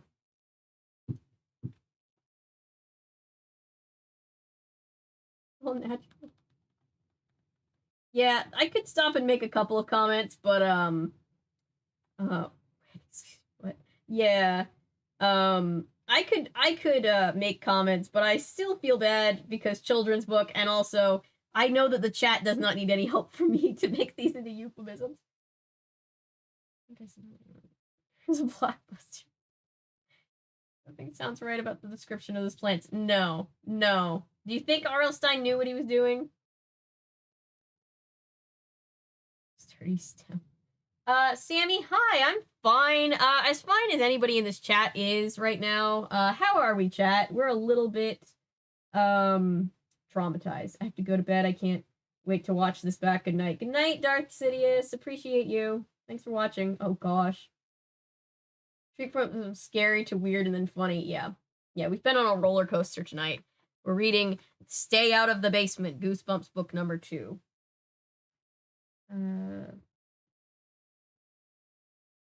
Yeah, hope you're doing all right. Not staying up all night by choice, sadly. Oh, I'm sorry. To those of you who are insomniacs like me, I'm sorry, but I'm glad that this stream can keep you company for a little bit, because I know being up all night is not fun.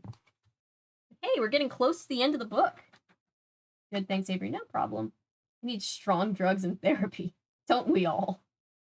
But after you explain it, it makes so much sense, yeah.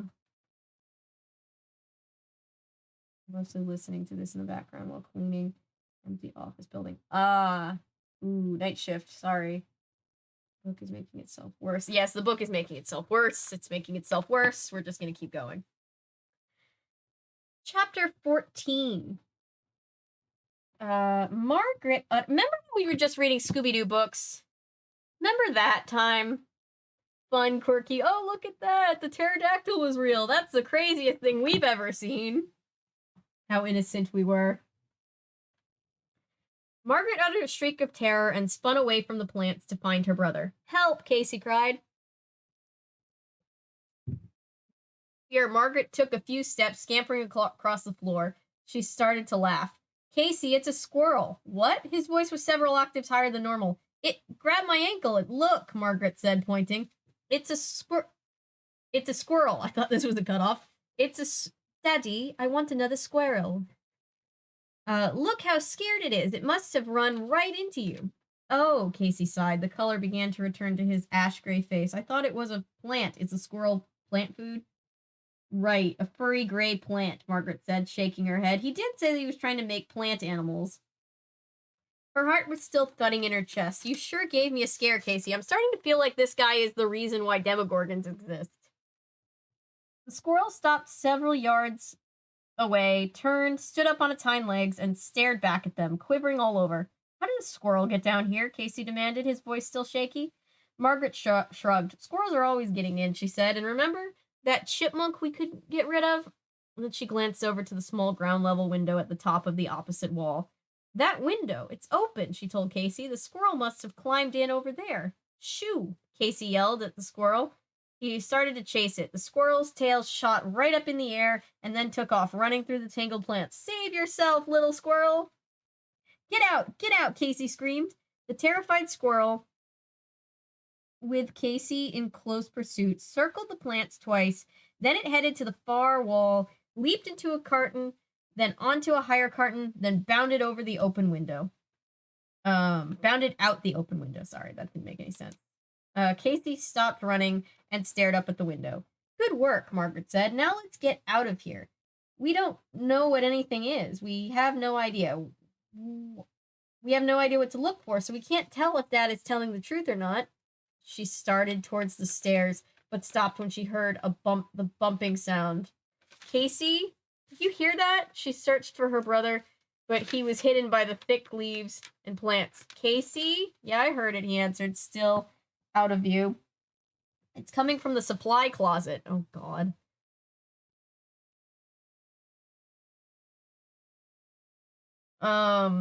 The loud thumping made Margaret shudder.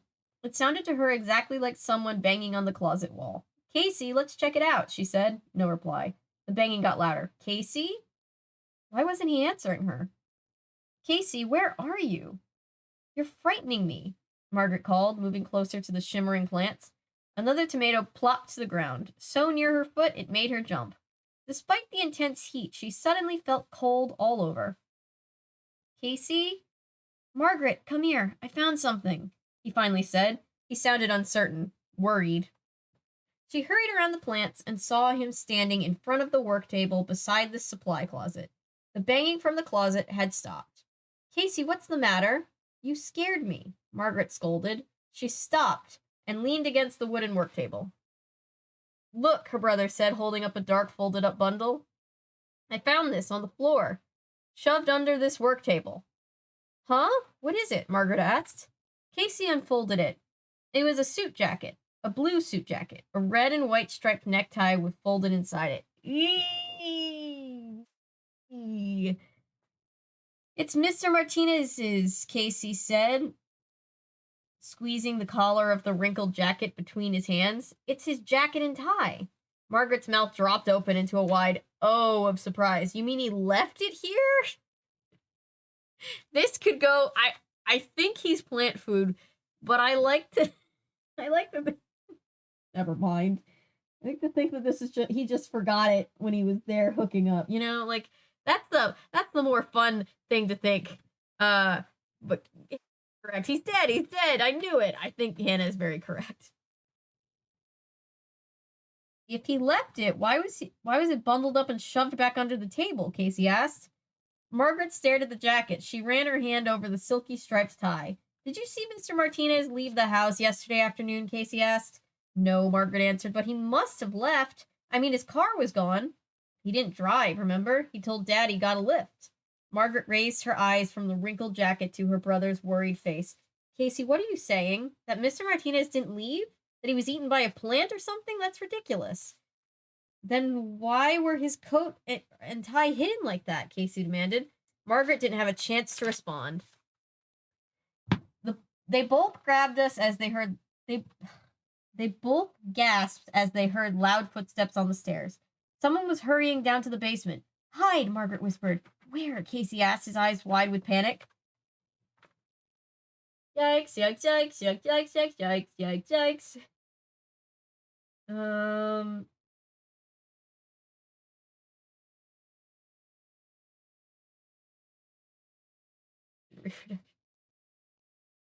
God.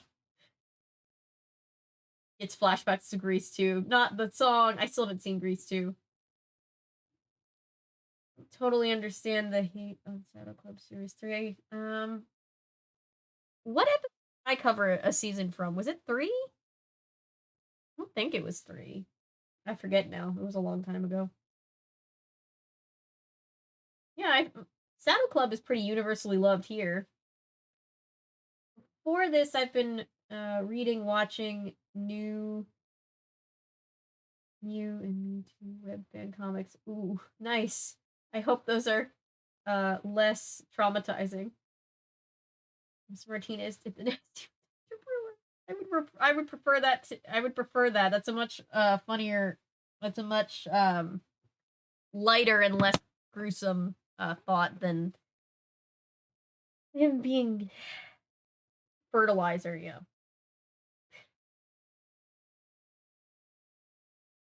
Takes me a while to fall asleep. Know that feeling. Grease 2 is free on YouTube with ads. Nice. That's good to know. All right. Oh my gosh. Hang on, guys. You're gonna go on chair stream for like 2 seconds. I'll be right back. Yes, I haven't watched Pugwall yet. Be right back, chat.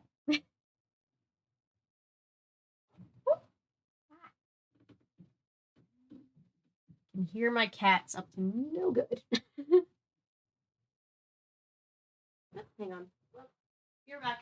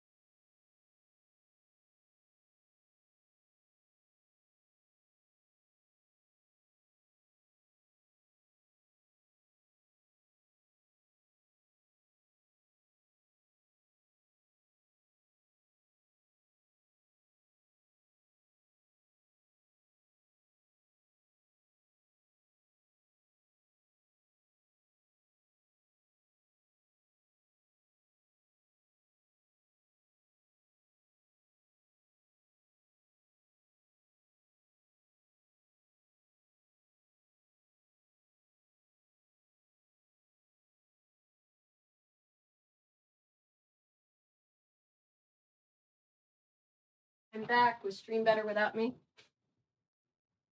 Is the chair more entertaining than I am?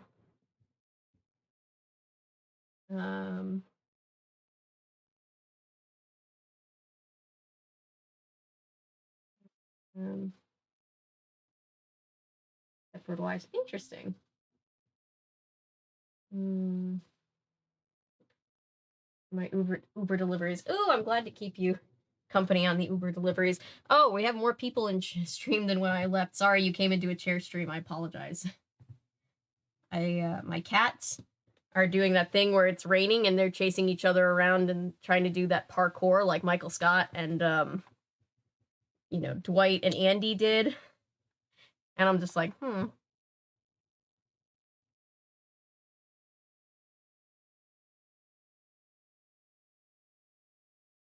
acting.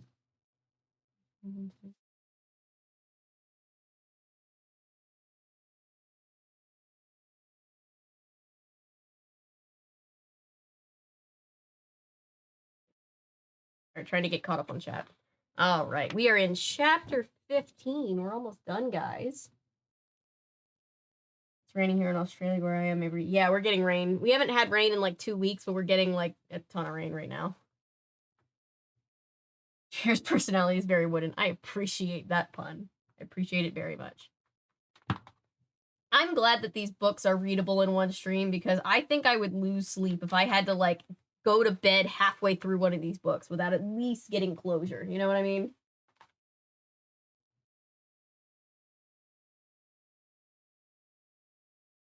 All right. The fact that 4 hours in, we still have 20 concurrents, I cannot believe that. You guys are amazing. Thank you. Margaret leaped up onto the carton. You know what I just realized? It just took me right now to realize this. This is told in third person. The other book was told in the first person.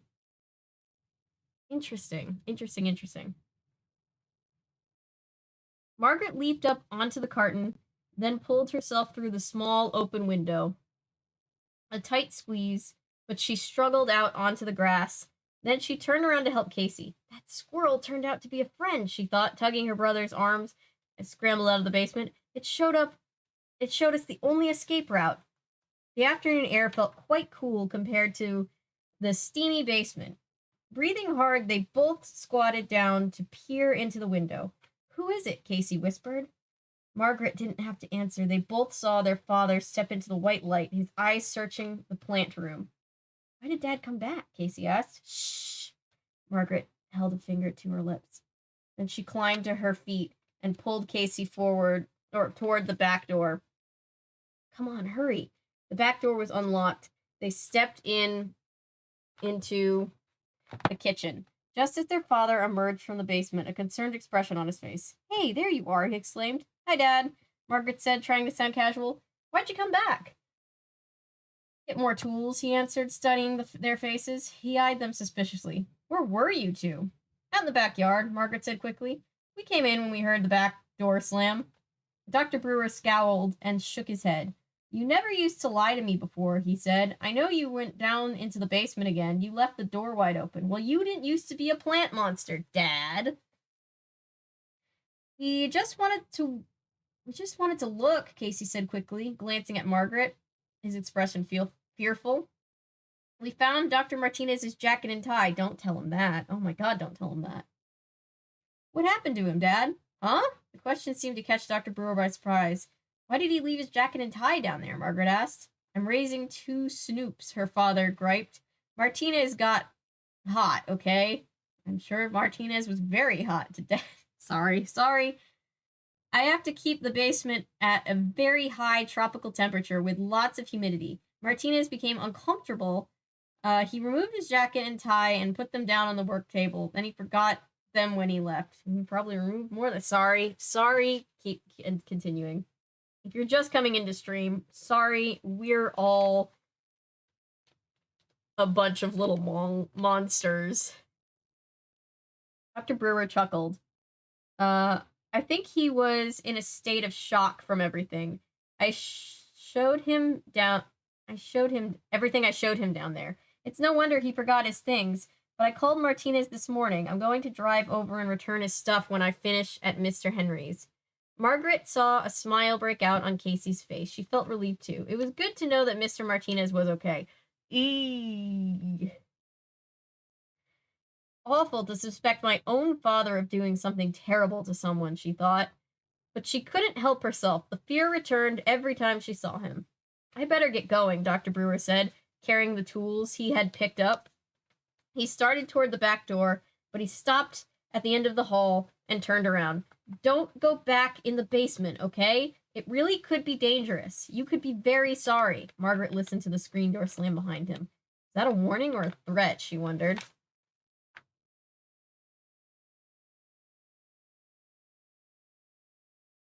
Going to sleep. Good night, Toonymation. Thanks for hanging out. Yeah, the rest will be it's all always on the homepage in the past live streams playlist. It's all the VODs.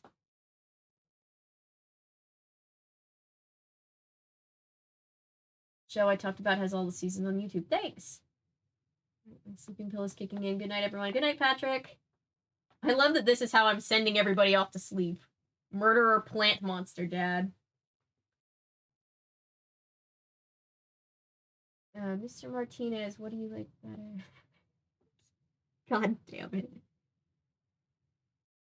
Stay out of the basement had someone talking in the first and third person. Yeah. It took me almost all the way through the book. We're like more than 3/4 of the way through, but I just realized, I'm like, oh, that's interesting. Tried going to bed halfway through one of those books when I was reading them back in middle school. It only managed to sleep 10 times if I was lucky. Yeah. Okay. Take another break. What did I miss? Okay, so Mr. Martinez is dead. The dad is definitely feeding people to the plants. Came back. Jesus Christ. Wonder.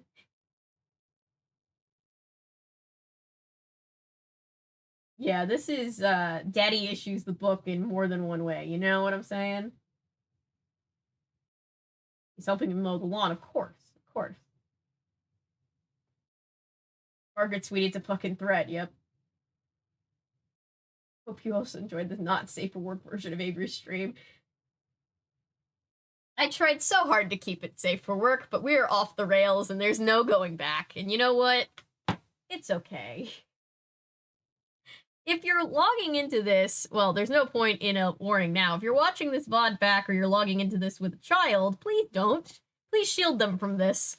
Find a different person to read this to them, or maybe just read this to them when they're older, because this definitely is plant erotica. If my family members can hear half the things I'm saying right now, they are probably so concerned. If any of them are still awake, they are probably so concerned.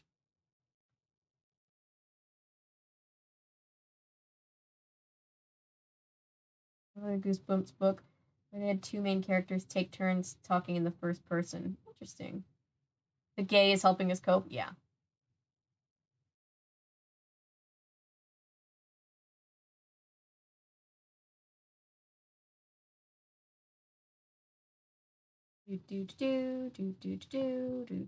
Okay, sorry. If he talks about plants, not safe for work, weird shit. What the fuck is going on with the stream? I have no idea. Laser, your guess is as good as mine. I'm just here to read a fun, nostalgic book. It's not my fault that R.L. Stine decided to invent plant erotica. All right. Chapter 16.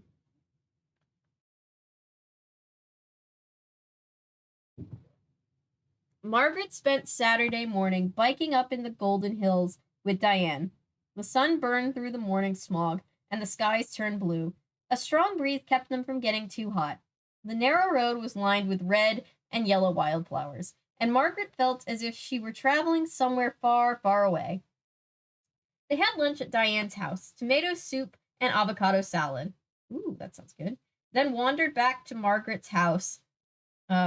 Millennial through and through. They love them.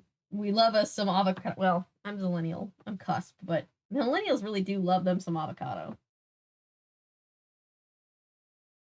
then wandered back to Margaret's house, trying to figure out how to spend the rest of the beautiful afternoon.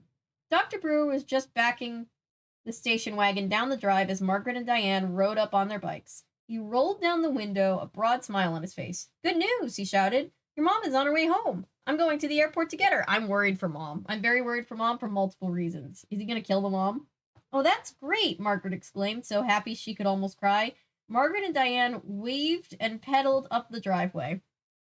"I'm so happy," Margaret thought. "It'll be so good to have her back. Someone I can talk to, someone who can explain about Dad." They looked through some old copies of 17 and People in Margaret's room. Listening to some music that Margaret had recently bought at a little past 3, Diane suddenly remembered that she had a makeup piano lesson that she was late for. She rushed out of the house in a panic, jumped on her bike, yelled, "Say hi to your mom for me," and disappeared down the drive. Did anybody read, like, teen magazines as a kid? I was never a magazine reader. To this day, I'm not a magazine reader. I've tried. I don't really get the appeal. Margaret stood behind the house, looking out at the rolling hills, wondering what to do next. To make time pass before her mother got home. The strong, swirling breeze felt cool against her face. She decided to get a book and go sit down with it under the shady sassafras tree. That's a fun word. In the middle of the yard. Don't know what sassafras means, but it's fun to say. She turned and pulled open the kitchen door, and Casey came running up. "Where are our kites?" he asked, out of breath. "Kites? I don't know. Why?" Margaret asked. "Hey!"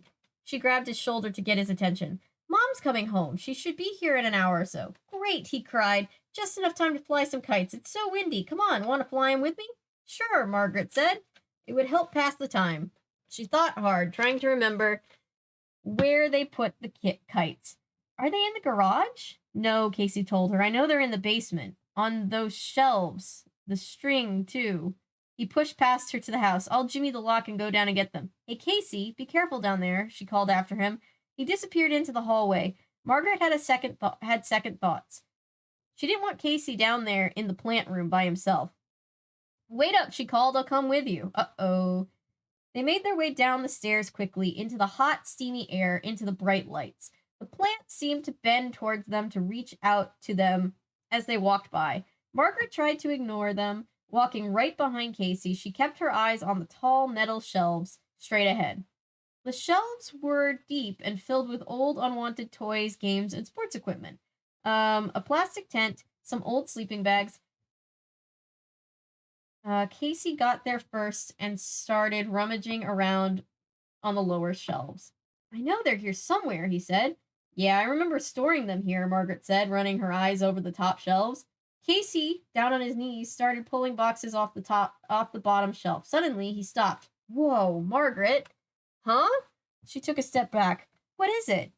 "Look at this," Casey said softly. He pulled something out from behind the shelves, then stood up with it bundled in his hands. Margaret saw that he was holding a pair of black shoes and a pair of blue trousers. Blue suit trousers? His face suddenly pale, his features drawn. Casey let the shoes drop to the floor. He unfurled the trousers. He held them up in front of him. "Hey, look in the back pocket," Margaret said, pointing. Casey reached into the back pocket and pulled out a black leather wallet. "I don't believe this," Margaret said. Casey's hands trembled as he opened the wallet, and searched inside. He pulled out a green American Express card and read the name on it. "It belongs to Mr. Martinez," he said, swallowing hard. He raised his eyes to Margaret's. "This is Mr. Martinez's stuff." He's not okay. The kids are not all right.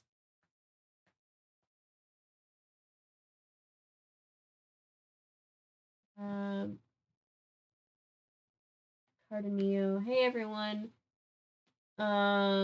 Is reading through the Goosebumps stream going to be an ongoing thing because I keep watching Super Nostalgic? Yes. We started with one yesterday and we're just plugging along. This is what we tend to do with things. We obviously have other things that we also want to read on stream. We've got more of those Scooby-Doo books, but yeah, right now we're fixated on Goosebumps, and I want to read through all 62 of the original ones at least. So welcome. We're glad to have you here. This is R.L. Stein's fault, I swear. Yeah.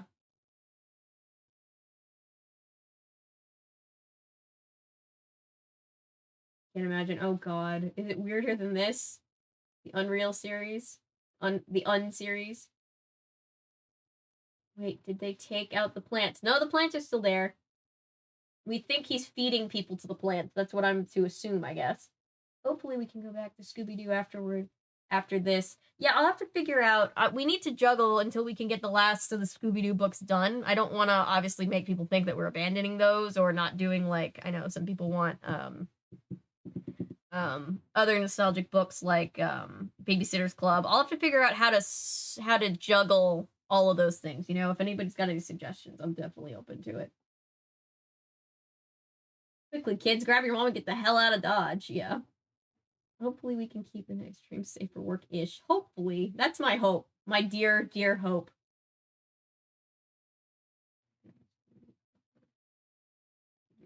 Dude, you reviewed Wishbone. I did. I did a video on an episode of the show like over a year ago, and then we read the Legend of Sleepy Hollow Super Adventures of Wishbone book in 2 streams because somebody, Patrick from stream, was nice enough to send it to me.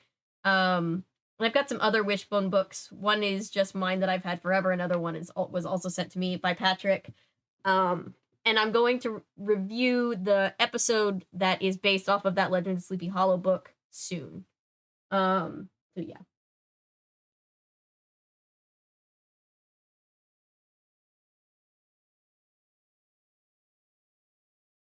I had subs to Rolling Stone and Game Pro Mags.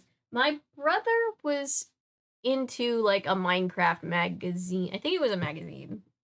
It's like a magazine or some kind of what am I trying to say? My dad always says I start rubbing my nose when I get exhausted. My brother, it was like either some kind of magazine or some kind of like cheat, like what am I trying to say? Fan club thingy. I don't know. He was really into Minecraft when it still came out. I think he still plays sometimes. I don't know how I got a bug bite, even though I've been inside all day. Yep, we're reading the whole thing tonight. We're almost done. We've only got like 24 pages left. We're really close to the end. No, like I just said, I don't think I could go to sleep in the middle, right? Late night stream like with the Nancy Drew games? I guess so. Sounded like me when you said exhausted, total New Englander. You know, I haven't lived in New England since I was 1.5 years old, but I don't know. Maybe there's some, like, underneath the little bit of a southern accent I have, maybe there's some New Englanders still in there.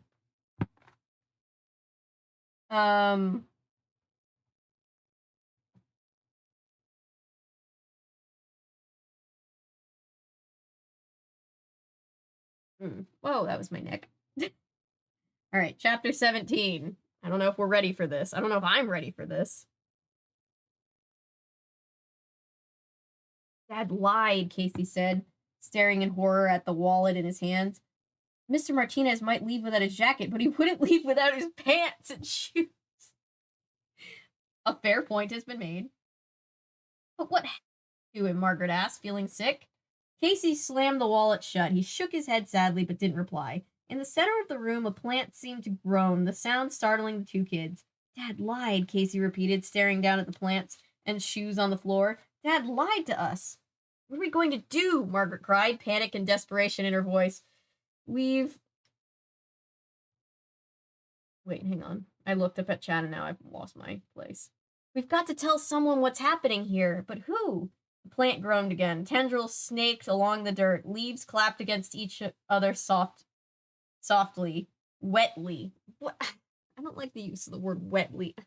When I said it was like Little Shop of Horrors, I didn't think they'd actually go pedal to the metal and actually make it human-eating plants. That's a lot. That's a lot. Depends on the reason he had to leave. I know, right? And then the banging began again in the supply closet next to the shelves. R.L. Stine, stop! R.L. Stine, stop it! Ruined R.L. Stine. Margaret stared at Casey. That thumping. What is it? They both listened to the incessant banging sounds. A low moan issued from the closet, followed by a higher-pitched one. Both mournful, both very human sounding. I think someone's in there, Margaret exclaimed. Maybe it's Mr. Martinez, Casey suggested, still gripping the wallet tightly in his hand. Thud, thud, thud. Do you think we should open the closet? Casey asked timidly. The plant groaned as if answering. Yes, I think we should, Margaret replied, suddenly cold all over. If it's Mr. Martinez in there, we've got to let him out. She set the wallet down on the shelf. Then they moved quickly to the supply closet.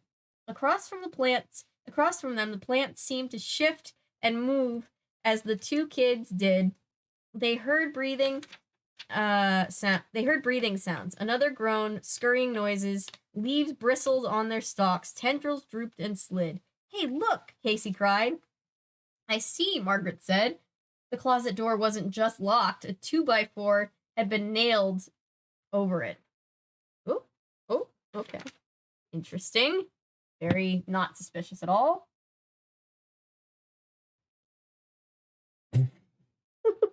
God.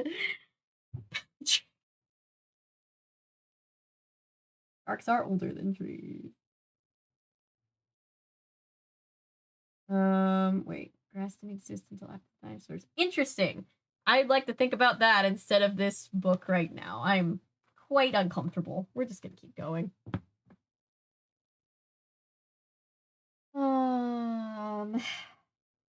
Thud, thud, thud. Thud, thud, thud. There's someone in there. I know it, Margaret cried. I'll get the hammer, Casey said. Keeping close to the wall and as far away from the plants as he could, he edged his way toward the work table. A few seconds later, he returned with a claw hammer. Thud, thud. Working together, they pried the 2x4 off the door. It clattered noisily to the floor. The banging from inside the supply closet grew louder, more insistent. Now what do we do about the lock? Margaret asked, staring at it. Casey scratched his head. They both had perspiration dripping down their faces. The steamy hot air made it hard to catch their breath. I don't know how to unlock it, Casey said, stumped. What if we tried to pry the door off the wall?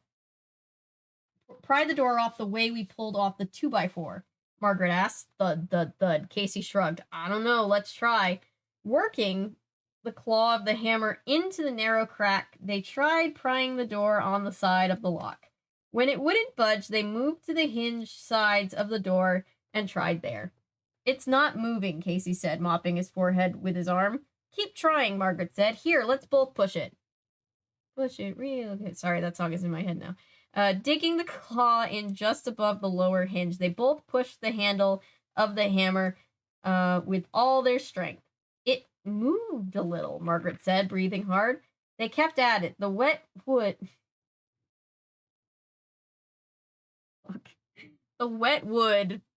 Children's book, children's book, children's book. Jesus Christ, R.L. Stein. The wet wood began to crack. They both pushed against the hammer, wedging the claw into the crack. Finally, with a loud ripping sound, it managed to pull the door open. Huh? Casey dropped the hammer. They both squinted into the dark closet and screamed in horror when they saw what was inside. I'm so uncomfortable, by the way he describes things in this book.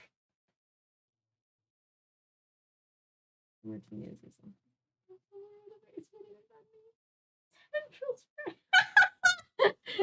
Oh my god, why does he have to describe everything like that? We don't even gotta try. The jokes write themselves for wet wood. Oh my god. I knew he would stumble at wet wood. I don't know what I'm supposed to say to that. I don't even know. God, I hope neither of my parents are watching this stream. If they are, Mom, Dad, I swear they're usually safe for work streams. Gosh. We usually just talk about innocent children's books and have fun and forget our adult problems, and now this is what we're dealing with, and it's not our fault. Why does it have to be wet wood? I don't know. I don't know why it has to be wet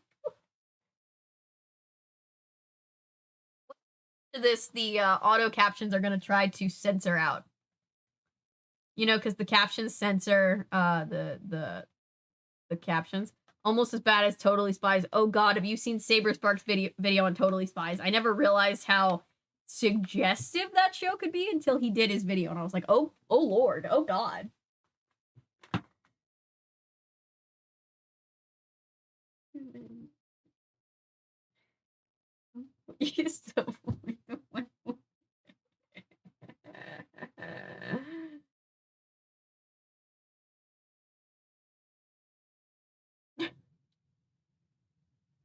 What happened in Totally Spies? There was a lot of, I guess you could say, suggestive ways in which they portrayed some of the characters for a children's show. It's been brought up by more than one comment. It's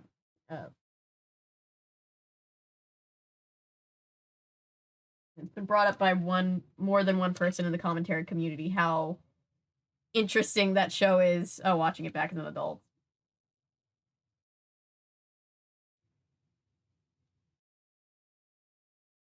We're on acid with some of those episodes. Yeah, we're on something.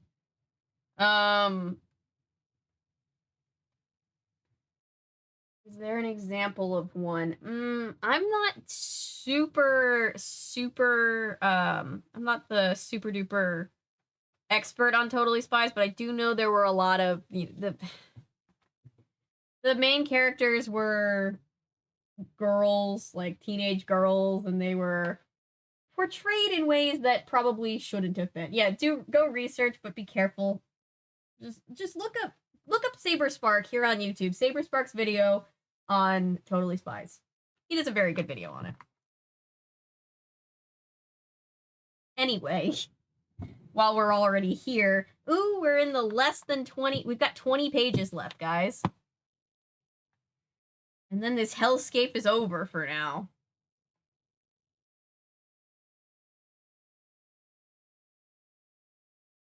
Look, Margaret cried. Her heart thudded, suddenly felt dizzy.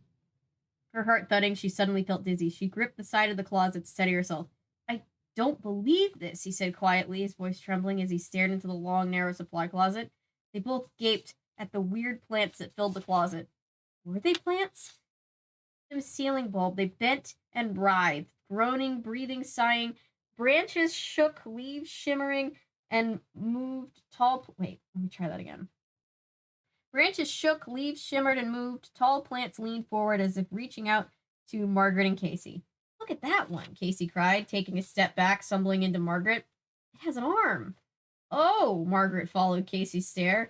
Casey was right. The tall, leafy plant appeared to have a green human arm descending from its stalk.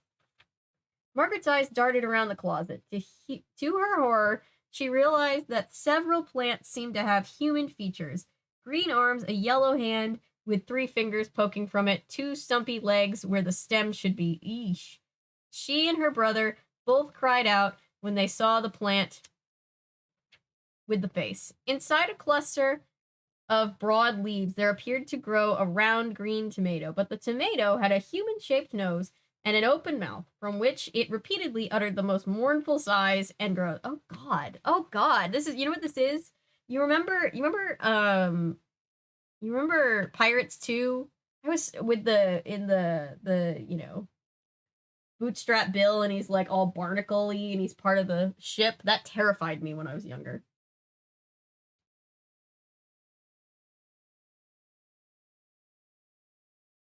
Shining, shimmering, splendid moment. Planted.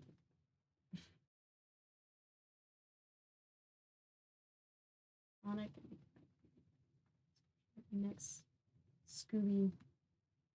Broken out of the night. Wind. Stuck in my head. Nope. Hell no. Yeah. I'm with Hannah. Oh, that was just no. Some designs in Pirates 2. Davy's crew were just no. Yeah, it was a lot. It was a whole lot. And I always felt bad for Bootstrap because he seemed so nice and he was just getting, like, screwed over every single time. Man with barnacles. He didn't deserve that.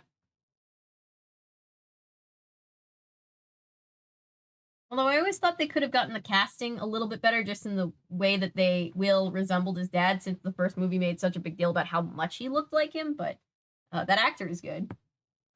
The name of the YouTuber who did a video on Totally Spies. Saber Spark. S-A-B-E-R, spark. Yeah. Oh, is it R-E? Sorry, I almost gave you false information. Sorry, saber spark. Listen to Cameron. Yeah. All right, where was I? Really should move this up so I can see it when I'm here, but I'm also trying to kind of lean back. There we go.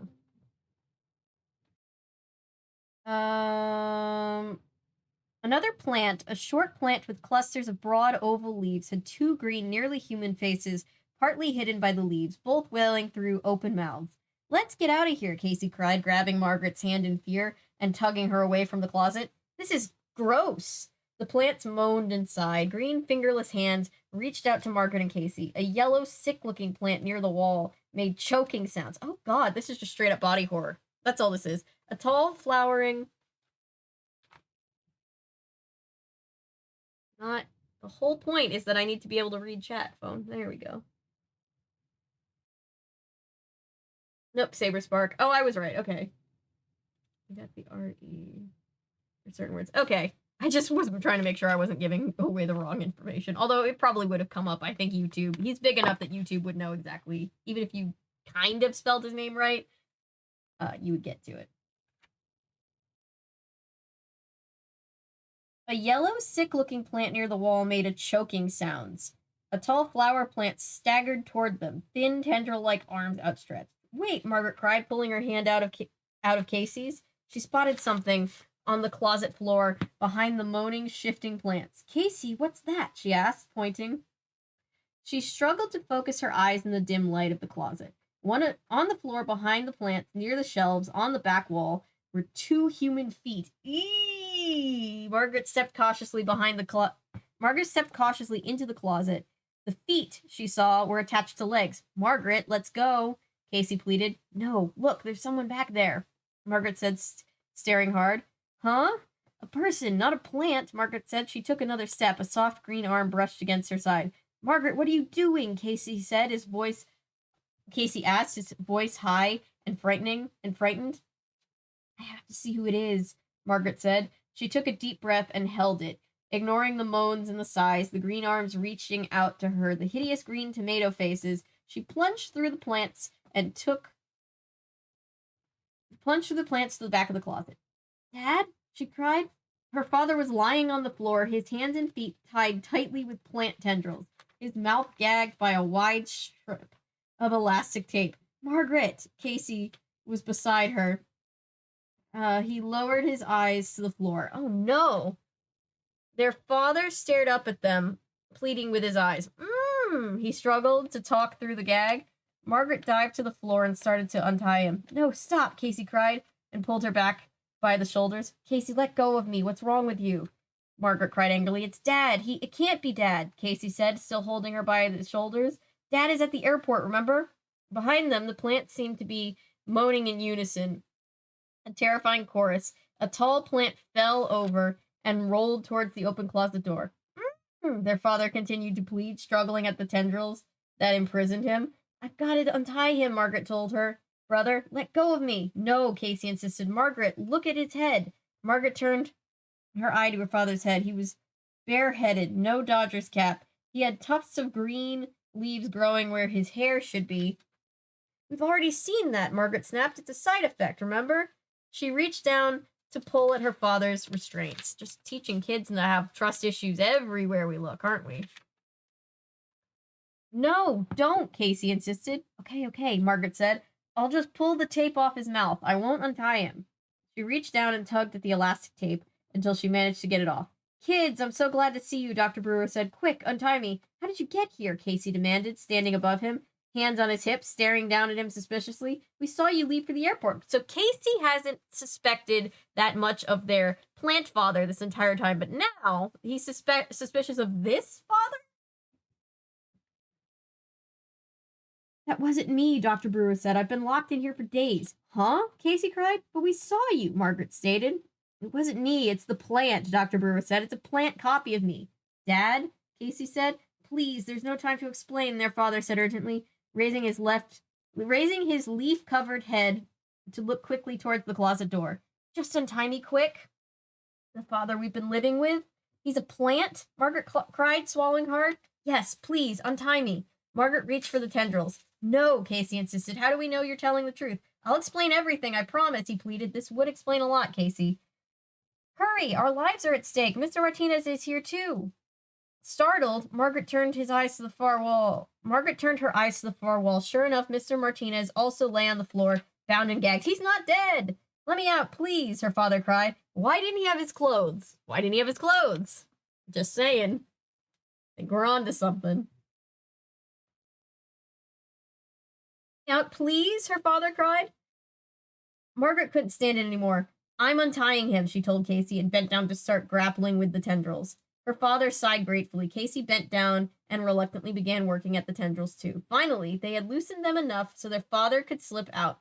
He climbed to his feet, slowly, stretching his arms, moving his legs, bending his knees. Man, that feels good, he said, giving Margaret and Casey a grim smile. Dad, should we untie Mr. Martinez? Margaret asked, but without warning, Dr. Brewer pushed past the two kids and made his way out of the closet. Dad, whoa, where are you going? Margaret called. You said you'll explain everything, Casey insisted. He and his sister ran through the moaning plants following their father. I will. Breathing hard, Dr. Brewer strode quickly to the woodpile against the far wall. Margaret and Casey both gasped as he picked up an axe. He spun around to face them, holding the thick axe handle with both hands, his face frozen with determination. He started towards them. Dad, what are you doing? Margaret cried. It's a ride of a book.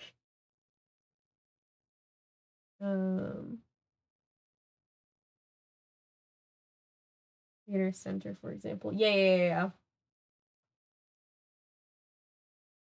I used to always be confused as to how, like, you're supposed to correctly spell theater and center and all those things, because I would see people spelling them both ways, and then I just realized that it was a Canadian or UK Canadian versus American way. Same thing with how you spell gray. Gray with an E, gray with an A, that kind of thing. Reminds me of the one episode of Are You Afraid of the Dark? The last episode of Are You Afraid of the Dark, where the doctor wanted to bring his wife back to life, and for some reason, that one kid kept saying April Fool. Yeah. Oh my gosh, it's the real dad. No, I'm Spartacus. No, I'm Spartacus. I'm Buzz Lightyear. Wait, I don't even know this episode. Plant Dad. Remember to water. Dad is a freak in more ways than one, because the plant dad is new to the world and wanted to experiment with new sensations. The sound like a superhero. No need to fear. Plant Dad is here.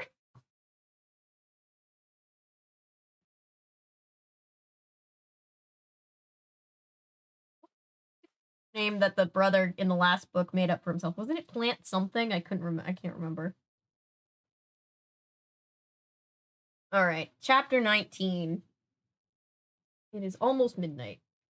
Swinging the axe onto his shoulder. Apologies for the flickering. I saw it happen again. Not as bad as before, but it's still pretty bad. Swinging the axe onto his shoulder, Dr. Brewer advanced to Margaret and Casey. He groaned from the effort of raising the heavy tool, his face reddening, his eyes wide, excited. Dad, please, Margaret cried, gripping Casey's shoulder, backing up towards the jungle of plants in the center of the room. What are you doing? She repeated. He's not our real father, Casey cried. I told you we shouldn't untie him. He is our real father, Margaret said. And then Mari comes out and he's like, you are the father. Sorry. He is our real father, Margaret insisted. I know he is. She turned her eyes to her father, looking for answers, but he stared back at them, his face filled with confusion and menace, the axe in his hands gleaming under the bright ceiling lights. Dad, answer us, Margaret demanded. Answer us. Before Dr. Brewer could reply, they heard loud, rapid footsteps clumping down the basement steps. All three of them turned to the doorway of the plant room to see an alarmed-looking Dr. Brewer enter. He grabbed the bill of his Dodger's cap as he strode angrily towards the two kids. What are you two doing down here? He cried. You promised me. Here's your mother. Don't you want to? Mrs. Brewer appeared at his side. She started to call out a greeting, but stopped, freezing in horror when she saw the confusing scene. This poor woman. No, she screamed, seeing the other Dr. Brewer, the capless Dr. Brewer. The capless Dr. Brewer. I was like, when did he get a cape? Holding an axe in front of him with both hands. No, her face filled with horror. She turned to Dr. Brewer that had just brought her home. He glared accusingly at Margaret and Casey. What have you done? He let him escape. You let him escape. He's our dad, Margaret said in a tiny little voice she barely recognized. I'm your dad. Dr. Brewer, the Dr. Brewer at the doorway bellowed. Not him. He's not your dad. He's not even human. He's a plant. Margaret and Casey both gasped and drew back in terror. This is like the Spider-Man meme where they're pointing at each other.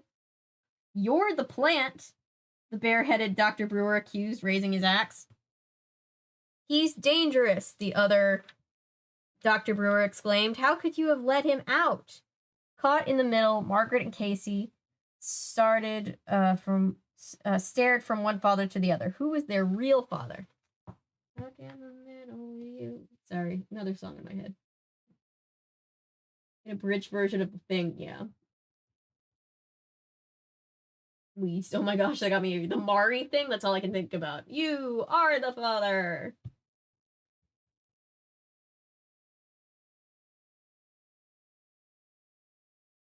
Forget a book adaptation of this.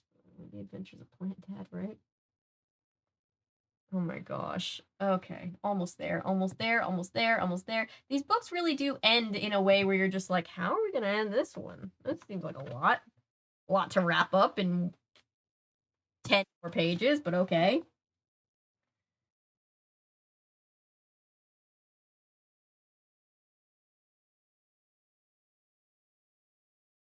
Let me see if the twist of the book is the same as the episode. I only remember the episode's twist. Ooh, that wasn't the twist? We haven't gotten to the twist?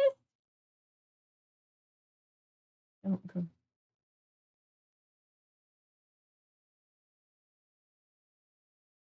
That's not your father, Dr. Brood with the... That's not your father, Dr. Brewer with the Dodger's cap cried again, moving into the room. He's a copy, a plant copy, one of my experiments that went wrong. I locked him in the supply closet because he's dangerous. You're the copy, the other Dr. Brewer accused and raised the axe again. Margaret and Casey stood motionless, exchanging terrified glances. Kids, what have you done? Mrs. Brewer cried. It's not their fault. Her hands pressed against her cheeks, her eyes wide with disbelief. What have we done? Margaret asked, what have we done? I thought she was asking the mom, like, what have we done? Which would have been a better question. What have we done? Margaret asked her brother in a low voice. Staring wide-eyed from one man to the other, Casey seemed too frightened to reply. I don't know what to do, Casey managed to whisper. What can we do? Margaret wondered silently, realizing that her entire body was trembling. He has to be destroyed, the axe-wielding Dr. Brewer shouted, staring at his look-alike across the room. Beside them, plants quivered and shook, sighing loudly. Tendrils slithered across the dirt. Leaves shimmered and whispered. Put down the axe. You're not fooling anyone, the other Dr. Brewer said. You have to be destroyed, Dr. Brewer with no cap repeated, his eyes wild. I would say the axe-wielding Dr. Brewer is a better description than the one that doesn't have a hat. That's not what I would be focused on. His eyes wild, his face scarlet, moving closer, and the axe gleaming as if electrified under the white light. Dad would never act like this, Margaret realized. Casey and I were idiots. We let him out of the closet, and now he's going to kill our real dad and mom, and then us. But the other dad is also not acting like your dad. What can I do? She wondered, trying to think clearly, even though her mind was whirring wildly out of control. What can I do? Uttering a desperate cry of protest, Margaret leaped forward and grabbed the axe from the imposter's hands. He gaped in surprise as she steadied her grip on the handle. You go, girl. It was heavier than she'd imagined. Get back, she screamed. Get back now. Margaret, wait, her mother cried, still too frightened to move from the doorway. This woman has had a rough couple of weeks. The capless Dr. Brewer reached for the axe. Give it back to me. You don't know what you're doing. He pleaded. He made a wild grab for it. Margaret pulled back and swung the axe. Stay back! Everyone stay back.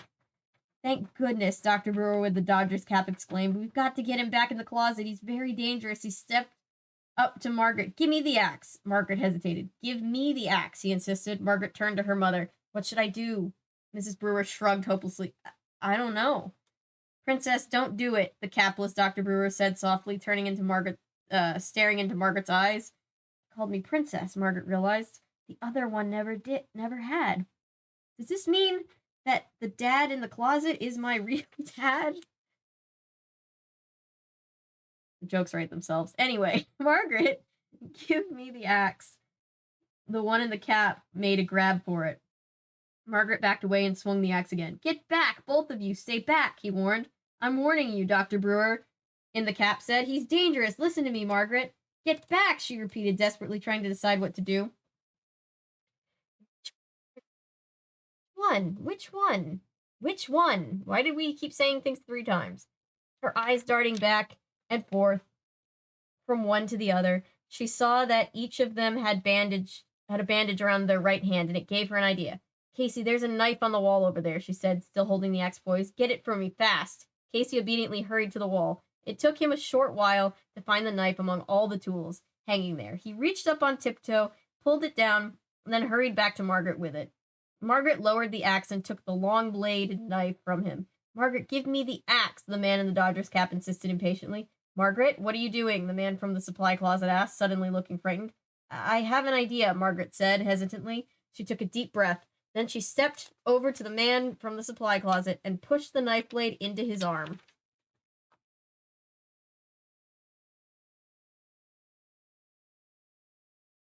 Yeah, there's another guy tied up in the closet, but we're not even talking about that.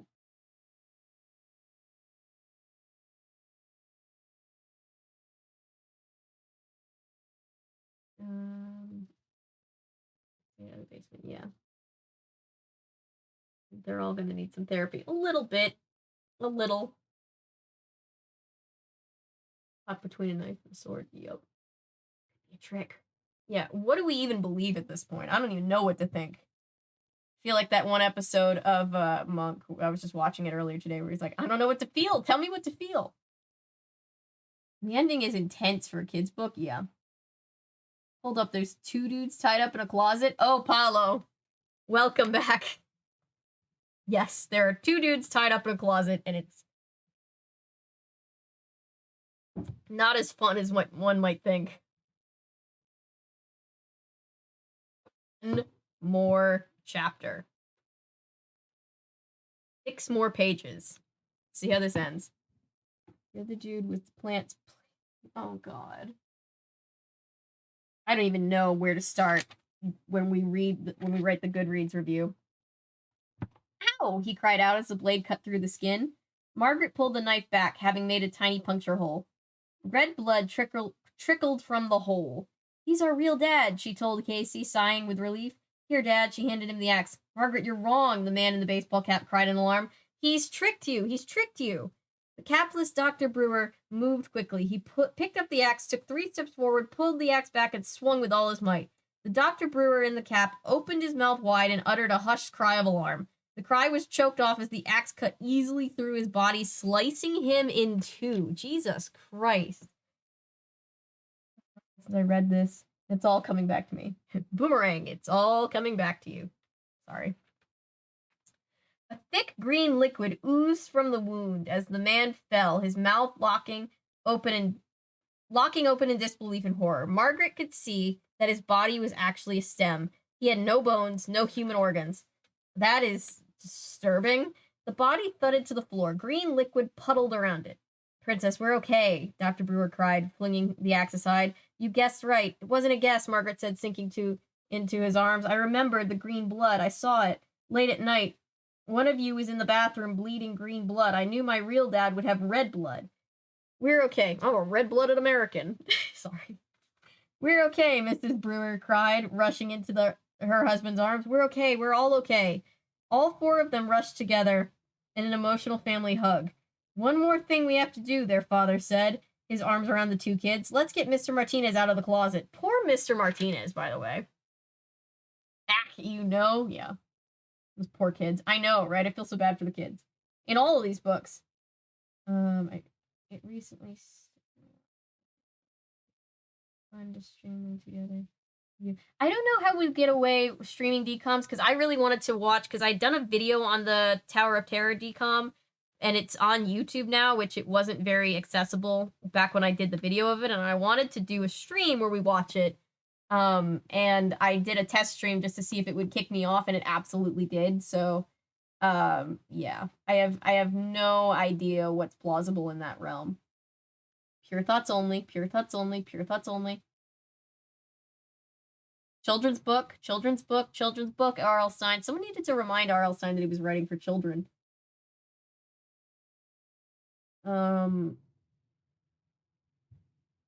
is going to need therapy. They will all need that therapy. We'll all need therapy. Can you imagine? Again, why did Plant Dad take the clothes of Mr. Martinez? I don't know. I don't know. Also, the side note that has nothing to do with anything else. You're telling me the mother couldn't even tell? I get children not being able to tell. But the mother couldn't tell the difference between her husband and a plant? What the hell? Sorry, I feel like I'm being very loud right now because I'm concerned. Earl was writing for a whole other demo. I needs to be introduced to some Tumblr fanfics I've had the misfortune to scroll past in my youth. Just saying. One more thing, we have to get Mr. Martinez out of the closet. By dinner time, things had almost returned to normal. How? They had finally managed to welcome their mother home and tried to explain to her all that had happened in her absence. Mr. Martinez had been rescued from the supply closet. Not too much the worse for wear. He and Dr. Brewer had a long discussion about what had happened and about Dr. Brewer's work. He expressed total bewilderment as to why Dr. Brewer had what Dr. Brewer had accomplished, but he knew enough to realize that it was historic. Perhaps you need the structured environment the lab on campus offers. I'll talk to the board members about getting your stuff back on staff. Mr. Martinez said it was his way of inviting their father back to work.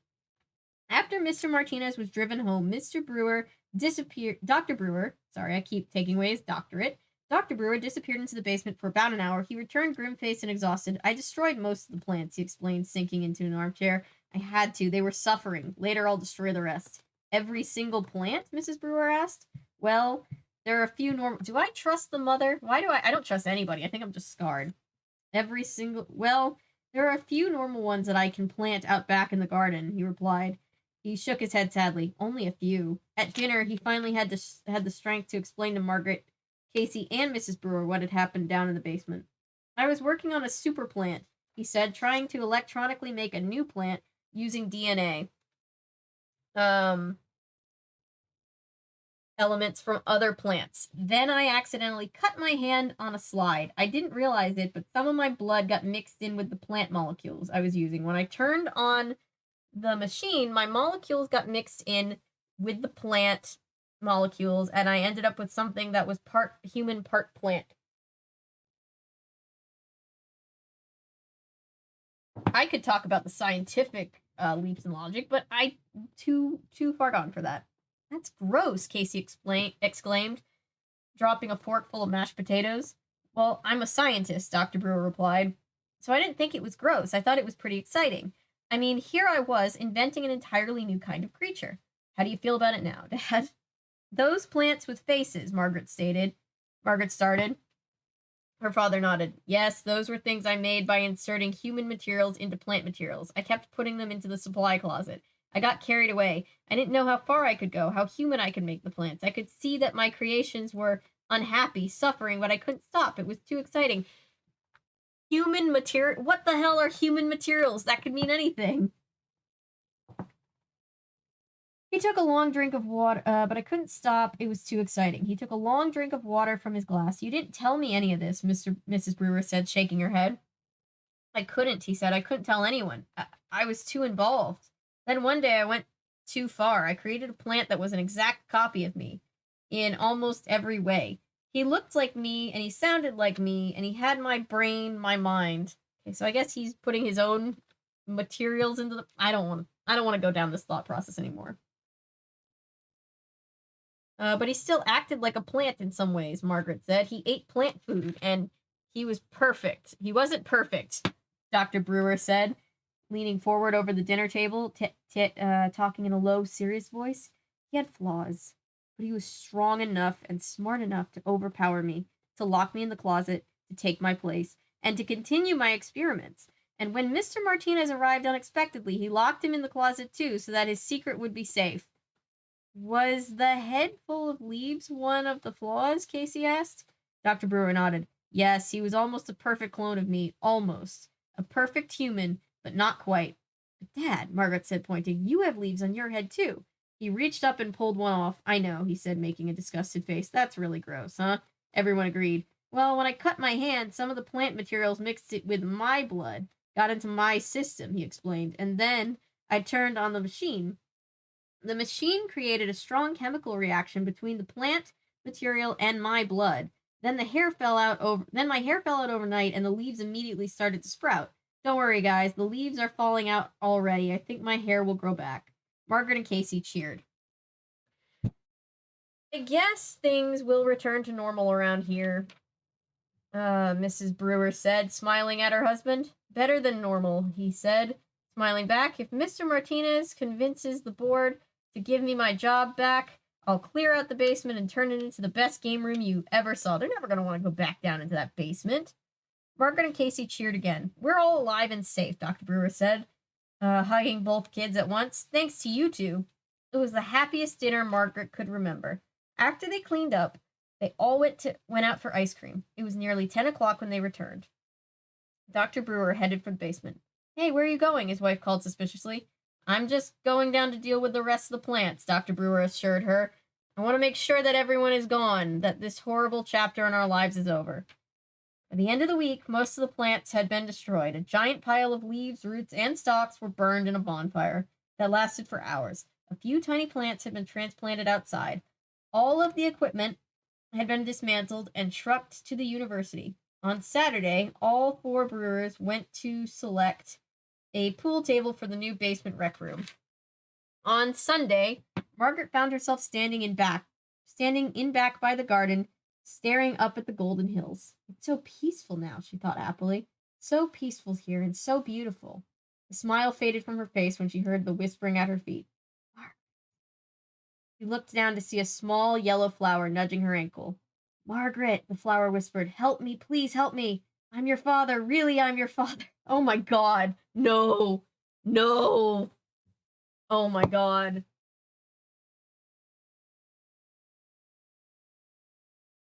This plant dad was also very sexy, right?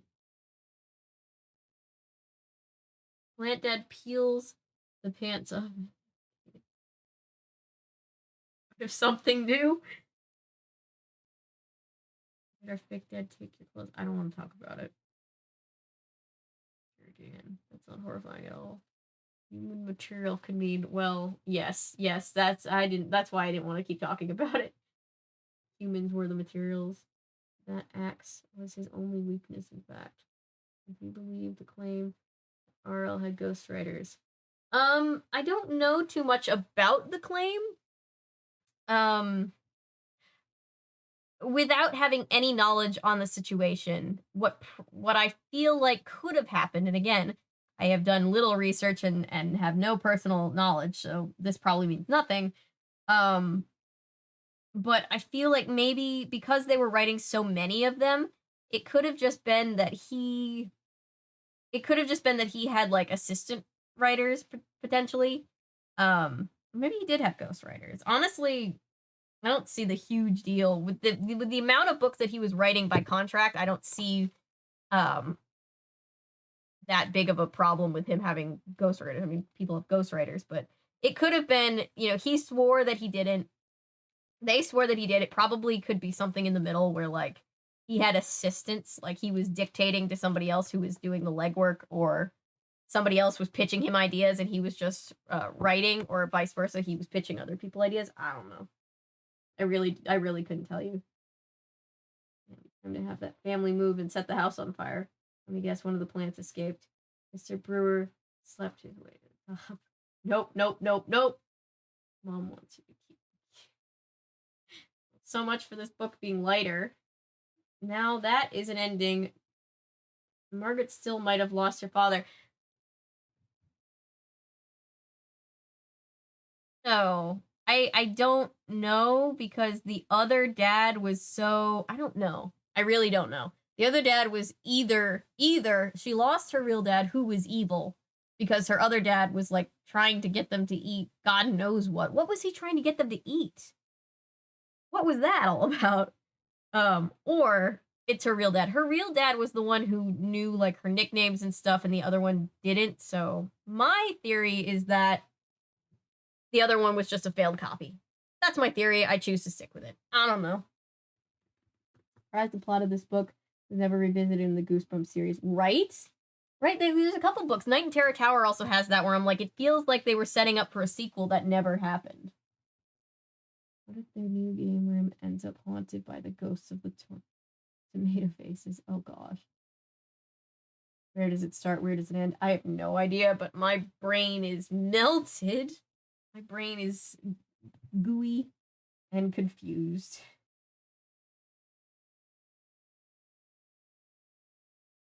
Will talking flowers do anything? Attack of the killer tomatoes.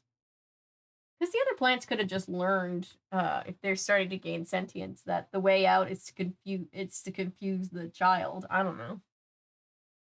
Like the other dad was green from the inside out. This dad had blood. Like I'm supposed to believe that he was more human than the human father? I have questions.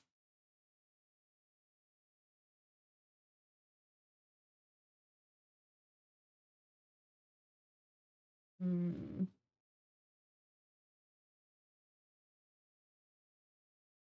And suddenly grew killer Venus flytraps. And then it's really Little Shop of Horrors. Oh dear God. Oh my God. Let's write this Goodreads book so we can all find some semblance of peace. I mean, Goodreads review, not book. We're not writing a book. Live traps with real human teeth. So how's everybody feeling? I've got some questions. How you doing? With real human teeth. Oh gosh. No, I don't think so. Let's plant dad back for revenge and wait, you know what? But I don't think so. But it's plant dad back for revenge and being a kid baby. Feeling honestly. I never know how I'm feeling. I think this is gonna be a trend with Goosebump books. Confused and worried about chat's well-being, otherwise just peachy. Same. Goodreads review. The plants were just too sexy. Might need to add Plant Daddy to the Zad. No, no, no. I refuse to add Plant Daddy to the Zaddy list. I refuse to do it. I absolutely refuse to do it. Oh my gosh. This says bread and honey. I read blood and honey because I'm broken now.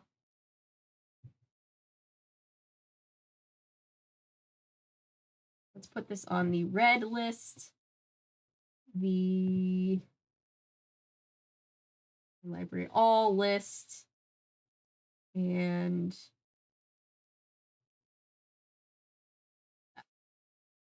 all right, guys, let's Plant Daddy. Haha, yeah. Friend, it's a fucking Goosebumps trope. Yeah. You thought about doing the Give Yourself Goosebumps books. I have more than a few of them in my collection, and I will probably do that at some point. Between the regular Goosebumps books, the Scooby-Doo books that we have to finish, the what am I trying to say? The Babysitter's Club books and the Berenstain Bears books. We probably have some other things to keep us occupied on stream as for reading for a little while, but I'm confused about my sexual interest now. Thanks. Oh dear God. All right, let's do a vote. How do we feel? How many stars do we give this one? Right? Like how many? Never mind. Book is not saved. Yeah, right. You know what? Plant Dad is a new Tumblr sexy man at this point. 4 out of 5. She keeps falling over. I'm so sorry, Sarah. I think she knows I like need a hug. 4 out of 5 for me to give it 8 stars. 3 or close to 4 out of 5. It's never boring. It was never boring. The pacing was good. The pacing was very, very good. This is my emotional support doll now. 5 out of 5 for Plant Daddy. We're not elect Plant Daddy to Zaddy. 35, I don't know. Killing Wave extends to toys now. No! I would never. Pacing was better than the last book. I agree. I think pacing was much better. Not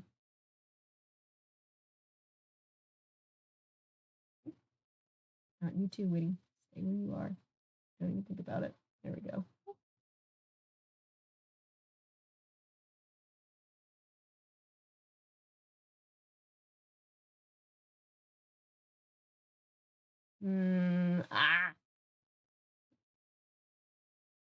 Sorry. Still 5 out of 5 though. Just hug all 3 Sanders. See, I just got them to a place where they're safe on this shelf. I'm gonna have to watch the previous stream. Yes, watch the previous stream so that you can be thoroughly caught up in our trauma by tomorrow night when we traumatize ourselves further. We're liking the Goosebumps streams, guys. We having fun with this one. We'll go back. I promise we're going, for the people who are like, what about the Scooby-Doo books? We only read 10 of them. We're going to keep reading those. It's just Halloween spooky season and I wanted to start reading Goosebumps.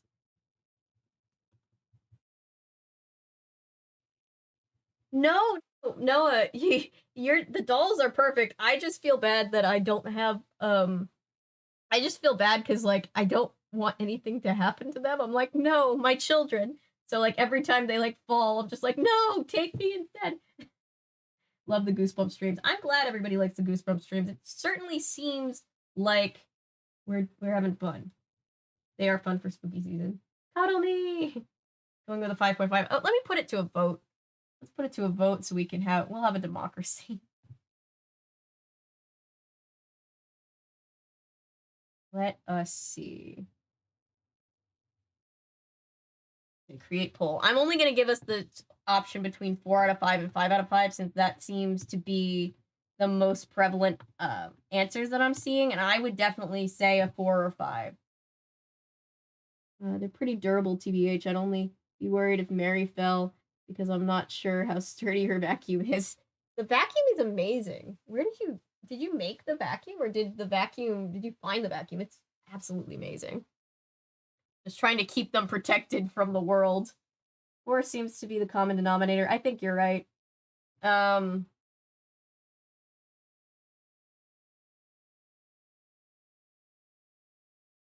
Voting time, yes. Ooh, are we 50-50? We are 50-50. Interesting. Mop, broom, vacuum, and book on Etsy. Cute! Planned to make them, but just didn't feel like it. I've been there. They're so cute. Sanderson sisters dolls are adorable. Noah made them and sent them to me along with Dragon Bean, who is my son, and I adore him. I adore all of them. And they live here forever now. Sailor meets the Sanderson sisters. Oh my gosh. Vampire Breath next month. Ooh, where is Vampire Breath in the series? How far do we have? We have a ways to Vampire Breath, I think, right? Or is it earlier than I remember it being? I never thought about the order of them because, like, when you're a kid, you're not like, they're anthology, so you read them in whatever order, and you're just like, ah.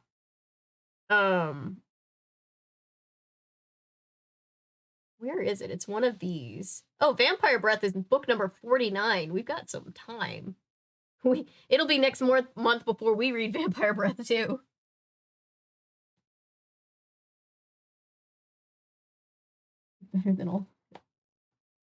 Better than 50 Shades of Grey books combined. That's what I do, read them at random. Yeah, I'd be reading them at random, too, if it wasn't for I was reading them kind of like for this project on the channel. It's a live stream. Like I was telling them last night, if you were here, I was telling everybody, the original plan was for me to try to read these all in like a week or two on my own. And then when I read the first one on stream, everybody really loved it. And I was like, wait a minute, why would I read them on my own? I'm just going to stream reading them. And then in a couple months, when we're finally done reading all of them, I'm going to make a big, giant, deep dive, probably over an hour video, talking in the style of Quentin reviews, talking about all the books. And in that way, I'll get to include some of your guys' comments, hopefully, about how intense these books could get. Knowing they're for kids makes the plant dad being axed in half much more horrific. I know, I feel bad. I feel like I'm actually genuinely giving people nightmares. I'm like, no, I just wanted to chill out. Hey, Tilly. Finally caught up with all the videos I haven't seen of yours. Horrorland was a lot of fun and loved the Hocus Pocus 2 vid. Thank you, Tilly. I know. Hopefully, with any luck, the out of the box video with Daniel will come out tomorrow. I really, really wanted it to come out days ago, but it's a really fun video. And I'm just like trying to make it as good as I possibly can. So it's taking me a little extra time to edit through it. I accumulated a big enough collection. I used to read them in order around Halloween when I was younger. Cute. Ernest meets Sanderson sisters. Oh, that what I would pay to see. Wade is in the TV show Out of the Box. Yes, there is, and he's part of our community. He has a podcast that everybody should go listen to, especially if you like Out of the Box or Playhouse Disney, called the Box Cutter Podcast. It's actually on the homepage of my channel under the Look I've Worked With Them channels. It's there. And he does a podcast about Out of the Box and sometimes diverges into other Disney things. Yeah, I'm telling you, everybody here would love that podcast. It's so fun. He's great at running it. Hi, Daniel. If you're watching this back, I appreciate you.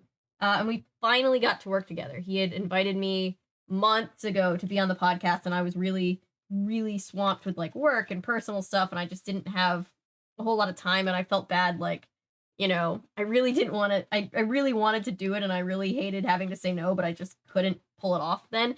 But I was thinking about doing Out of the Box because I found the Halloween episode, so I was like, I've gotta call him. He's the expert on Out of the Box. So I was on, oh, hey, I didn't realize you were still here. Yeah, so we're going to, I got to be on the Box Cutter podcast, which was so fun, and he got to come over and talk to me, and hopefully we get to work together soon. I fell asleep again. I am so jealous that you were able to fall asleep in the middle of this because I feel like my adrenaline is pumping.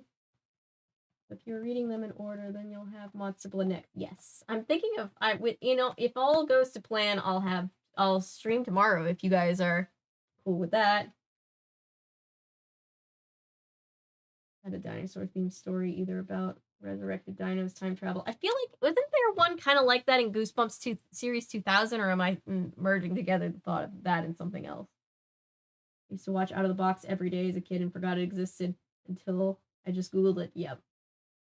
Dirty and dark humor, so this stream is my jam. Yeah.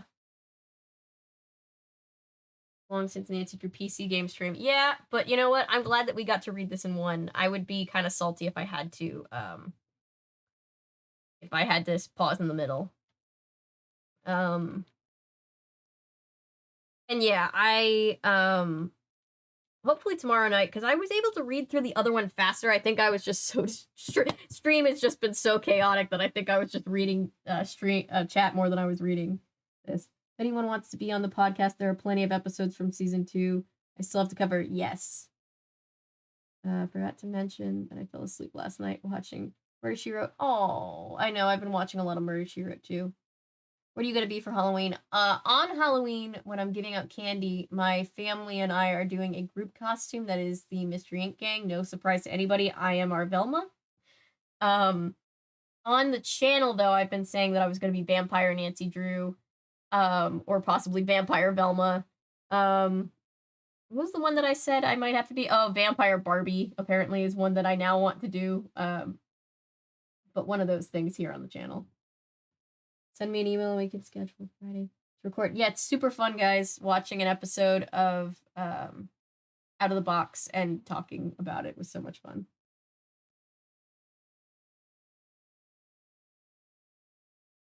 Going as a were-shark this year. Shame animation is going under. Yeah, animators are really fighting hard, and it's a shame because they basically kept the industry afloat during lockdown, so they really deserve more respect. Would I wear a Hex Girls costume? Absolutely. I would want I need to find 2 people to be the other Hex Girls. I'm not sure which one I would be, but I'd be happy being any of them. Yeah, we're gonna go 4 out of 5 for sure. I've been wanting to make Nancy Drew as a doll, but I wouldn't know what to do with it, and I don't know more than just a redheaded. It's hard to make Nancy Drew because it's when we do see her in media, she looks so different every time. Some people think of her as a redhead. Some people think of her as blonde. I've thought about making a Nancy Drew or having somebody make for me a Nancy Drew pop vinyl when I was really into collecting pop vinyls, but I'm never sure how exactly to make her either. Once you're caught up, we gotta do a live. Yes. As soon as I get this video out, I'm going to go back to trying to get that running on my computer. Jumpstart 4th grade. Is it Jumpstart 4th grade? Isn't there there's a subtitle, right? It's like the or were we just calling it the haunted island one? I can't remember, but that one, yes, that's gonna be very fun. We should go as Alvin and the Chipmunks. Oh, that's cute. Haunted Island. Okay. I didn't insert that. Yeah, I'm excited for that.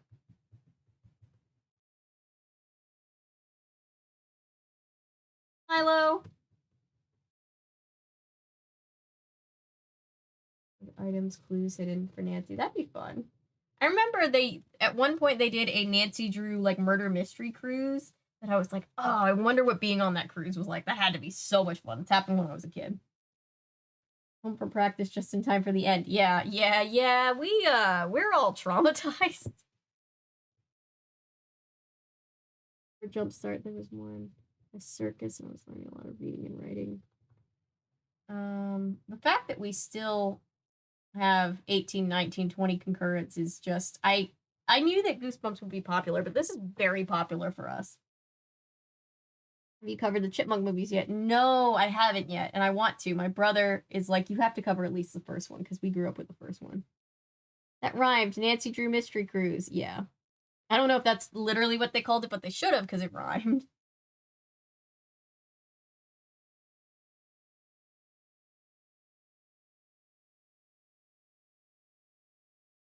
Milo missed a lot. Whether or not that's best for Milo is up for debate, I guess. All right, let's write this puppy. All right, I'm gonna go 4 stars. That seems to have won our poll. Where do I even begin with this one, guys? Kinky Boots, more like Kinky Roots. I like Kinky Roots. Half of our trauma came from our chat commentary. Yeah, that's true.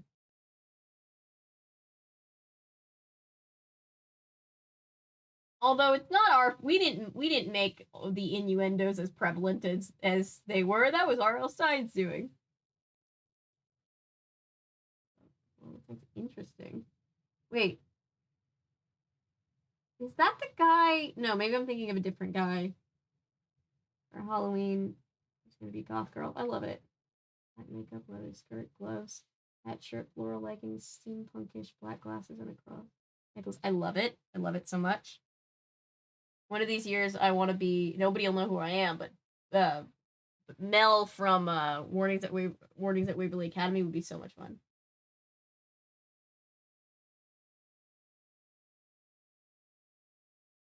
Time date is to it. Mean sarcastic and it's sarcastically. No. Oh yeah. Sorry. No, you don't have to learn tag tones. I just need to learn how to pick up sarcasm better. I swear I don't always have so much trouble when it's after midnight. My brain is fried from Goosebumps. I can't pick it up. At consensus, did they save their real dad or the plant? What do we think, guys? I think they saved their real dad. But I do like how R.L. Stine never lets us have the peace of knowing for sure, you know?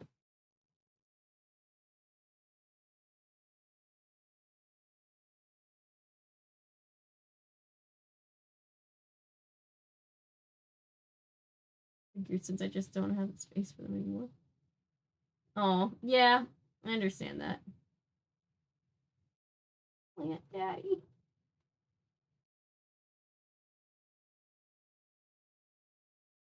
Oh my gosh. Okay. I don't even know where to start. I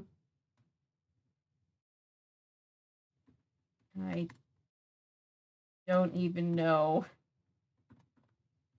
where to start with this one.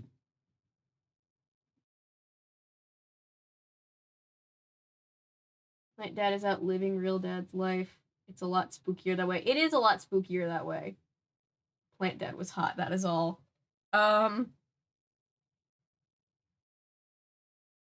Let's see. To be fair to the book,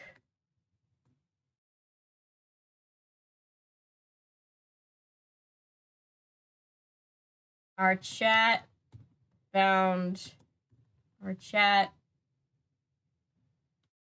caught the chaos to the weird amount of plant innuendos.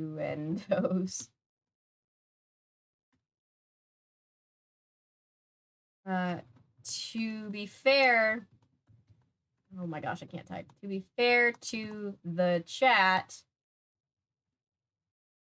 the book brought, oh my gosh, sorry, I'm trying to read and write something different. The weird amount of plant innuendos to the chaos.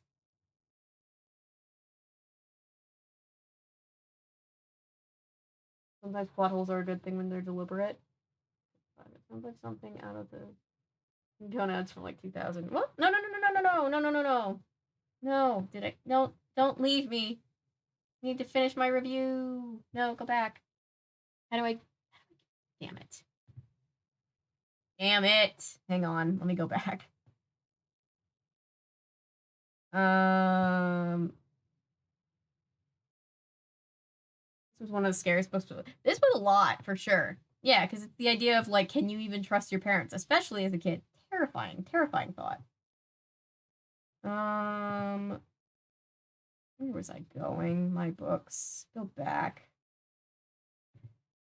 I will say Goodreads could be a little bit more intuitive considering how long it's been around, but maybe it's just me. Maybe I can't. Oh, thank God it saved the draft. I will say that. Thank you for saving the draft, Goodreads. I will take back whatever I said. I'm sure he died long before the renovation. I remember when an early chapter mentioned him doing outlandish experiments on the university. What if that's when he was replaced by a plant? It could be true. That's true.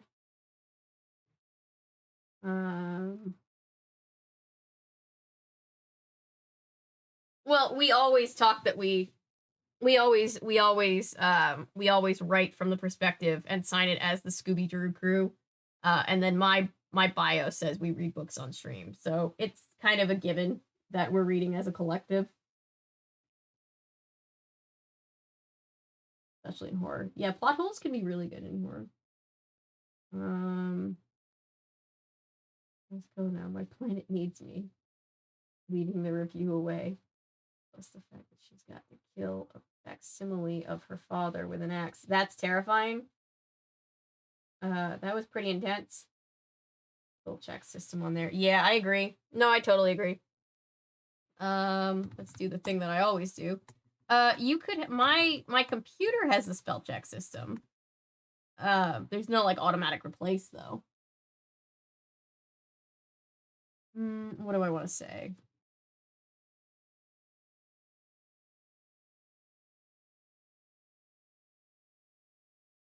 Should I start prefacing by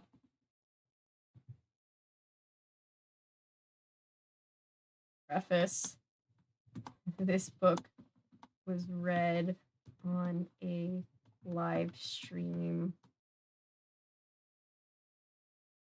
Avery talks about stuff. Me. Like all other book this account.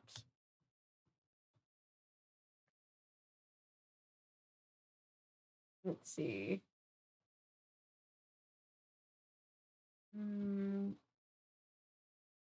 This book was read in front of a live studio audience.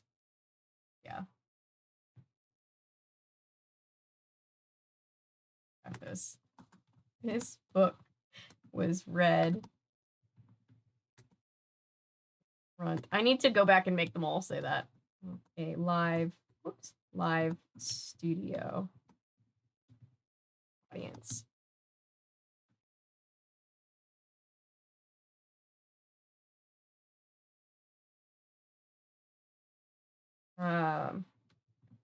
Dream hat Avery talks about stuff.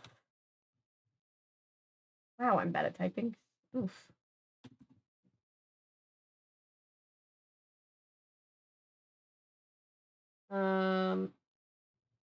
Plant Dad is most likely a new Tumblr sexy man. Yeah, Plant Dad, whoever he is, now most likely a new Tumblr sexy man. Looking forward to the most are Deep Trouble, Legend of the Lost Legend. Those were personal faves. Those took a second for me to track down good copies of, so I'm excited too. These things I need to leave some reviews for title for the ones I've read. Yeah. Oh my gosh, I pulled into my driveway. I fell asleep listening to you. You're still going. I am. I'm about to get off. We've been here for 5 hours, but I always end these reading streams by having the chat help me write a entertaining, shall we say, Goodreads review. I truly don't know why R.L. Stein had to describe, that's how you spell that, describe literally everything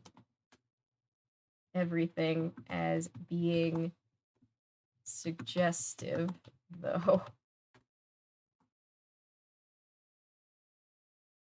Very confused about my actual interest in have a plant daddy kick. Thanks, R.L. Stein. Just truly, it's interesting that this book was written in the third person, as that's kind of unexpected from Goosebumps. Pacing was better than the last book, the previous book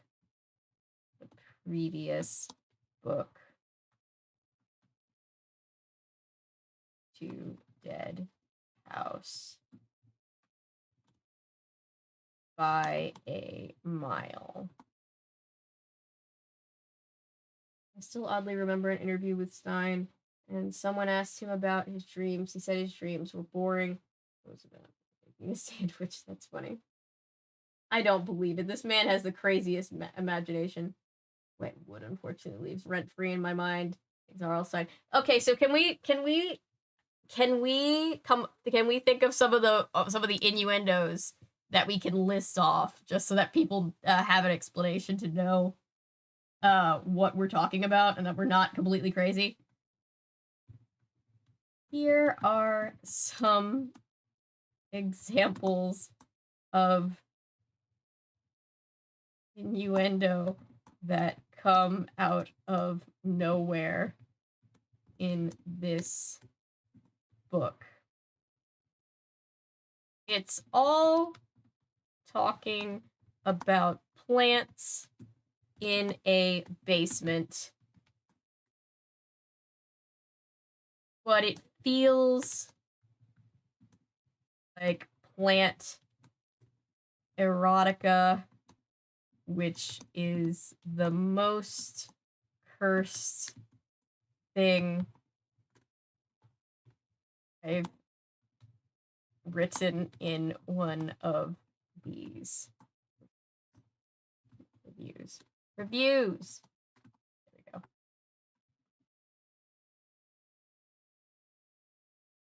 There we go.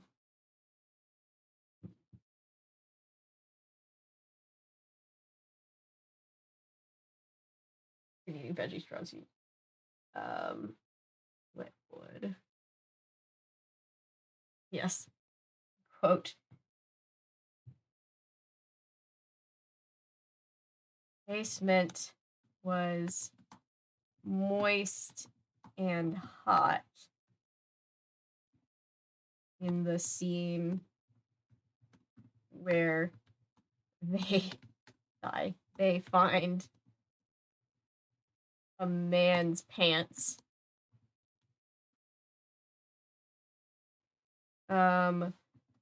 Wet wood.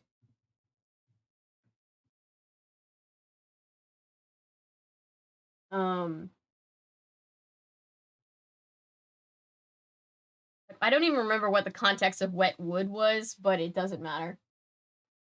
Plant Dad removed Mr. Martinez's clothes with no explanation. Yeah. Wet wood. Self-explanatory. Plant Dad removed another man's clothes for unexplained reasons and tied him up. Oh, God.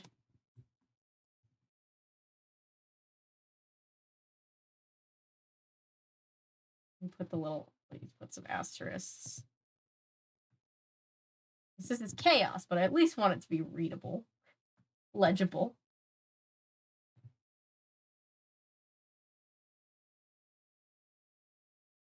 The tendrils wrap themselves around Casey. Yeah.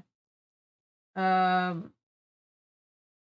yeah, the kid took off his shirt for being hot. That made me uncomfortable. Where am I going? Wait, hang on. Scene.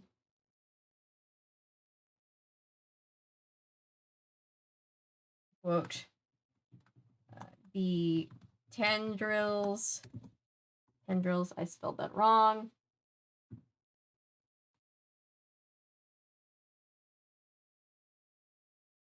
Elves around Casey.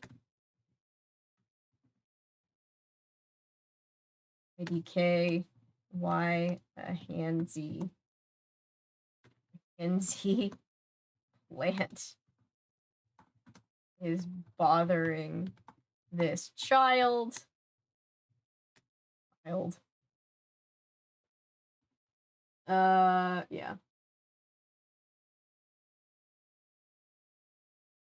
Oh yeah, the neighbor kept pestering Dad for help. Plant Dad and or real Dad might be secretly gay or bi.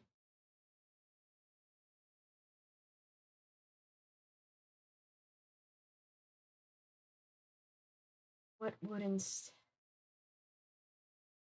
or of a man? Yeah. Yeah. I think those are some good examples. We could be here all night listing other ones off, but I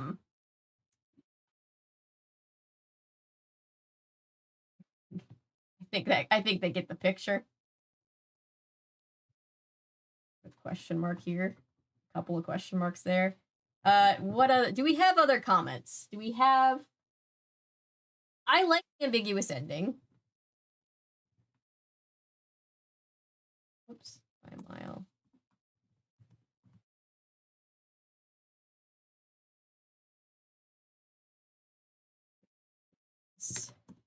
interesting for sure. I think we got it. I think we're good. Do we have anything else we want to add into this note? This is a wholeheartedly unhelpful review for anybody reading it, but hopefully they find it interesting. And with our sweet virgin eyes and ears will never be the same.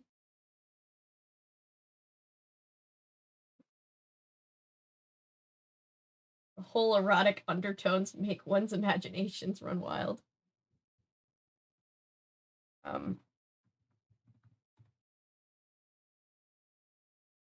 Let's see. It was a good story, but the erotic. How did you say it? Whoops.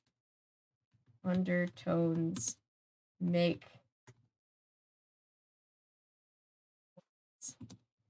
brain run wild in a very childhood ruining way.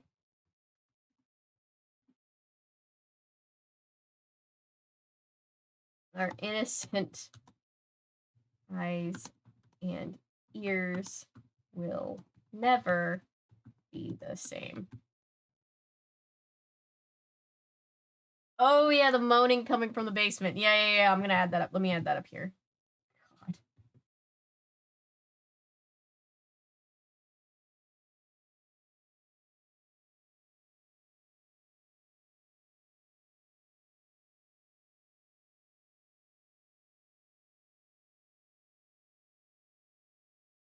And banging coming from the basement.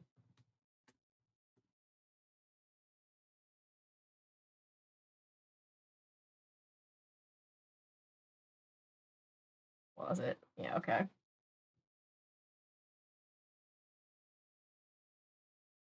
James, sorry you're coming in right at the end, but yes, the VOD will be up. Oh yeah, can't forget that. Dad. Sorry, James, the VOD will be up forever, so just you can watch it back. It's a lot. Earned it with thanks R.L. Stein. Yeah. Thanks R.L. Stein. Guard for life. The Scooby Drew Crew 2022. Oh gosh. That's the whole thing. I know, right? LOL. Watch from the start. It is. Yeah. Watch from the start. It is. Thank you for being here. Sorry. Yeah. It's a lot. It's a whole lot. I hope you find it as entertaining as we all did, shall we say? Hide entire review because of spoilers. Yeah. I love that we have a weird mix of like actual analysis and then just what the fuck isms, and I think that's great for us. This is a great review.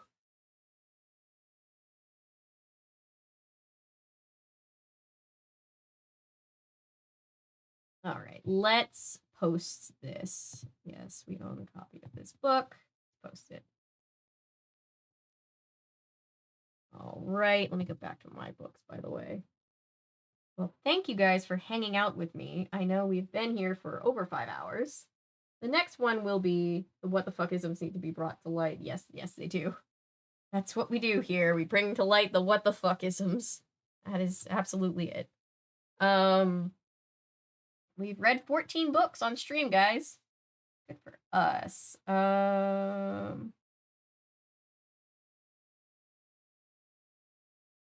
library all. Why is there nothing in here? That's not all. I'll have to fix that. But yeah, thank you guys for hanging out. I will see you guys probably tomorrow. Hopefully the next one is less erotic. Well, I think it's great that it's I think it's great that it's gay. Oh gosh, what did I just do? Oh, Laser, you're a moderator now. Congratulations. Oh my gosh. Yeah, the gay is fun. The weird eroticism for a children's book is a lot to handle though. Find out which Goosebumps book is the highest rated. No, we didn't. I'll have to figure that out at a later date. We should. I would end the stream watching the episode, but the truth is, we would totally get kicked off stream for watching the episode live. Oh, thank you, James. That's very sweet. I appreciate you. But yeah, I will see you guys tomorrow. Hopefully, you guys will see the video tomorrow. And I will let you guys go. I am tired, but I've had I've had a lot of fun. So thank you guys. Take care. Bye everybody. I was reading my name and then I was trying to say everybody, and so it all merged together. Good night, everybody. I will see you next time. I'm already very excited for the next time for these books. Okay. Bye guys.